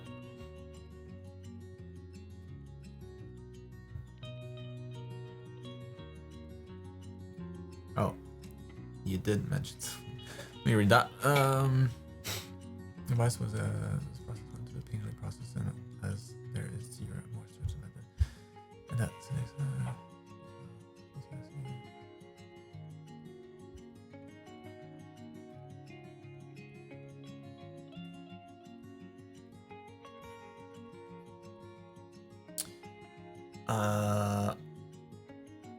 so there's a big distinction between, so to answer to address what you said here, there's a big distinction between doing something for the result and doing something for the learning process. Huge difference. So I teach the way that I feel works best to learn. And now when people get good at that, you know, like you mentioned, like the students are a little bit more advanced and that, you know, they have more experience. When you get to that point, then it's almost like you've gained all these skills, and now you can try them out. You know, you can try them out into something that you might have not have done before, or something that feels a little bit different. It's trying to find a different comparison to this.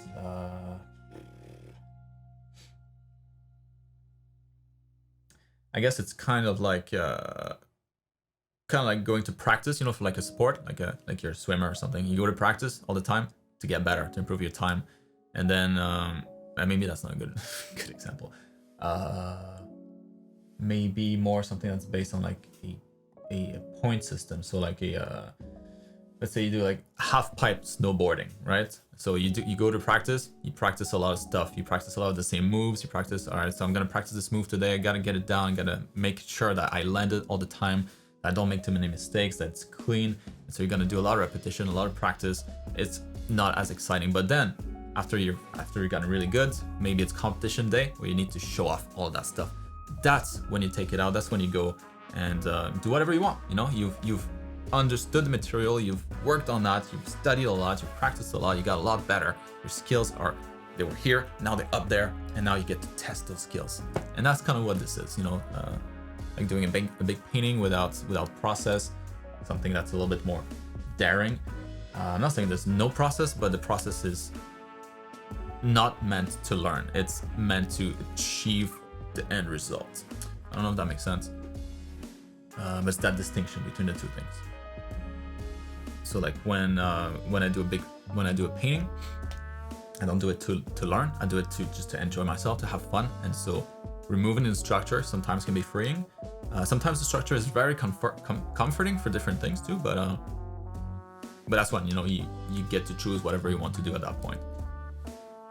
It's just that to learn it, to get to that level, I don't think it's a good way to ditch the process. If that makes sense.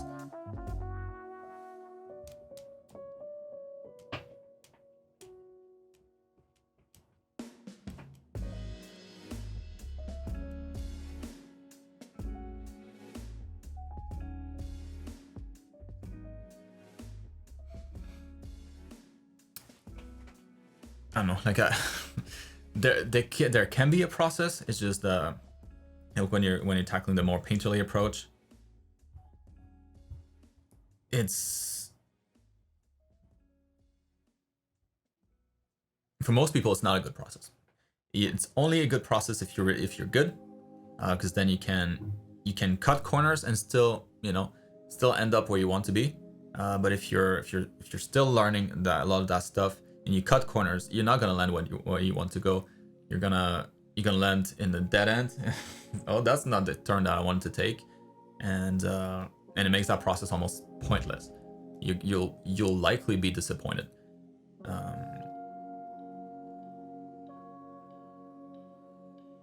Trying to think of another example, but yeah. Training versus showtime, I think that's the best comparison. Like, we're training so that eventually you can show off, you can have fun and express yourself with art. But the training part is what we're focusing on here.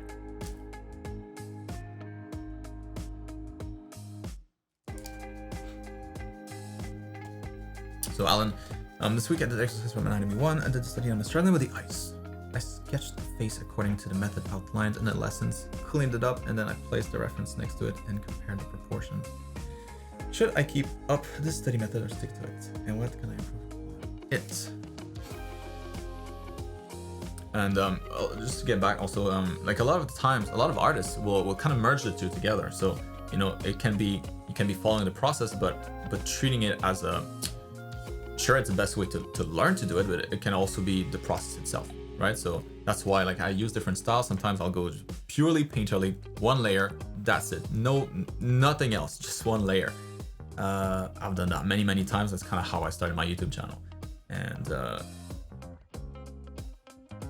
but then the other way around is you can really follow the steps, so get a really clean line art. Like one of my most popular video, the one where I explain my painting process, in different stages, like the 6 steps, where you go from lines and then flats and then like shading, all that stuff, and layer all of that on top.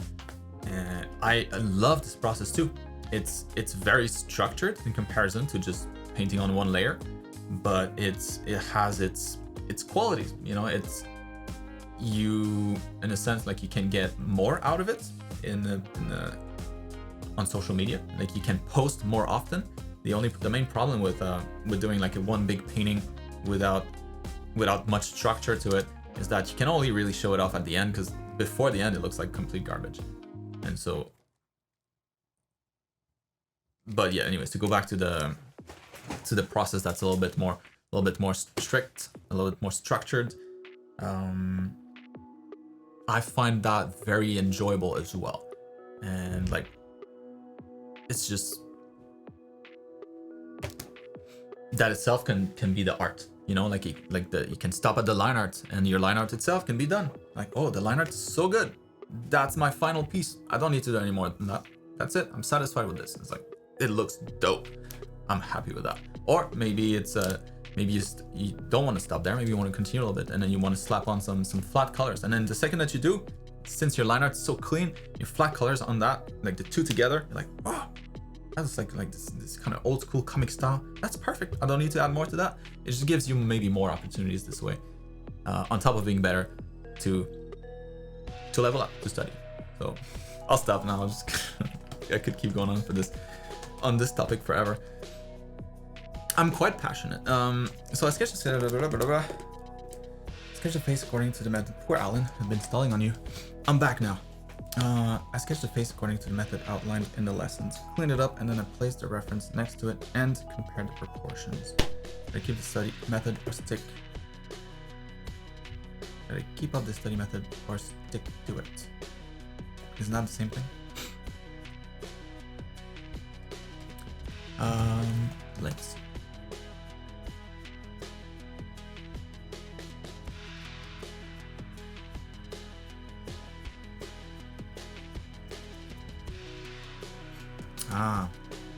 I see.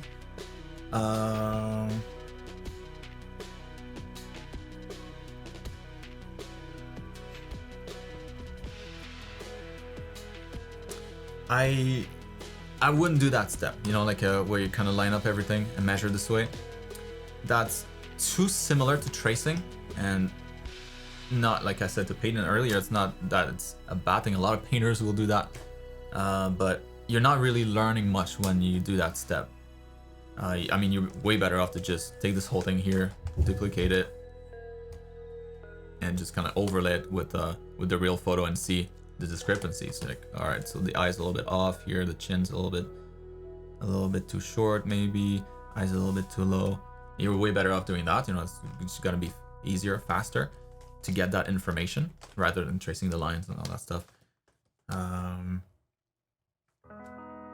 But also maybe, like, sometimes it's not really the point to have a painting or a drawing that's one-to-one with your reference. You're just using the reference as a source of information, but you're not necessarily there to copy it one-to-one, you know? You just take whatever you need from it. So if it's how to place the eyes in relation to the nose, maybe that's more important than the overall thing. Because yours is different. It's not the same, and it still works. It still works pretty well. It's a nice face, well structured. Like that one too. It's not the same face, excuse me, but it's a face, and it works.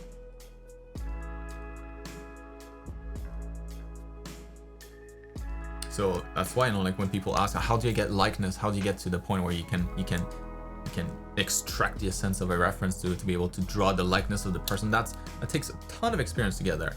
And so, yeah, don't hope to be able to achieve that right now. You know, it would take you years of drawing portraits and just getting really, really freaking good at it. Eventually, it'll start to look the same. And but until then, just take whatever you need. Take the structure. That's what's most important here. The structure of the face, how the eyes are positioned compared to like the symmetry line of the face, where the mouth is in relation to the nose, where the mouth is in relation to the eyes, how far apart the eyes are, how far they are, you know, compared to the nostrils, maybe how far apart the nostrils are, the distance between, I don't know, like the chin here and the corner of the jaw here, and then the corner of the jaw all the way up to the ears. It's all those reference points that you're trying to identify and to extract from the reference. The likeness itself, like the exact position of the mouth, that's not nearly as useful yet. So what I recommend instead,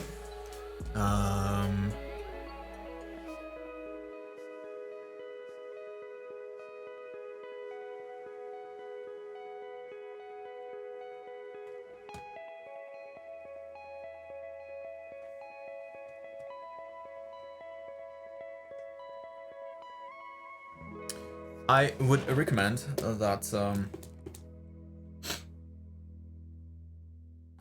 you only, I mean, I wouldn't do this process at all, but that you only kind of overlay it if you feel like something is off. If you look at this and you're not happy with that, personally, I'd probably be happy with that, but like, no, it's not, something wrong here. That's a different thing. But if it's like, oh, this doesn't look like her, then at that point, like, no, screw that. That's not a problem. Just if it's something wrong, then sure, you should check to make sure that nothing's wrong. But the likeness, you know, don't worry about that. And that's it's a pretty well structured face. You know, maybe you should have a little bit more chin, but the eyes are in the right spot. A little bit more chin here. Maybe her jaw could be a little bit longer, taller. That could stick out a little bit more here.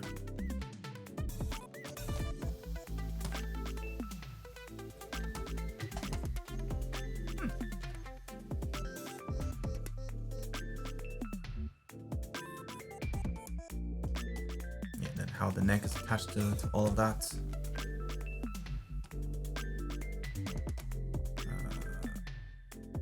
But yeah, if you end up with something like that, that's a success. You know, you extracted everything that you needed from this reference, and you leveled up quite a bunch by doing so. So the goal, you know, initially is to observe as best as you can with your eyes. You know, without doing that kind of stuff, without using lines. with your eyes as much as you can. Sure, you can always, like, if you really can't tell, if you know something is broken, but you just look at the face, you look at your drawing, you're like, I don't get it. Like, what's off? Then sure, then you can do that. Be like, oh, that's what it is. The eye is a little too much on the left, or it's too much on the inside. Ah, I see. And then next time you'll keep that in mind and you'll observe that differently than you used to. But eventually, after you do this process, like a bunch of times, practice construction, head constructions, the usual, all the different proportions, where the ears are, where the eyes should land, the hairline, the nose. Be able to draw this in a bunch of different angles, like pretty easily. And after that, place the facial features on it. All from imagination, of course. Use reference if you need some, but the goal is to be able to do this from imagination, from a bunch of different angles. And after that, you'll start, like when you do a portrait painting from later, like weeks from now, maybe months from now, you'll look at this and be like, all right, so you'll understand that the construction of the character needs to be in a particular angle. So, all right, she's facing a little bit this side here. She's not facing the front. She's not looking this way. She's looking a little bit to the left. All right, about this much. And then her jaw's about like that. And then you construct it, knowing, based on what you know, not not necessarily what you can observe. Like you're just building like a base head construction. All right, that looks like a head to me. Ears. All right, the rest of the stuff here. Then the neck. And after that, you look back to the drawing. You're like, all right, so what's her defining features here? All right, she's got a little bit more round of a face, so you can make the face here a little bit rounder, maybe. Her chin is not as long as what I had here, so you can shorten that a bit more, round it out. Her jaw is a little bit deeper, so you could push that back here. The ear maybe a little bit bigger than what I had. Slightly bigger head here. All right, and then after that, you place, based on all the guidelines, you should know approximately where the eyes are gonna go. Like you should have that drawn already, like kind of sketched up, like this. And then it's just a matter of like fine-tuning the position. So you start with like a generic head that you're able to construct from imagination, so that you look at your reference, and then you adjust everything to make sure that it matches the reference a little bit better. And then after that, you can move on to like the final stuff, like observing like that line here, that line there, all the smaller details.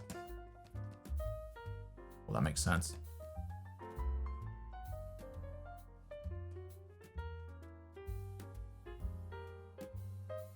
But that's a good drawing.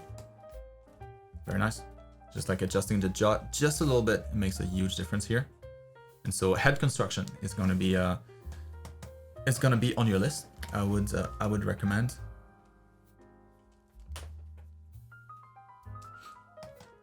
Start to do a lot of this kind of stuff.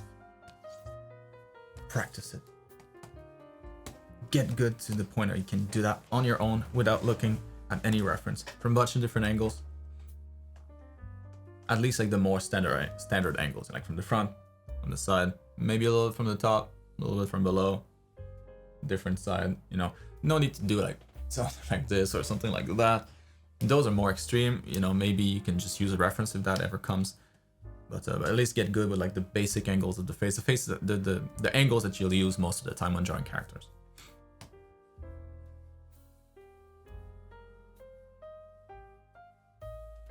Michael, I hope you are doing great. I am now. That looks good. I was already doing great, but yes, I am. I hope you are as well. So we'll need some help with this piece here. I managed to paint everything with a hard brush, and what am I missing here?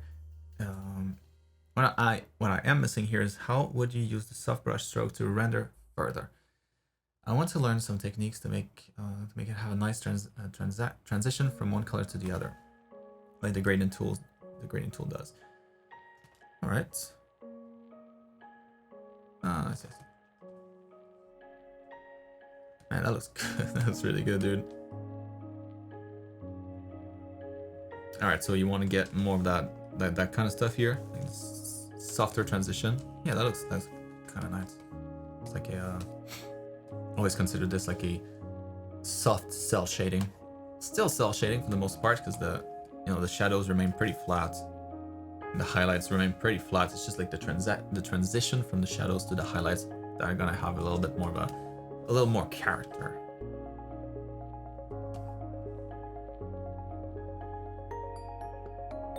yeah, I mean, that's a good place to be. You know, you have all your shadows kind of painted in already, so now it's just more like a style style pass, where you need to soften all those shadows, those transitions.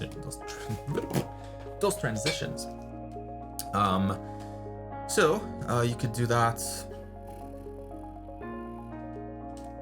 You could still do that with a hard brush. You know, you can just go in here, get the pixel that's right in the middle, and kind of use that to paint over,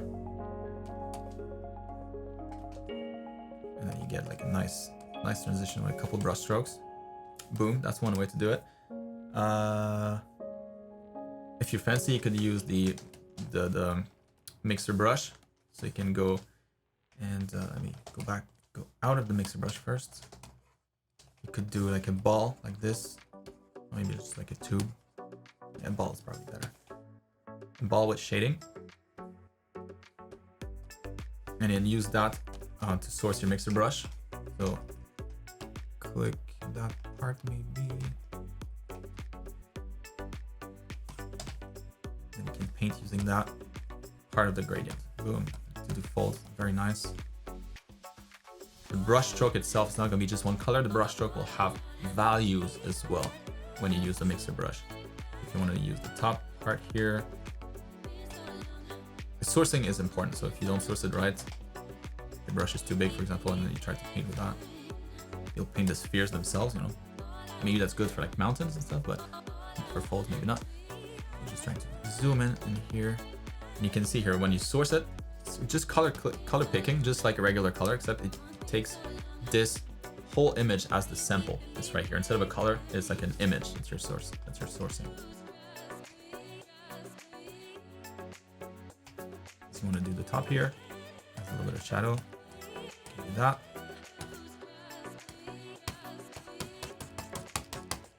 Makes the brush really good for that kind of stuff. But probably the easiest is just what I did here. You just pick the pixel that's in between that transition, and paint with that. A couple brush strokes, and you're good to go. That here. Same idea. Get the pixel right in between, and use that to paint the transition. And then you get kind of this nice soft. And you can smooth it further if you want. Smudge brush. The skin, same idea. Grab the in between. In this case, you might want to saturate it a bit more for style points.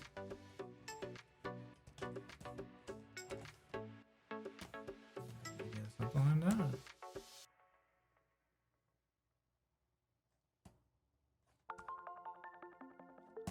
Same idea with the hair. Grab the in between. Brush. Between brush. And you get a nice transition. So that's my approach. You know, there's a bunch of different ways to do it, but usually just color picking the in between color, or mixer brush usually does the trick, especially if you have something that's already this polished. Starting to lose my voice. Yeah, what the hell's Michael? Man, that looks really good. It's really, really nice study.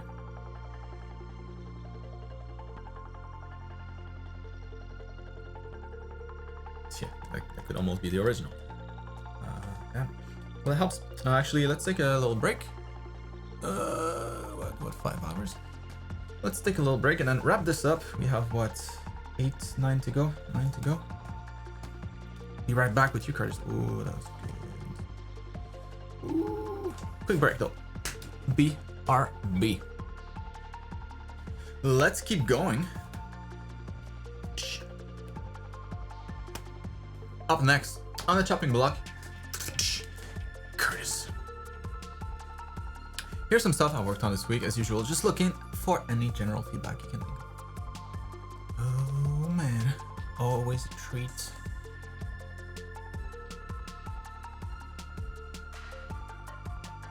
What does this remind me of? You know what your art reminds me of a little bit? It's like maybe slightly more comic version of like a artist's name, like Eureka 7. I don't know if you know.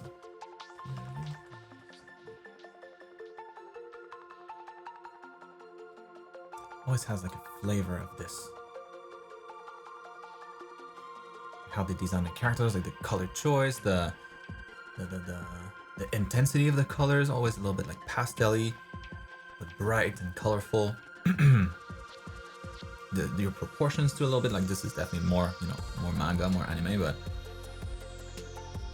yours is a slightly more like Western take on that, almost. At least that's what it reminds me of. Very nice, I like it a lot.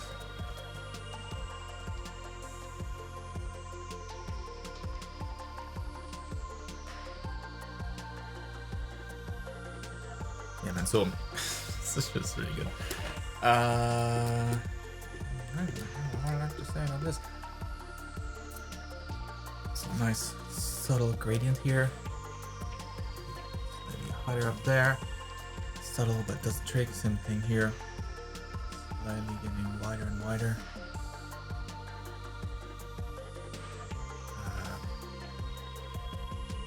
Focal point works pretty well.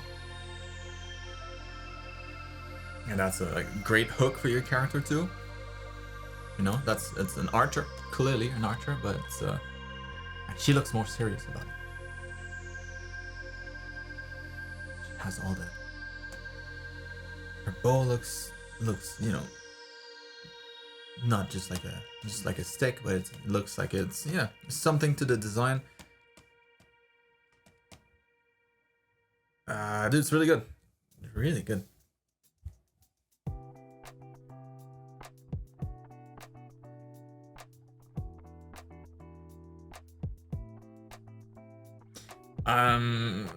Searching for something to say. I don't know. Maybe the only thing I can find is such a minor feedback, but like that line here, like the center line, it doesn't really feel like in the center. It's a little bit to the left. Like you would need to go a little further in. Stomach, like belly button is about right there, and then it goes back into the ribs, in between the ribs into the sternum. Just having that curves take a bit more of a detour, maybe even more than that.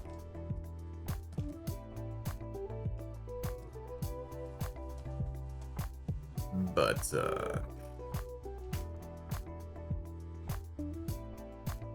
yeah, this is one of those that I really don't have much. It just looks good.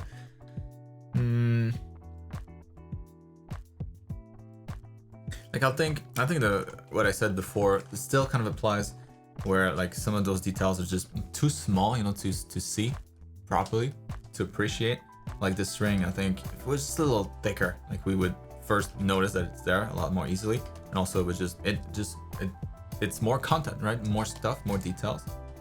If it takes more space, it's the equivalent as it being something extra that wasn't there before. And I think that would help sell the design better, just because we could see those attachment points, like, because that looks maybe a little flimsy, you know, like that. I don't know if that would really hold anything. Same thing with like the trims, maybe just like 50% wider, you know, just a little bit more, so that we can see it from any size. You don't have to zoom in on the character to notice those details. You can look at it quickly and be like, oh yeah, there's a trim there, no doubt. Same thing with the clips here. If it was just a little thicker, so we can actually see well, no doubt it's there.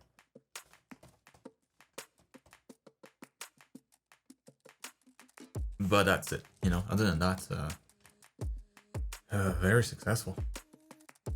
Beautiful colors, just good design, good shape language. Yeah, I mean that could be almost professional stuff. So crushing it, Curtis. Sick.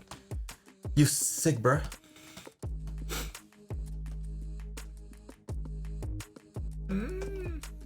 Nice hands.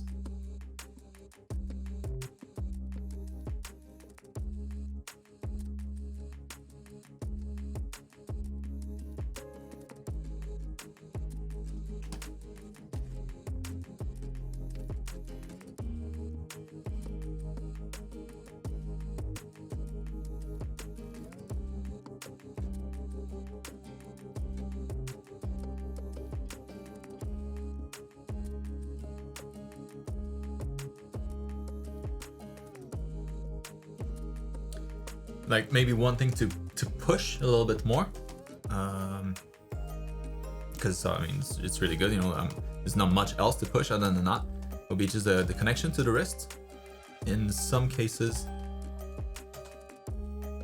like this is more of a stylized hand, but you know, like what happens here with the bone, and like here maybe it's a little too narrow. What happens with the muscles here, the tendons? They probably need to be a little wider than that.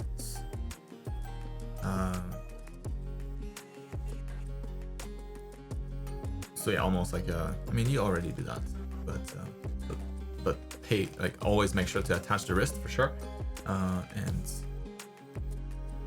yeah, more of that kind of stuff, like really looking at like the joint itself and how it's deforming and all that stuff.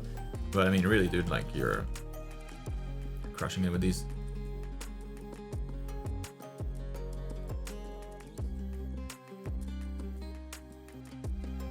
Yeah, beautiful stuff. Now do it without reference. Maybe some of these were done without. Maybe all of them. But try both. Try to see, especially after you do a session like this. I don't know how many sessions that was, but probably not one. Probably like a few, maybe 3 sessions, 4 sessions. But try doing after like a good warm up like this. Try to do them on your own without any reference to see how much how much is missing still, because I'm sure if you're not there already, you'll get there soon, but where you feel like, you know, getting the hands to look correct is not so much a question of if it's gonna happen. It's more like, is it gonna happen in 5 minutes, 7 minutes, 8 minutes, 4 minutes? So yeah, it just gets to a point where you got it, you know, like you understand what you're looking at, you understand what to observe to get like a good structured hand.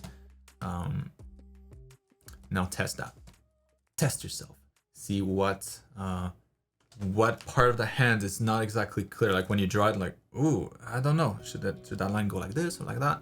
And it'll just allow you to observe better even next time. Because the goal is to be able to draw all of this without reference. That's hard. Yeah, your reference. I mean, your studies here are so good that I would definitely start to do that. You know, venture that route. Take that right on the fork and explore that new path. Because you're getting toward like you're kind of here. There's not a whole lot left to really fine tune when studying hands. You get the hand or you don't, and in your case, you're getting it almost all the time. So yeah, more all at once. All right. I know what that means. That's intense. Well, good job on that. Yeah, good session, man.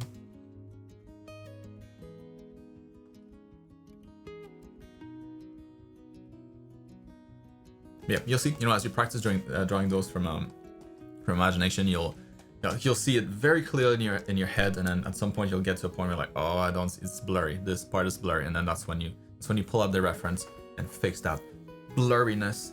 Get it to be sharp everywhere. But yeah, killer stuff. Damn, what a treat for the eyes. All right, Warren. What's up, Warren? I hope you're good. Good to hear that you've had a good week, actually. So it's the first time I've done character design properly, and my first few attempts didn't go too well, but I learned a lot from them at least. This is the first proper design I made, not properly finished, but it's the general ideas that I like the most. The prompt was humanoid, alien, primitive, insects.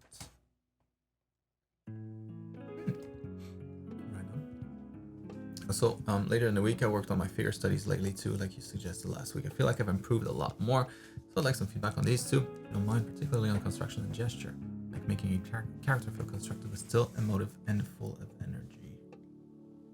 Uh-oh. Pen! Oh, there. My pen was dead for a second.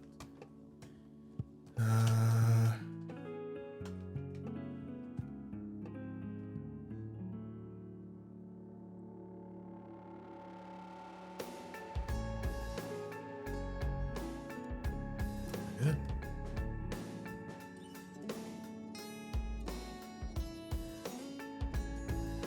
And those are pretty hard poses. So the only thing I would say, about these is that you'll there's stuff that you could get, that you could extract from that would serve you later, but most of it not really.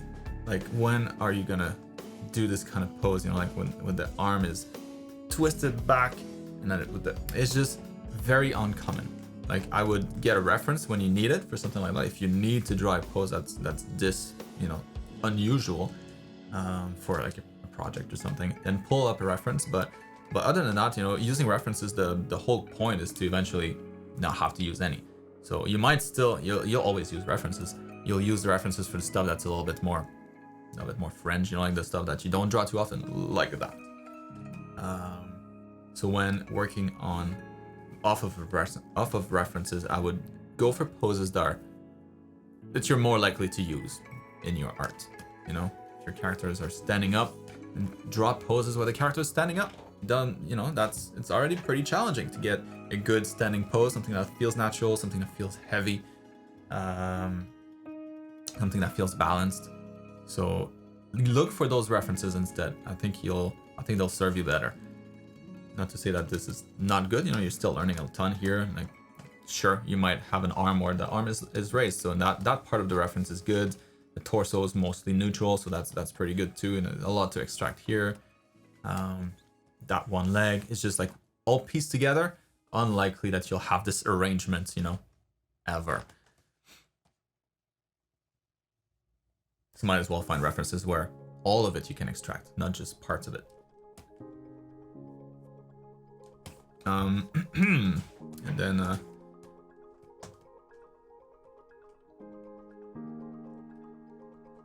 that one's really good. Really good. Maybe her torso is a little bit. That's in my eye. Like a Moko hair or something.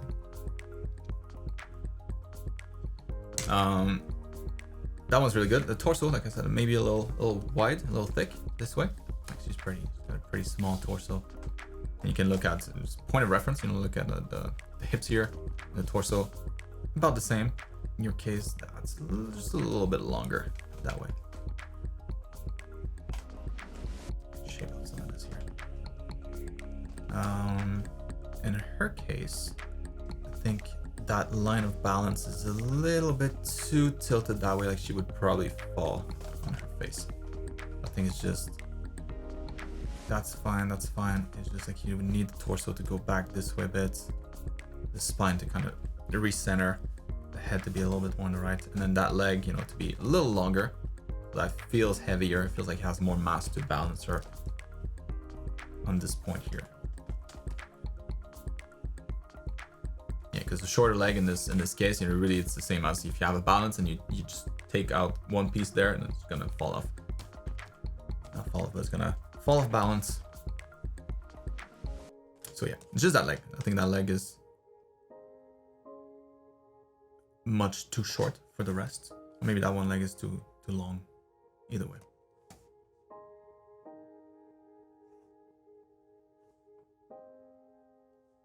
Yeah, just be mindful of the balance. This one's perfect. Nicely balanced.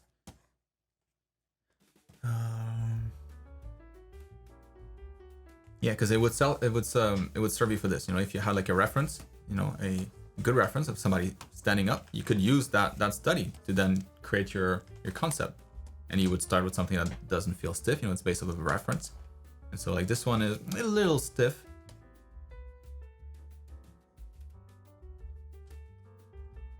What could you do to make this not too stiff?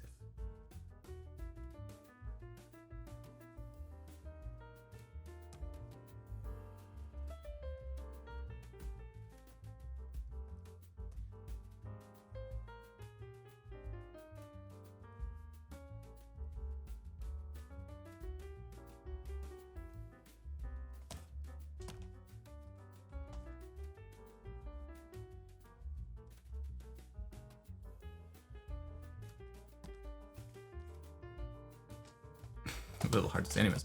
But that's what I mean, you know, like just recycle your studies. Why not? You spend time, you worked hard, so find a study, like find a reference that's standing, study it, get like a really good one, and you're like, oh yeah, that one was solid, nice study, good anatomy, everything. Boom, that's your base for your next drawing. And it's super, in my opinion at least, it's a lot more motivating to work on something like that because it's correct, you know, like you're starting from a solid base. You already know that you got something here. It's like, oh, unless I screw this up, I'm already ahead here. So but yeah, let's take a look at these designs. So humanoid, alien, all right, primitive, and insect. Right on. So there they are. I love these designs, man. What does this remind me of? I know, a little bit of a almost like turning Gundam. Why?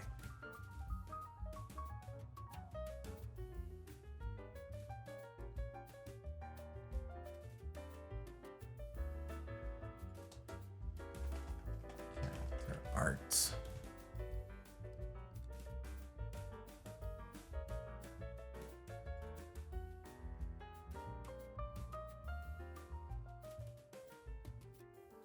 I don't know why it reminds me of this guy.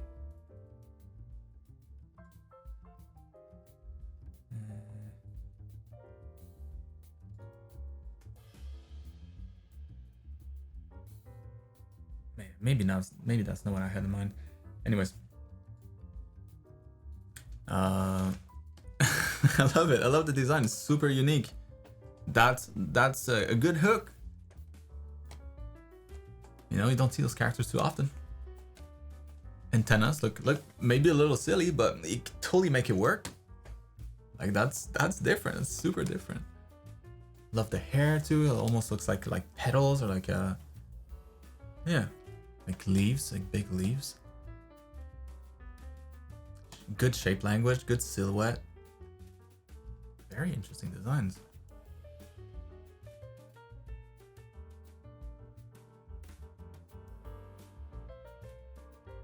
Yeah, like on these, I mean, they're supposed to be primitive, so maybe not, but like introducing patterns, you know, if you have like a lot of like simple shapes in your design, which is good, it's a good thing. It reads really nice.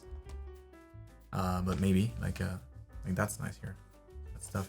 Maybe you can have some on her dress as well, like whatever her pattern is.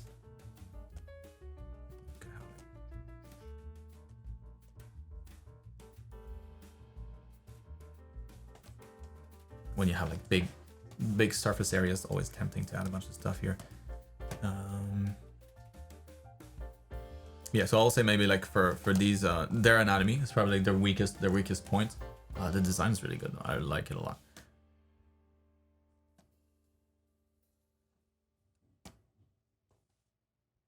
Yeah. Yeah, her face maybe just a little too small for the amount of hair that she's got. A little bit bigger. Centering off the eyes maybe a little bit.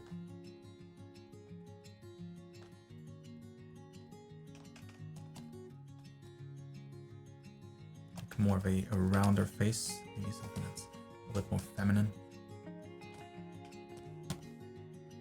Almost less detail, the better.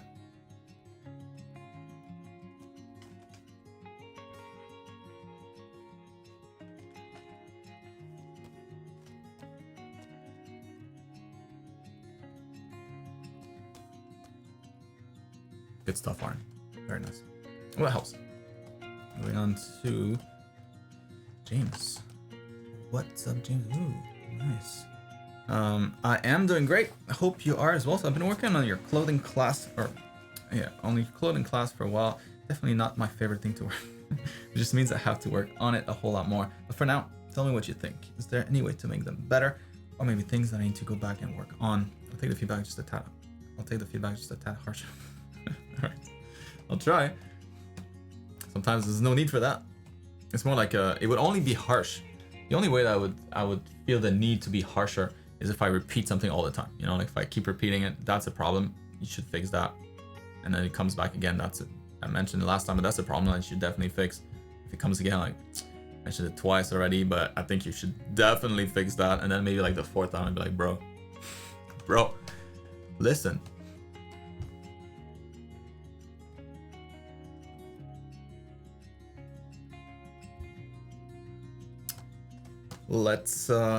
Let's zoom in and go into analysis mode.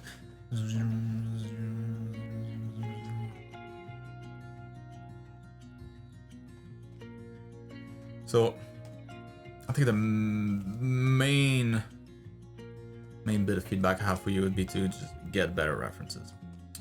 Like kind of going back to what I was mentioning to Warren with anatomy, but in this case with folds. Find folds that you're more likely to use. Reference, you know, find fold references that you're more likely to use in your art. Like this is not bad, but it looks more like a dress, you know, so might as well just grab a dress instead. Like that complicated attachment for the sword. If you're gonna draw a lot of characters that have, you know, a lot of samurai characters, then sure, that's a good one to study. But if not, this big sleeve here, it's hard to manage, harder to imagine at least, and it's not something that you'll draw very often. You know, most characters don't have big sleeves like this. It's very specific to this outfit. So try to find stuff that you'll be able to reuse in a bunch of different situations. Like get a better deal out of your reference. Yeah, like just generic shirts, generic pants, maybe slightly more baggy pants, slightly tighter pants, a slightly looser shirt, maybe a little bit more fitting shirt, and then those in positions that you're gonna use most of the time, like maybe arms raised to see like what happens to the folds when the character's kind of, you know, taking up different poses that you're again gonna use more often, like bending the arm, bending the legs, you know, sitting down, like what happens to the fold on the pants if you sit down. Yeah, like a sweater, that's probably the best reference that you have in here, just because you're more likely to use more of that reference in the future. You know, the sleeve's a good reference. Like what happens to the fold here, that's a good reference. What happens when it bunches up at the waist here, good reference. When you bend the arm, good reference. Let's say you have like a character that has a hoodie, another good reference. You know, there's a lot of that. I'm sure that you'll draw in the future. Hooded characters, pretty common.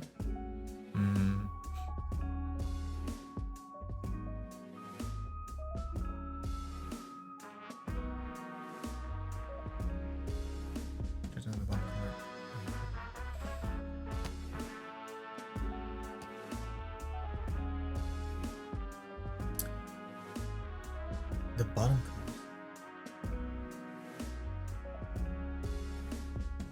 What do you mean? Like she's supposed to be wearing pants?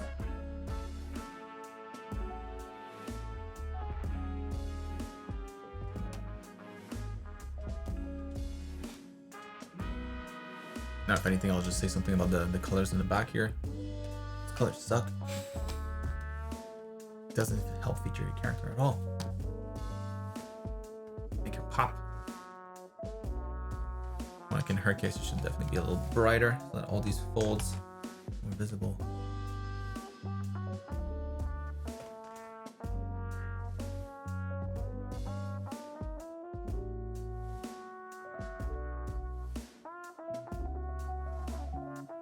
Before, after, right, and then tone that down.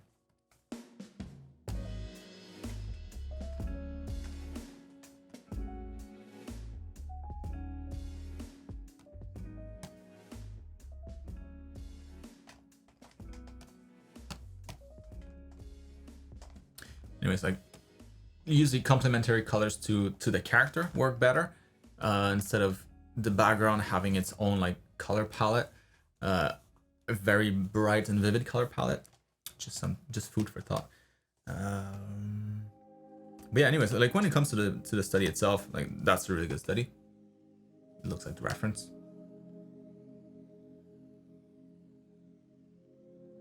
Maybe like the attachment points here, or like the the different layers maybe don't read as well. Like it would have helped if you use different colors too, but let's try it like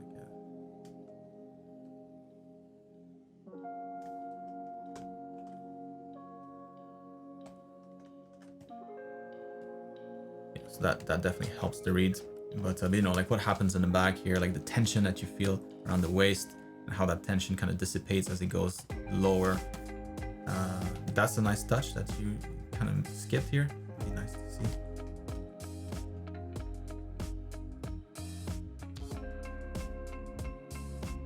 And how the fabric kind of follows. It tries to go with the band of fabric here, the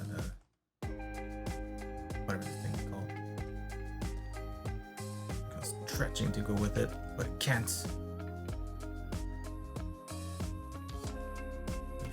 Tension is not gonna be. It's not gonna be a whole lot of folds here if it's super tight. Pretty flat.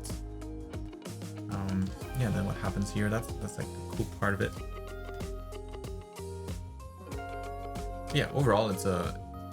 Yeah. Pay attention to like the smaller details, like the big folds here. I think you got them down. That looks really good. Nothing to worry about down here. It's more like up there. I think could be a little more refined, but then again, you know, probably find a different reference, something that you'll actually use. It's regular pants.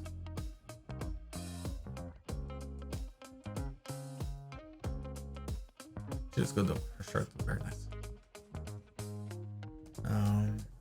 And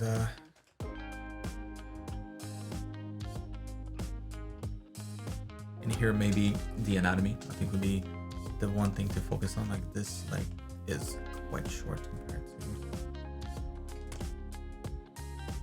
the thighs.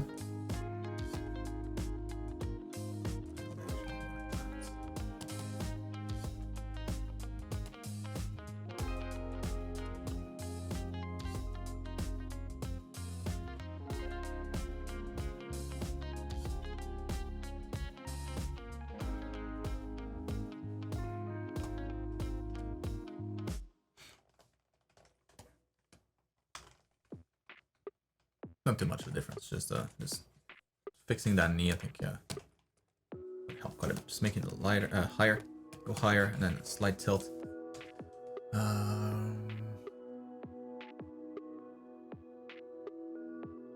The folds on here, though, pretty convincing. It was pretty well.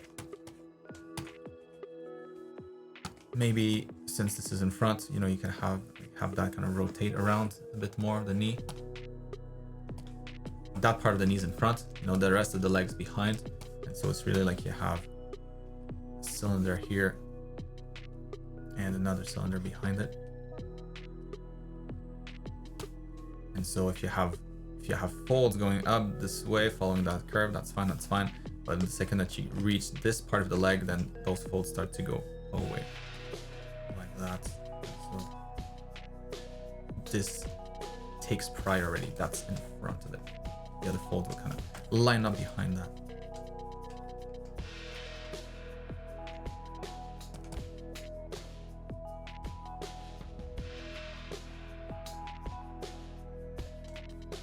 Yeah, and here probably would have that follow kind of the leg as it's resting on the leg. And it'll be poofy down. But here, I think that's going to be like the calf here, and then up the top of the side of the thighs. And everything below that will be kind of just hanging fabric. That looks good. You know, it's a nice drawing. Too dark. For sure too dark, but I love the colors. Like the blue against the saturated red. That's hot.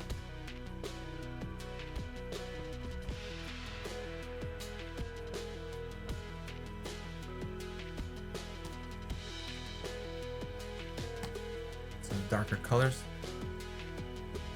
Get those folds a little deeper. Get some extra depth in there. Yeah. It's good, man. So anyways, hope that helps. Moving on to Mantas. I hope you are also doing great. So I changed that ugly placeholder purple background. Yes. Ooh. Ooh la la. That's way better. Oh, that was good. Blue in there too.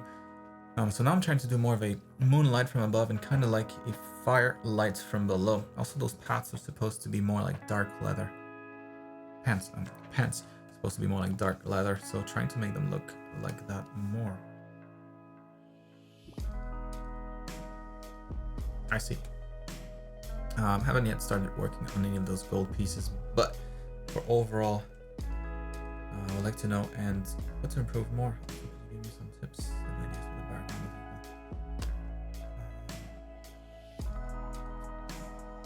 Below the skull. Oh yeah. Yeah. I could see that. That looks like a bunch of skulls.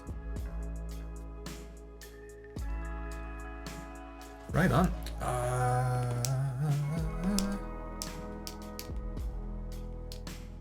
I think like the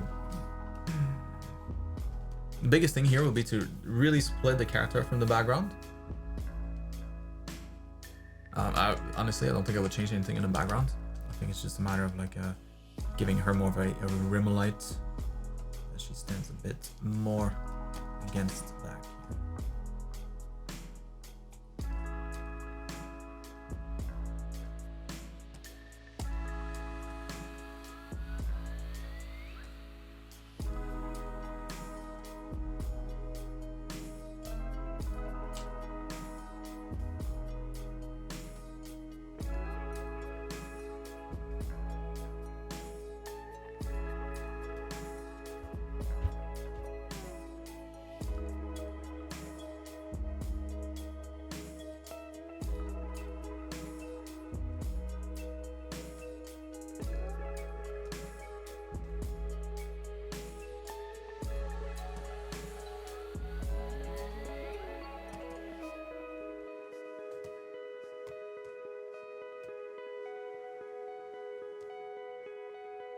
So yeah, a combination of extra rim lights and then probably locally darkening or brightening some areas. Like here, the arm gets a little bit lost in the background.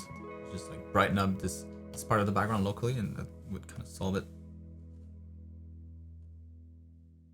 Same thing here on those details.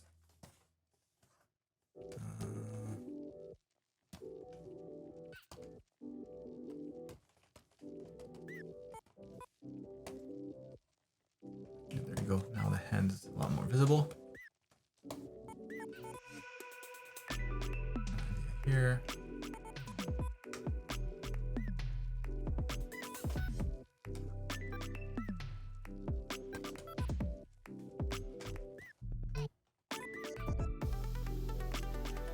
Man, yeah, that's come a long way. It looks quite a lot more striking than before.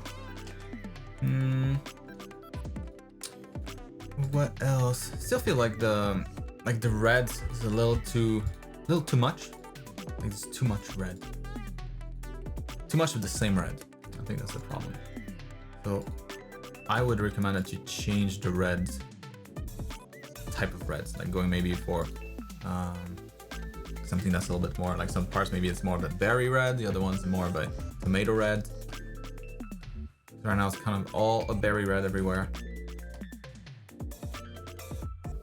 So separating her from the background, it helps, something like that. And yeah, so the red. So maybe our hair is different, you know, because we lose the hair here. So either you add a lot more shading, a lot more shadow underneath here, so that the hair silhouette kind of stands out, you know, against the same red. Yeah, I mean that could do it too if you had a bunch of details here. Kind of looks cool. Either that or maybe the red is a little bit more warm.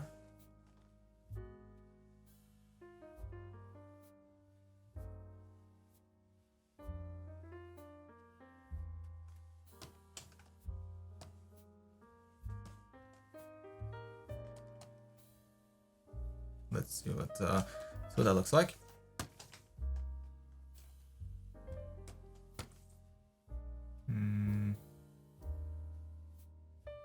little bit more towards orange instead.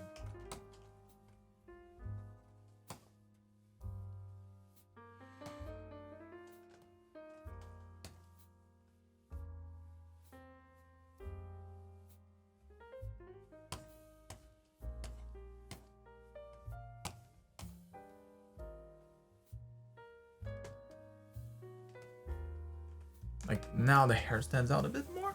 I don't know if this is the direction to go, but it helps make the hair pop at least against her outfit. At least a little bit. And you could also have like something on the outside of the cape, or the inside of the cape being different than the outside of the cape.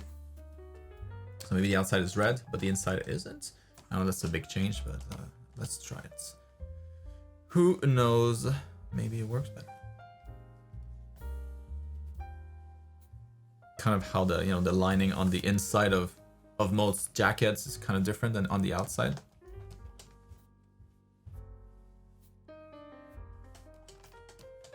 So what if the inside is I mean technically the inside is this, right? So that more bluish tint.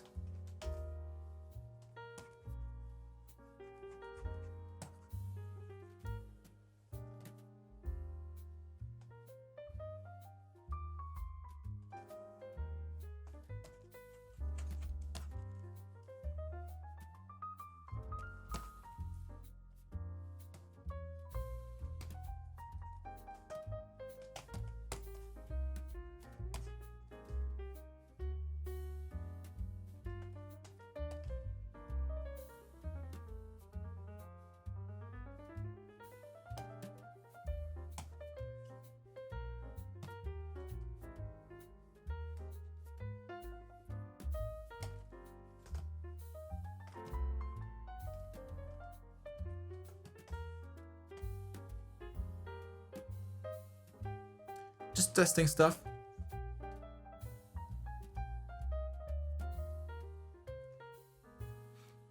That's not bad.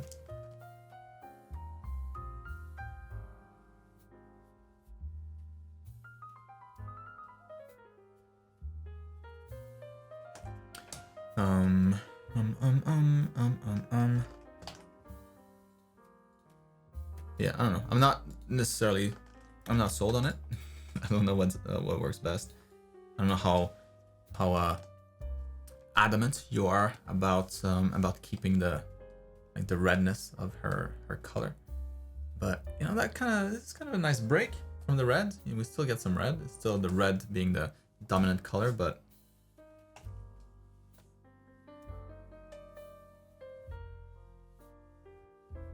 now it's more measured.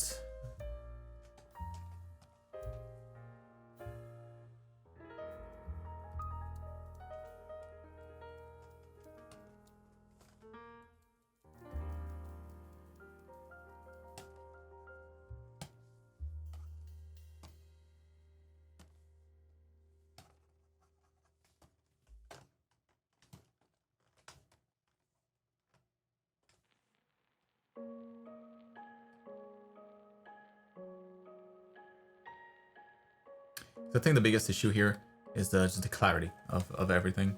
There's a lot going on, right? So we try to make organize stuff better, organize your paragraphs better, instead of having a big block of text.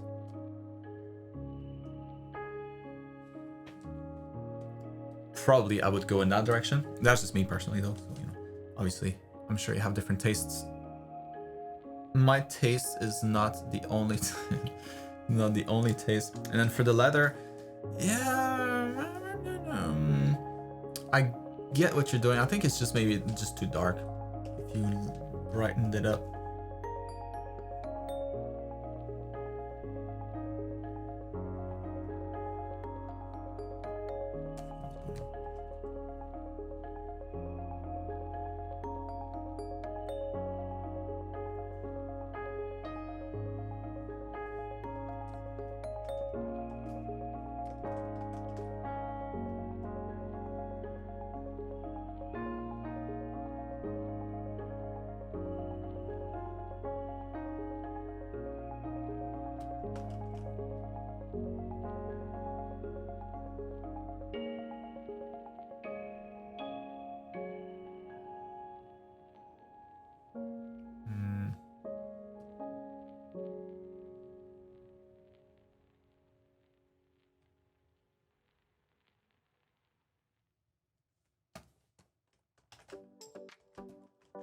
Not trying to change the color too much, kind of trying to maintain the same, but making it just a bit brighter so they stand out some more. Anyways, I'll just stop here because it could go on forever.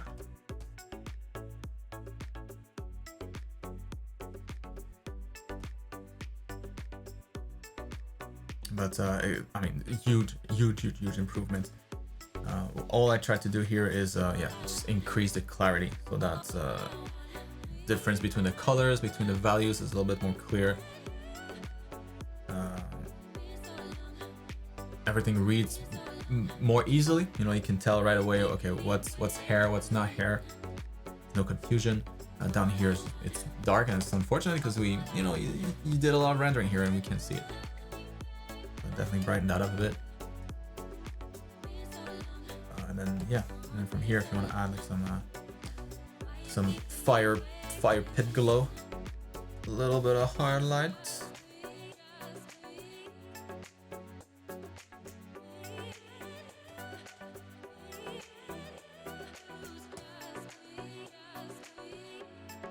Warm up the bottom.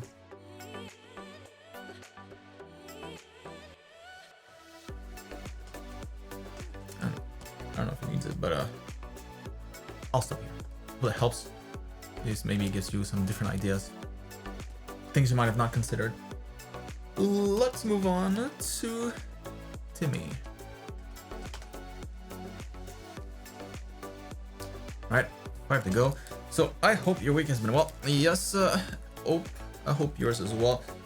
So I've been unable to submit anything for a few weeks as I've been busy, but I'm ready to continue my studies. Just finished the term 2 perspective assignments. Do you have any feedback for me? Also, I had trouble placing the vanishing point in 3-point perspective. Is there any trick that you know of for properly placing the vanishing point for a drawing? Oh, of course.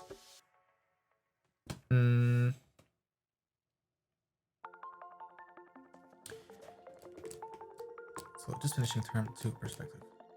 Awesome. So placing a vanishing point for 3-point perspective. Is there any trick that you know of properly placing a vanishing point for? I mean, properly placing the vanishing point is kind of up to you. You know, like you place it where you feel it looks the best for what you're trying to achieve. So let's say you want to draw something that's meant to be imposing. What do you feel like usually when you look up at something that's massive? You feel pretty small, right? That's a good feeling for that. So you would want to be at the ground level and look up as far up into the sky as possible. And so a shot like this would work really well for that. So what you did here, that's great. That makes this building a lot more imposing than if you did the opposite, where you're looking down on it, like you're higher and you look down on it. Let's say the vanishing point was down here instead. It's your horizon. You have another vanishing point here, another vanishing point there, and then your building is like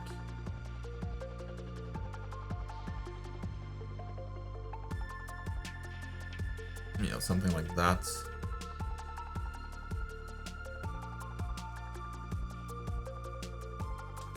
And now you feel really tall, but that building doesn't feel particularly imposing. You're just looking down at it. You're higher, you're like peasant, like a king looking down from his castle. Not as imposing all of a sudden. Now it feels more like almost like you get vertigo. Like, oh, if I jump here, maybe there's like a ledge here, like the edge of a cliff, and then you're looking down into this shape. And then you're like, oh no, I'm gonna slide. So a different positions for the vanishing points can suggest different feelings. How to place it though, in general, what I just try to keep in mind is, you see the triangle that this creates here.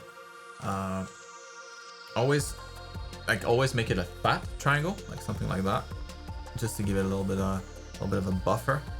And try to draw your subjects within that. And the smaller within that triangle, the better. The more that you start to, not that you can't, but the more that you start to kind of venture outside and like draw lines here, and maybe like the vanishing point there, maybe there's like an object that's here. Using this vanishing point over there. Okay, let's draw a box up here. The box there, going towards that vanishing point. here, that vanishing point, and then that's the the lower vanishing point. Oh my god, what a mess. And then you're left with something that looks a little crazy like that. So that would be kind of like a box outside of that that fat triangle. And then you see the problem, I think, right away. That doesn't look like a box, that looks like nothing. That looks like a disaster. Even though it's correct-ish, you know, like, at least with my naked eye, correct enough. But when you venture out of the triangle, you get like a lot of distortion, and it doesn't look particularly good. So try to stay within. Try to stay as small within the triangle. So, you know, if your object is this big and you don't want to change the object, just move the vanishing points.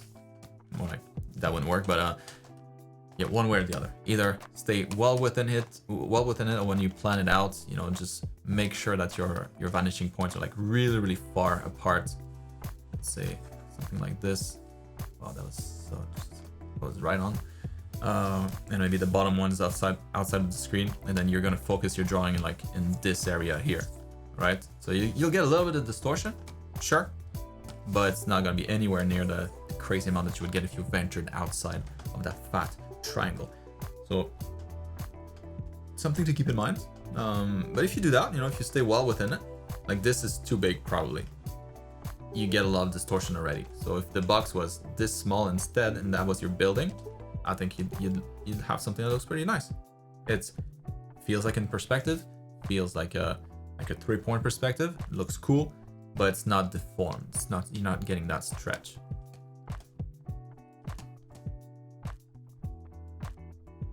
Like your example looks good. You did a really good job here. Especially like placing these.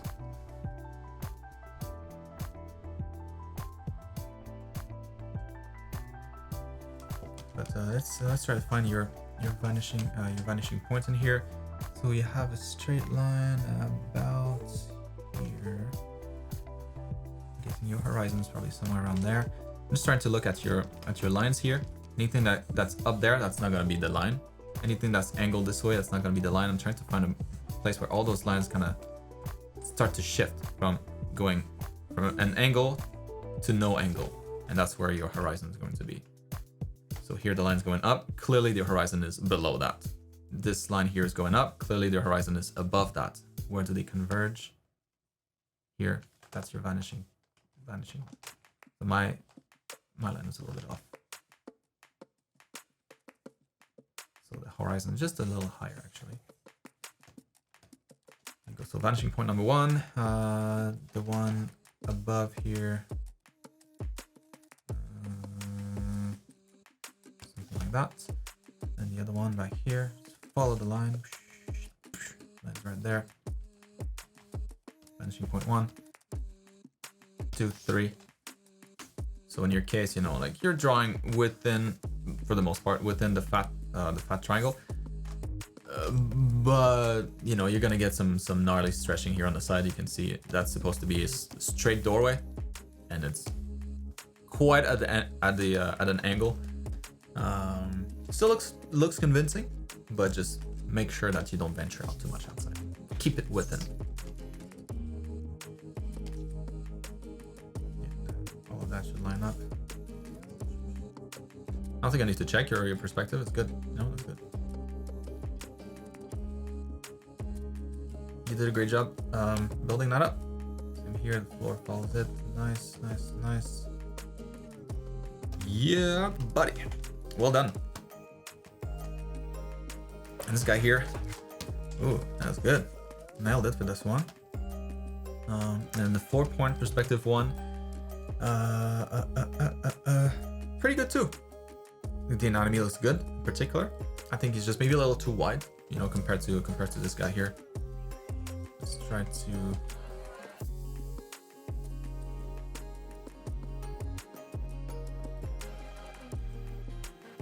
Try to shrink that, because you know, when you have a tube that's this deformed as equivalent of kind of like venturing out of that triangle, you get some this might be correct, you know, but it looks more like a fisheye lens. Like it's very distorted, almost doesn't look like a human anymore. So for the same reason, you want to adjust their cage. What?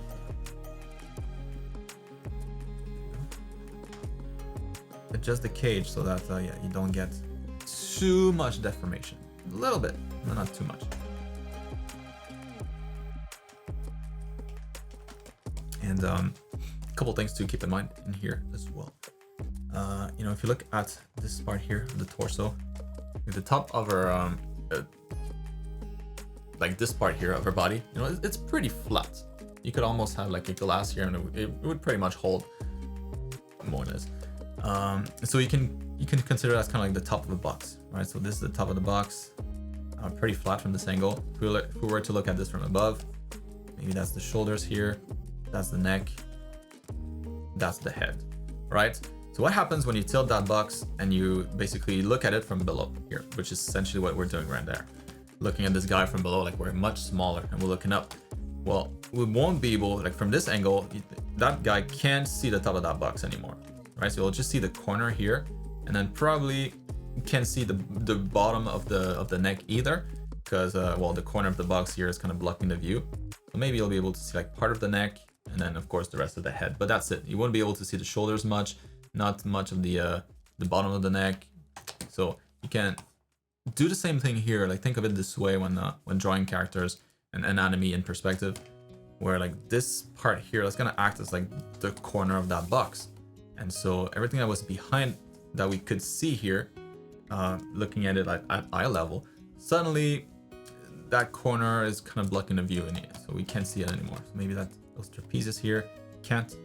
Maybe the head will look a little bit shorter as a result, or the neck will look a little bit shorter. So all of that will be kind of hidden behind. It's still there, like right here, right there. If we had like X-ray vision, just that we can't see it from this angle, because all of that's kind of blocking the view. And same thing with the feet here. You know, like the ankle goes down. It's a cylinder. It's not a good cylinder at all. Ankle goes down. Cylinder wraps up, and then we're basically looking. You know, this is almost like laying flat on the ground, like we're looking at it almost through the tube. It's so flat on the ground, and so the ankle, or the ankle, the heel, that used to be behind. If we take a foot like from the side, that's your heel, and that's the rest of the foot, right? Something like that.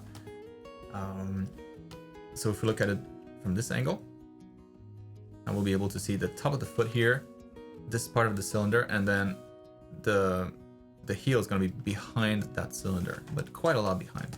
Anyways, all of this to say that the heel will be something somewhere back here. Body of the foot will be something like this, and then tip of the foot maybe something like that. So you'll be able to see a lot more of the heel back there, because you're really looking at this from above. You can look down at your foot right now. You know, you'll be able to see part of your heel too.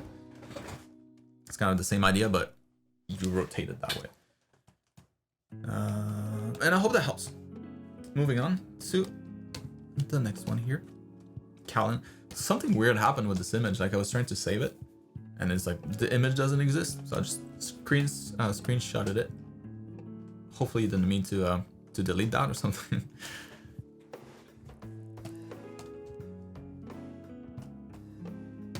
But here we go.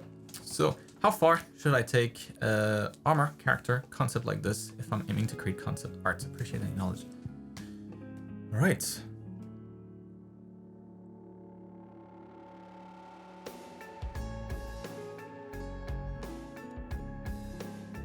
Well, if you're aiming to do concept art, you just did concept art. That's pretty good.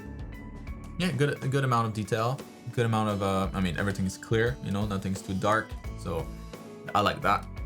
I think you could zoom in a little bit more though, and like figure out what these are like. You know, is this like a cylinder? Is it round? Or is it maybe like flat here? Is it like more like an angular surface?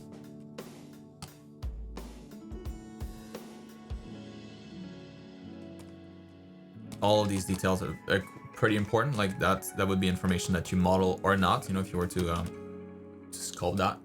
So you would need that kind of information here. Is that like a sharp corner, or is it a more rounded corner?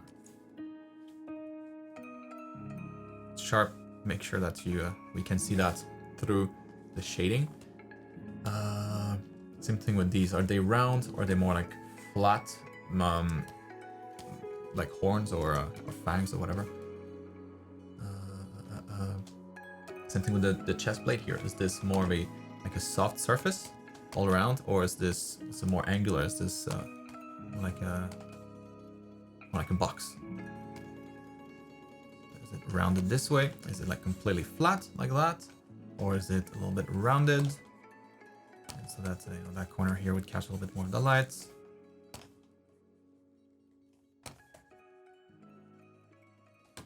And then the bottom here would be kind of flat and away from the light, so it wouldn't get much love. We wouldn't be able to see much there. What about this? Does it go and touch that thing, or does it slide underneath? Maybe it does slide underneath.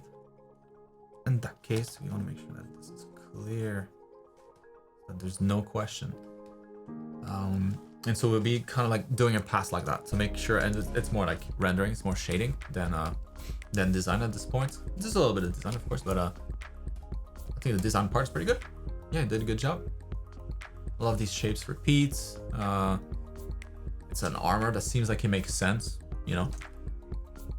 You can see the different layers of the armor. Yeah, I think I would be a little bit more, maybe a little bit more daring with the colors, just so that you don't end up with a character that's just all brown. So have some colors in there, like some accent colors. Just pick one color. It doesn't need to be that many. Or just pick two colors, like one for the plate and one for the trim.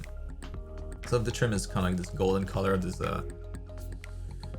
what is that? Not copper, but like whatever, you know, some metallic compound. Then the plate could be a different color. It should be a different color, something that maybe plays off of that, like a complementary color to that. Green, so maybe like yeah, kind of what you had here. Maybe like a dark magenta, dark saturated magenta, but definitely more saturated than what you had. And everything that's plate could be that color. So that, I don't know, maybe that includes this thing here. Maybe that includes this part on the side here. So start to think of materials in terms of colors. So whatever you have a certain material somewhere, so let's say it's plate. Plate equals that color. So there's never any question. Whenever you add some plate somewhere, it's gonna be that color. Whenever you add metal somewhere, it's gonna be that color. It's like the metal itself is associated with that particular color. I think it makes it a lot easier to approach this way, and a lot easier to just sort through the details, you know, once you get to that phase. Yeah, where else is there plate? Down here on the knees. Magenta. Where else? That's about it. On the arms here. Yeah, that's about it. Maybe like it's part of the helmet. Helmet is a little more magenta, and then you can have towards the top of the body maybe a little bit more saturation to make it a little bit more attractive, visually interesting. A little bit less down there, so that the eye is kind of naturally drawn towards this area of the character. Yeah, well, that helps. Moving on to Rui. I hope you are well. Above is my matte painting homework. It is the force of the mountain spirit. I also modified the right one. Ooh, I'll be happy to know your opinions. I would be happy to give them.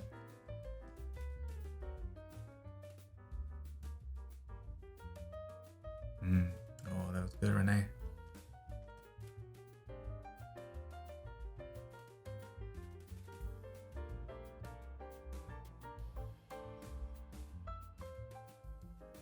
That looks quite nice. Oh yes. Happy to see that you took that suggestion. That looks really good.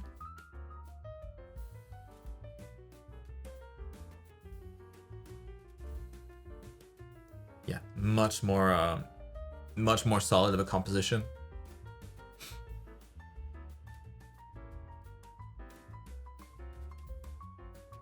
Oh yeah, that was good. That's really good. Good job with that. Here we go. So that made my painting sources, so all your reference material. Very nice. Good stuff in here. Ooh, look at you.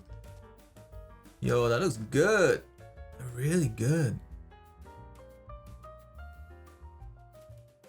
I'm impressed. Really nice job with the like with the values. Using the different references. Really nice. Really nice.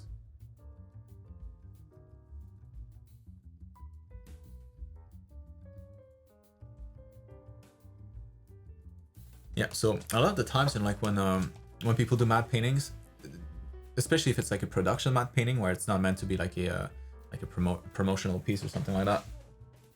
But when it's something more done for production, so it needs to be a little quicker, which seems like this is kind of what that would be. You know, like there's still a lot of rough patches. Like there's not full polish everywhere.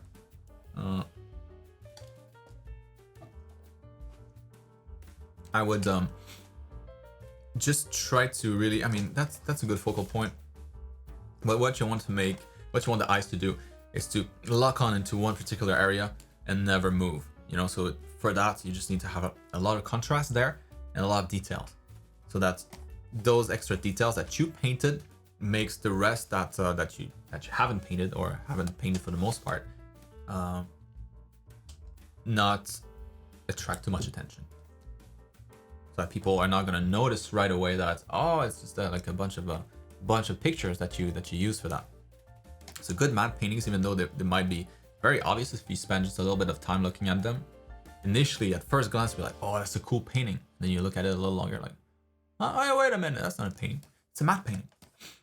You used a bunch of photos. You're cheating. Obviously it's not cheating, but yeah. So either. So what I would recommend is maybe like these leaves here that are like in the foreground, either make them a little bit more blurry, like they're like out of focus, blurry, you know, just not blurry to be blurry. Maybe that's what you were doing already, but maybe making that a bit more obvious, like the different planes. Like the foreground, it's all blurry, including maybe like that part here.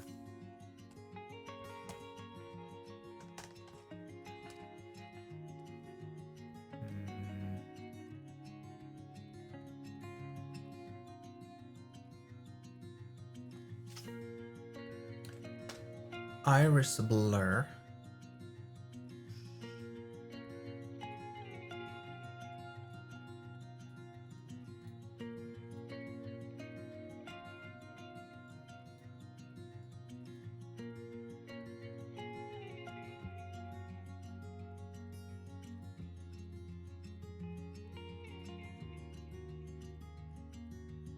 I'm asking too much of my computer. Come on, you can do it. You hear the fans. Alright. Ah man, screw this, that doesn't work. God, this still sucks. Let's just do good old Gaussian blur. Not the best result, but whatever. It's something. So yeah, so something like that, right? So it's in the foreground. You don't want to bring too much attention to it. Just blur the crap out of it. So now the focus is even more on your subject back there.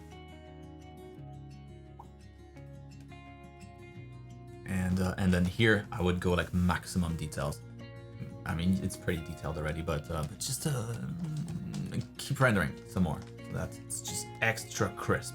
Everything here is well defined, like the background. You can see the silhouette super clearly.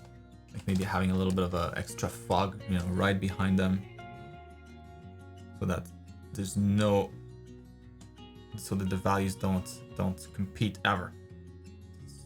Clear silhouette really stands out from the background, and so it's gonna be really hard when you have all this nice, all this nice forest around it, just zooming in on that, it's gonna be really hard to just look away and to see the sketchiness.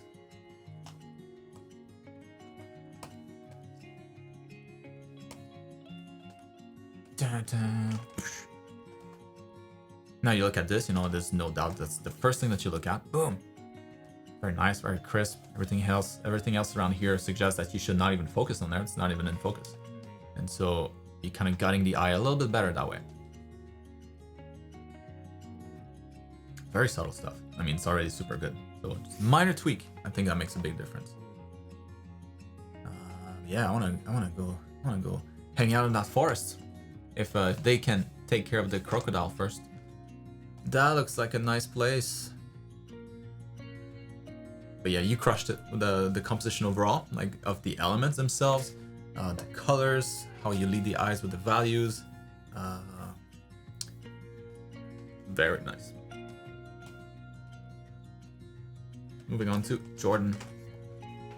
Ooh, nice days. So I hope you're having a great weekend. I am, and I hope you too. So I tried replicating these two with brushwork and different hues as I really enjoyed the traditional feel. Yeah, those look really good. But one thing I'll say, before I keep reading, is that this is a style that to achieve that, you need to have really good command over your brushes. You need to know your brushes like the back of your hand. Because that style is just all brushwork. And of course, there's this understanding of the construction of the face and all that stuff. Of course. But beyond that, like once that's done, to get that style, that painterly look, that's very deliberate.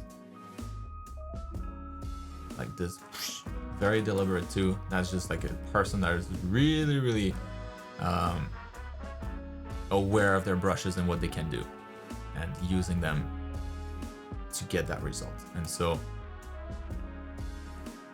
unless you have a brush pack that you made, that you've been using for probably a few years, and that you know by heart, that like, okay, if I need to do the eyes, if I need to do like particular, I don't know, whatever it is, like hair or something, you know exactly which brush to go get and how to use it. Unless that's your case, you're never gonna get that result. So just laying down, just laying that out there. So I did not focus too much on facial features, but I would like your advice more on my brushwork and how to achieve that style of simplicity.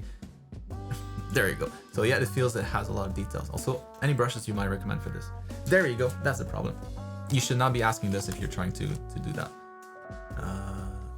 That's just a person that's having a ton of fun with their custom brushes that they just know really, really well.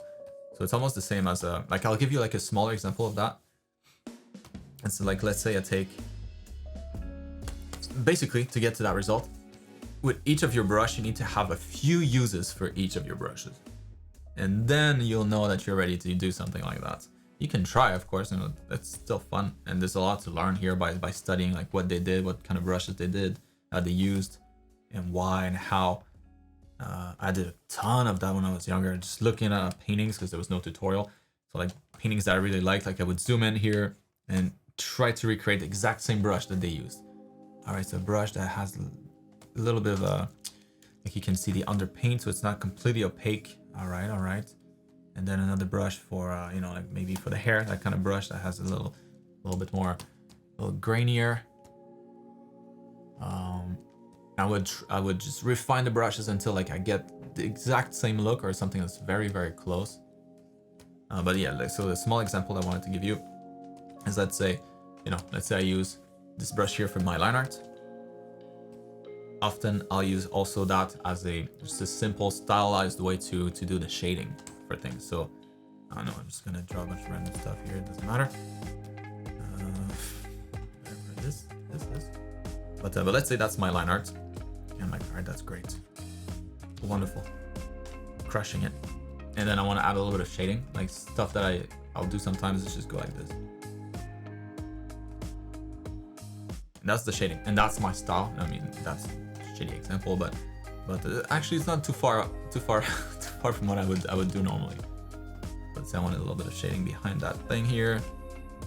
scale that up, boom, boom, boom. And so you get shading that's a little weird looking, and that's just with one brush.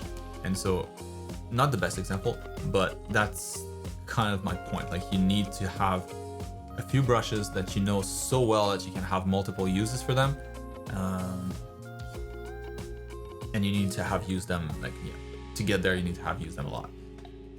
So all of this to say that you did a really good job, you know, at kind of capturing the same colors, the splashes of light, shadows, and all that stuff, the different hues that the artist is using. But the next step, you know, like what I'm guessing that you're interested in is going to be, yeah, it's based on brushes. Like, I mean, you can recreate that. It's not too hard. Just a lot of trial and error. Like, to find out, and to zoom in here, like look at the different brushes, like the patterns that it creates. Like, that's similar to maybe like this brush, maybe a little bit. The brush in the back there, that's maybe similar to.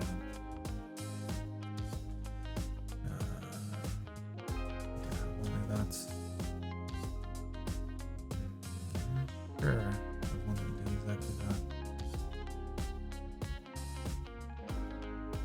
Yeah, so I would probably need to create a new brush for that particular like grainy texture. It's a little bit of this here, but yeah, no, a lot more.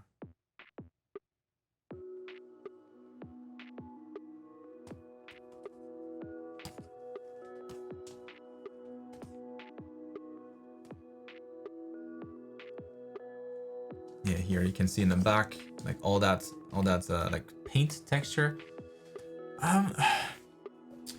Maybe that's Photoshop, but maybe that's like Painter or like another software where you get a more like traditional like 3D look to the paint. So that, like the stuff in the back here, that adds a lot too. But that's just paint texture, you know. It's not like a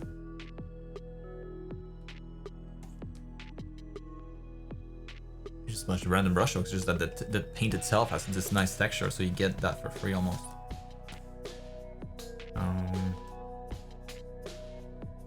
Yeah, here you can see like this is like a brush that has this kind of pattern there. So very subtle, kind of a mist that has a slight pattern. Kind of like a bunch of dots, but are kind of organized.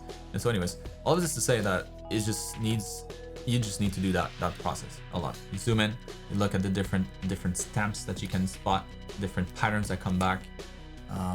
If you can see like a clean brush strokes, those are the best ones to spot. Like that thing here, that's one brush that they use, you know, kind of a watercolor looking kind of brush.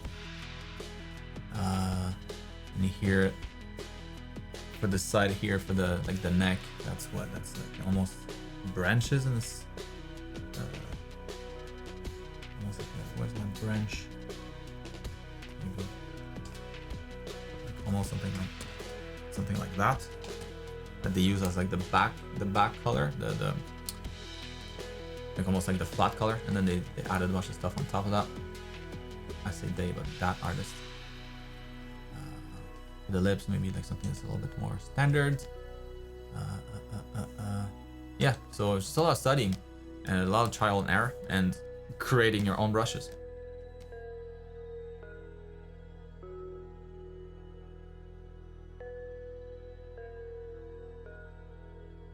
That's it. It's a fun process. You know, I've done it for many years.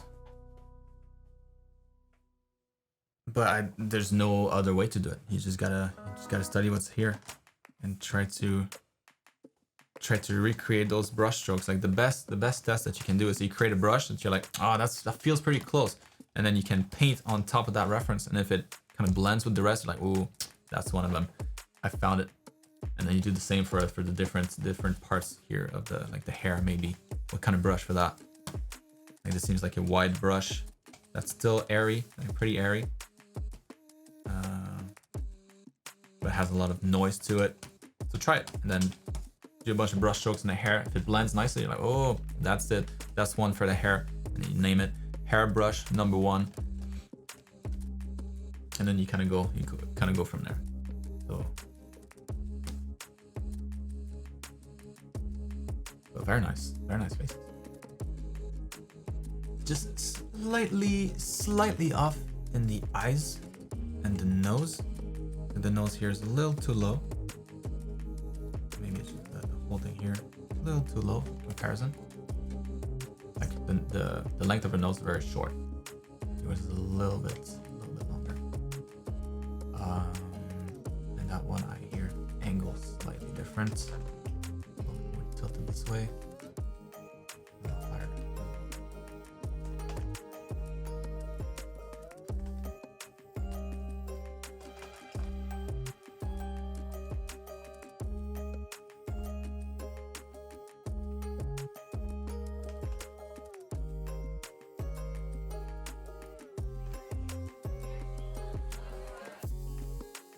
And in her case, yeah, like this eye position, you could just slide it up a bit and like orient that nose a bit more, like that line here. Shorter nose again, and tilt it backwards a bit more.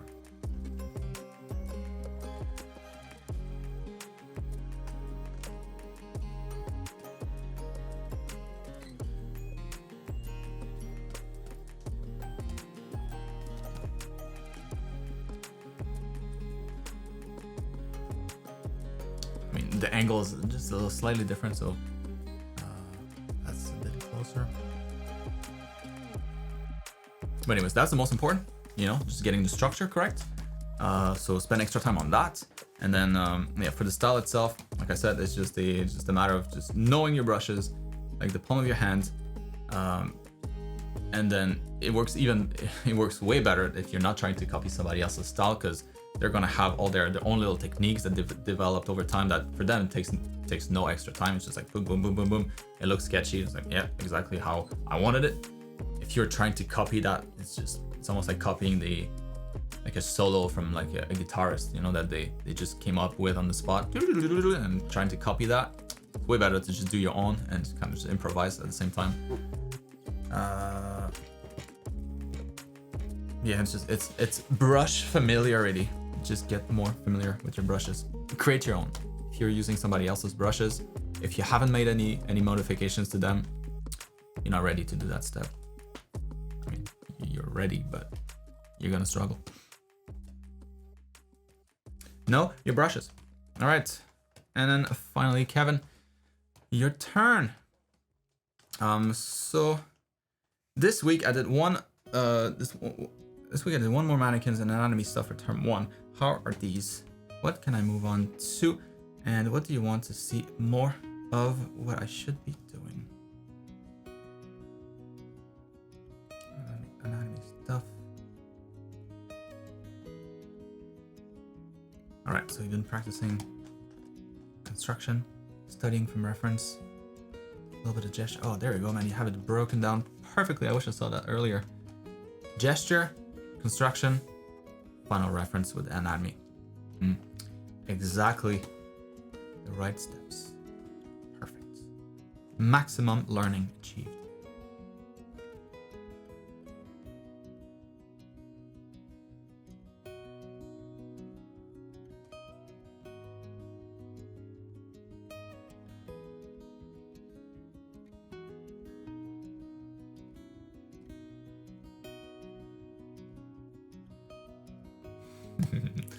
That's pretty good.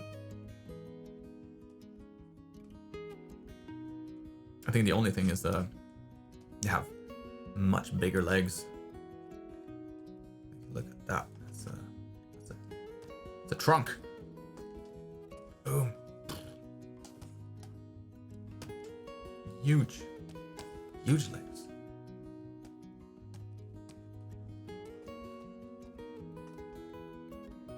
But the rest looks pretty good.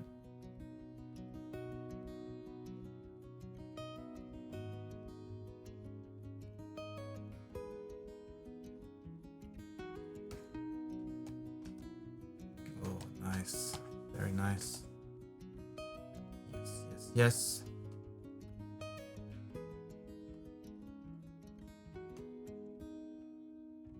nice here too. Yeah, man, you got this. Right. So what I would recommend, let's see what the rest here. So I decided to draw a Ninja Turtle using reference, but I wanted to do my own spin on it and show him whipping away blood from his gash.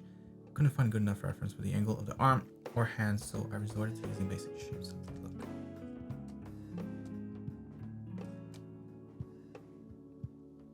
That was really good. Yeah, I was looking at the reference here and like, where'd you get that from? But yeah, that was good, man. The best reference though is yourself. So always useful to have like a mirror in your office so that you can look at yourself or just a webcam, just like I'm looking at myself right now through the camera.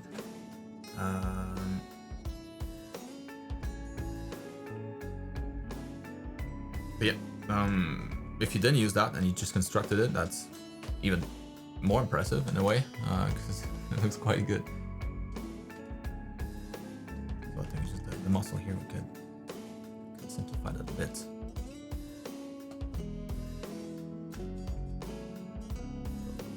Brachioradialis group.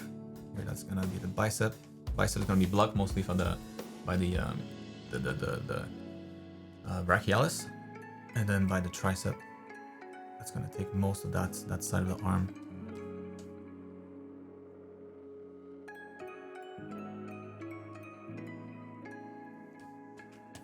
A little too deep here. Let me clean that up.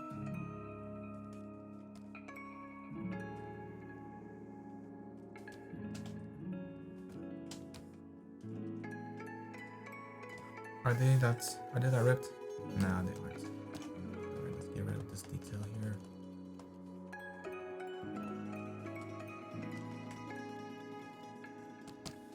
That's enough.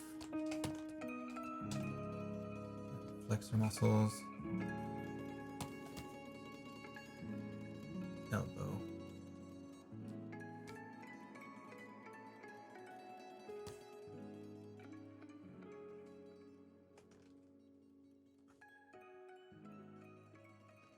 Front delt.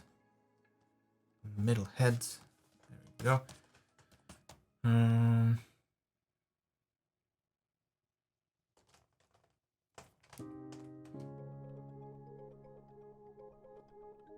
Yeah, so anatomy tweaks aside. I mean, it's more like I just added a bunch of stuff, but hopefully that helps visualize the arms a little better this way. Yeah, that's good. Nice angle. Feels foreshortened properly. Good length. Feels in proportion. No problem here. Let's want to draw a picture with a mannequin. Do the shapes need to be clear and neat, or can they be messy? Be strict on what I need to be focusing on for the coming weeks. All right. So and then for daily warm-ups, only have 15 minutes. Drawing basic 3D shapes and dynamic shapes. Line control exercise be a good all-around warm-up before drawing. So that last one here, like I don't think I would do like basic shapes for 15 minutes. That's probably overkill, unless you're struggling with that. If you are, then yes, I think that's a good time investment, because those shapes are just, they come back all the time. But I mean, so I don't know if you're talking about like going cleaner than that or less clean than that. I think that's pretty good. You just don't want to have lines that are too thick. So that's, let's say you're drawing a cylinder. It starts to look like that, you know. That's not enough detail. So the thinner the line, the better. As long as you can maintain a good cylinder with thin lines, that shows like good control. So that, but you don't need any more than that level of polish for your construction. So, you know, like if you trace a line like this and like, oh, maybe not, maybe like that's fine, who cares, you know, just the construction. It's just that the shape itself, it doesn't matter if it's messy or not. It's just construction. It just matters that it's accurate or not. So if your cylinder doesn't look cylindrical, like I'm gonna take like one example that I'm just spotting here, saying that's the case for everything, but you know, like this one in particular, that's good. You know, it shows you kind of like the opening of the cylinder, but where it completes here, like the bottom part, that's not quite right. You know, so you would have it down a few pixels that we have here. Like the curve would be either the same or more intense, because it's even, you know, it's going away even more from us. So all you want to make sure of are those angles here. So you want to make sure that the cylinder remains cylindrical at all times, that it maintains its structure, never loses it. But looking at this, you know, I have no problem with that, so that looks good to me. If you can do that all the time, no problem, good to go. So what you should focus on here,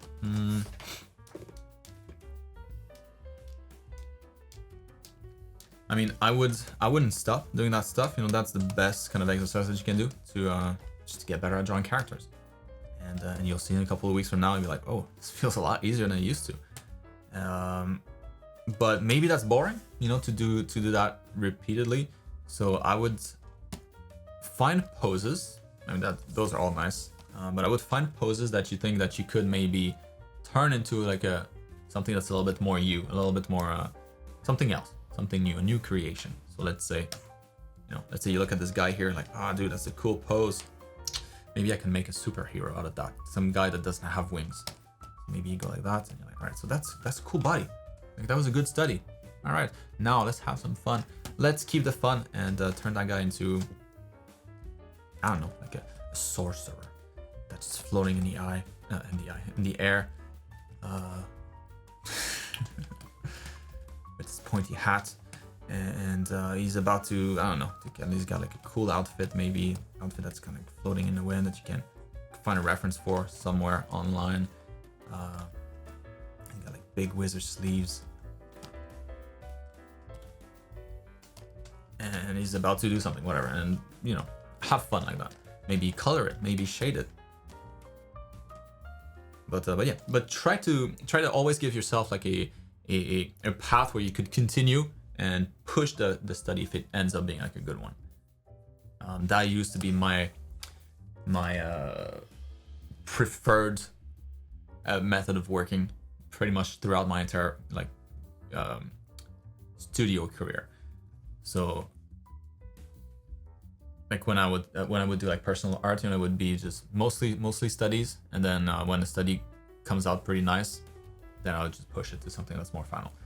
And it makes it super rewarding because it's not just a study, right? So you took a study, you learned something, and now it's time to have fun and create something of your own. And I don't know, I've always felt like that process to be pretty rewarding, even though it's still academic. So anyways, hope it helps. No, sorry. What I would recommend is oh yeah, there we go. That's it. That's what I would recommend. Woo! Brain starting to shut down. But yeah, I think that's I think we did it. We're at the end here. So that helps.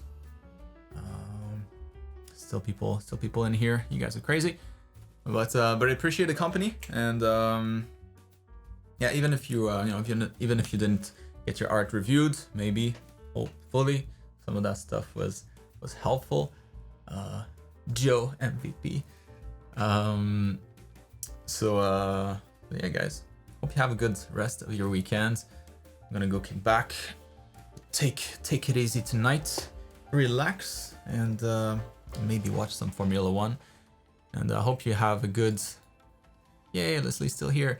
And hope you have a good rest of your weekend, a good creative week ahead of you, full of art studies and art level ups. And hope to see you guys next week for more feedback sessions.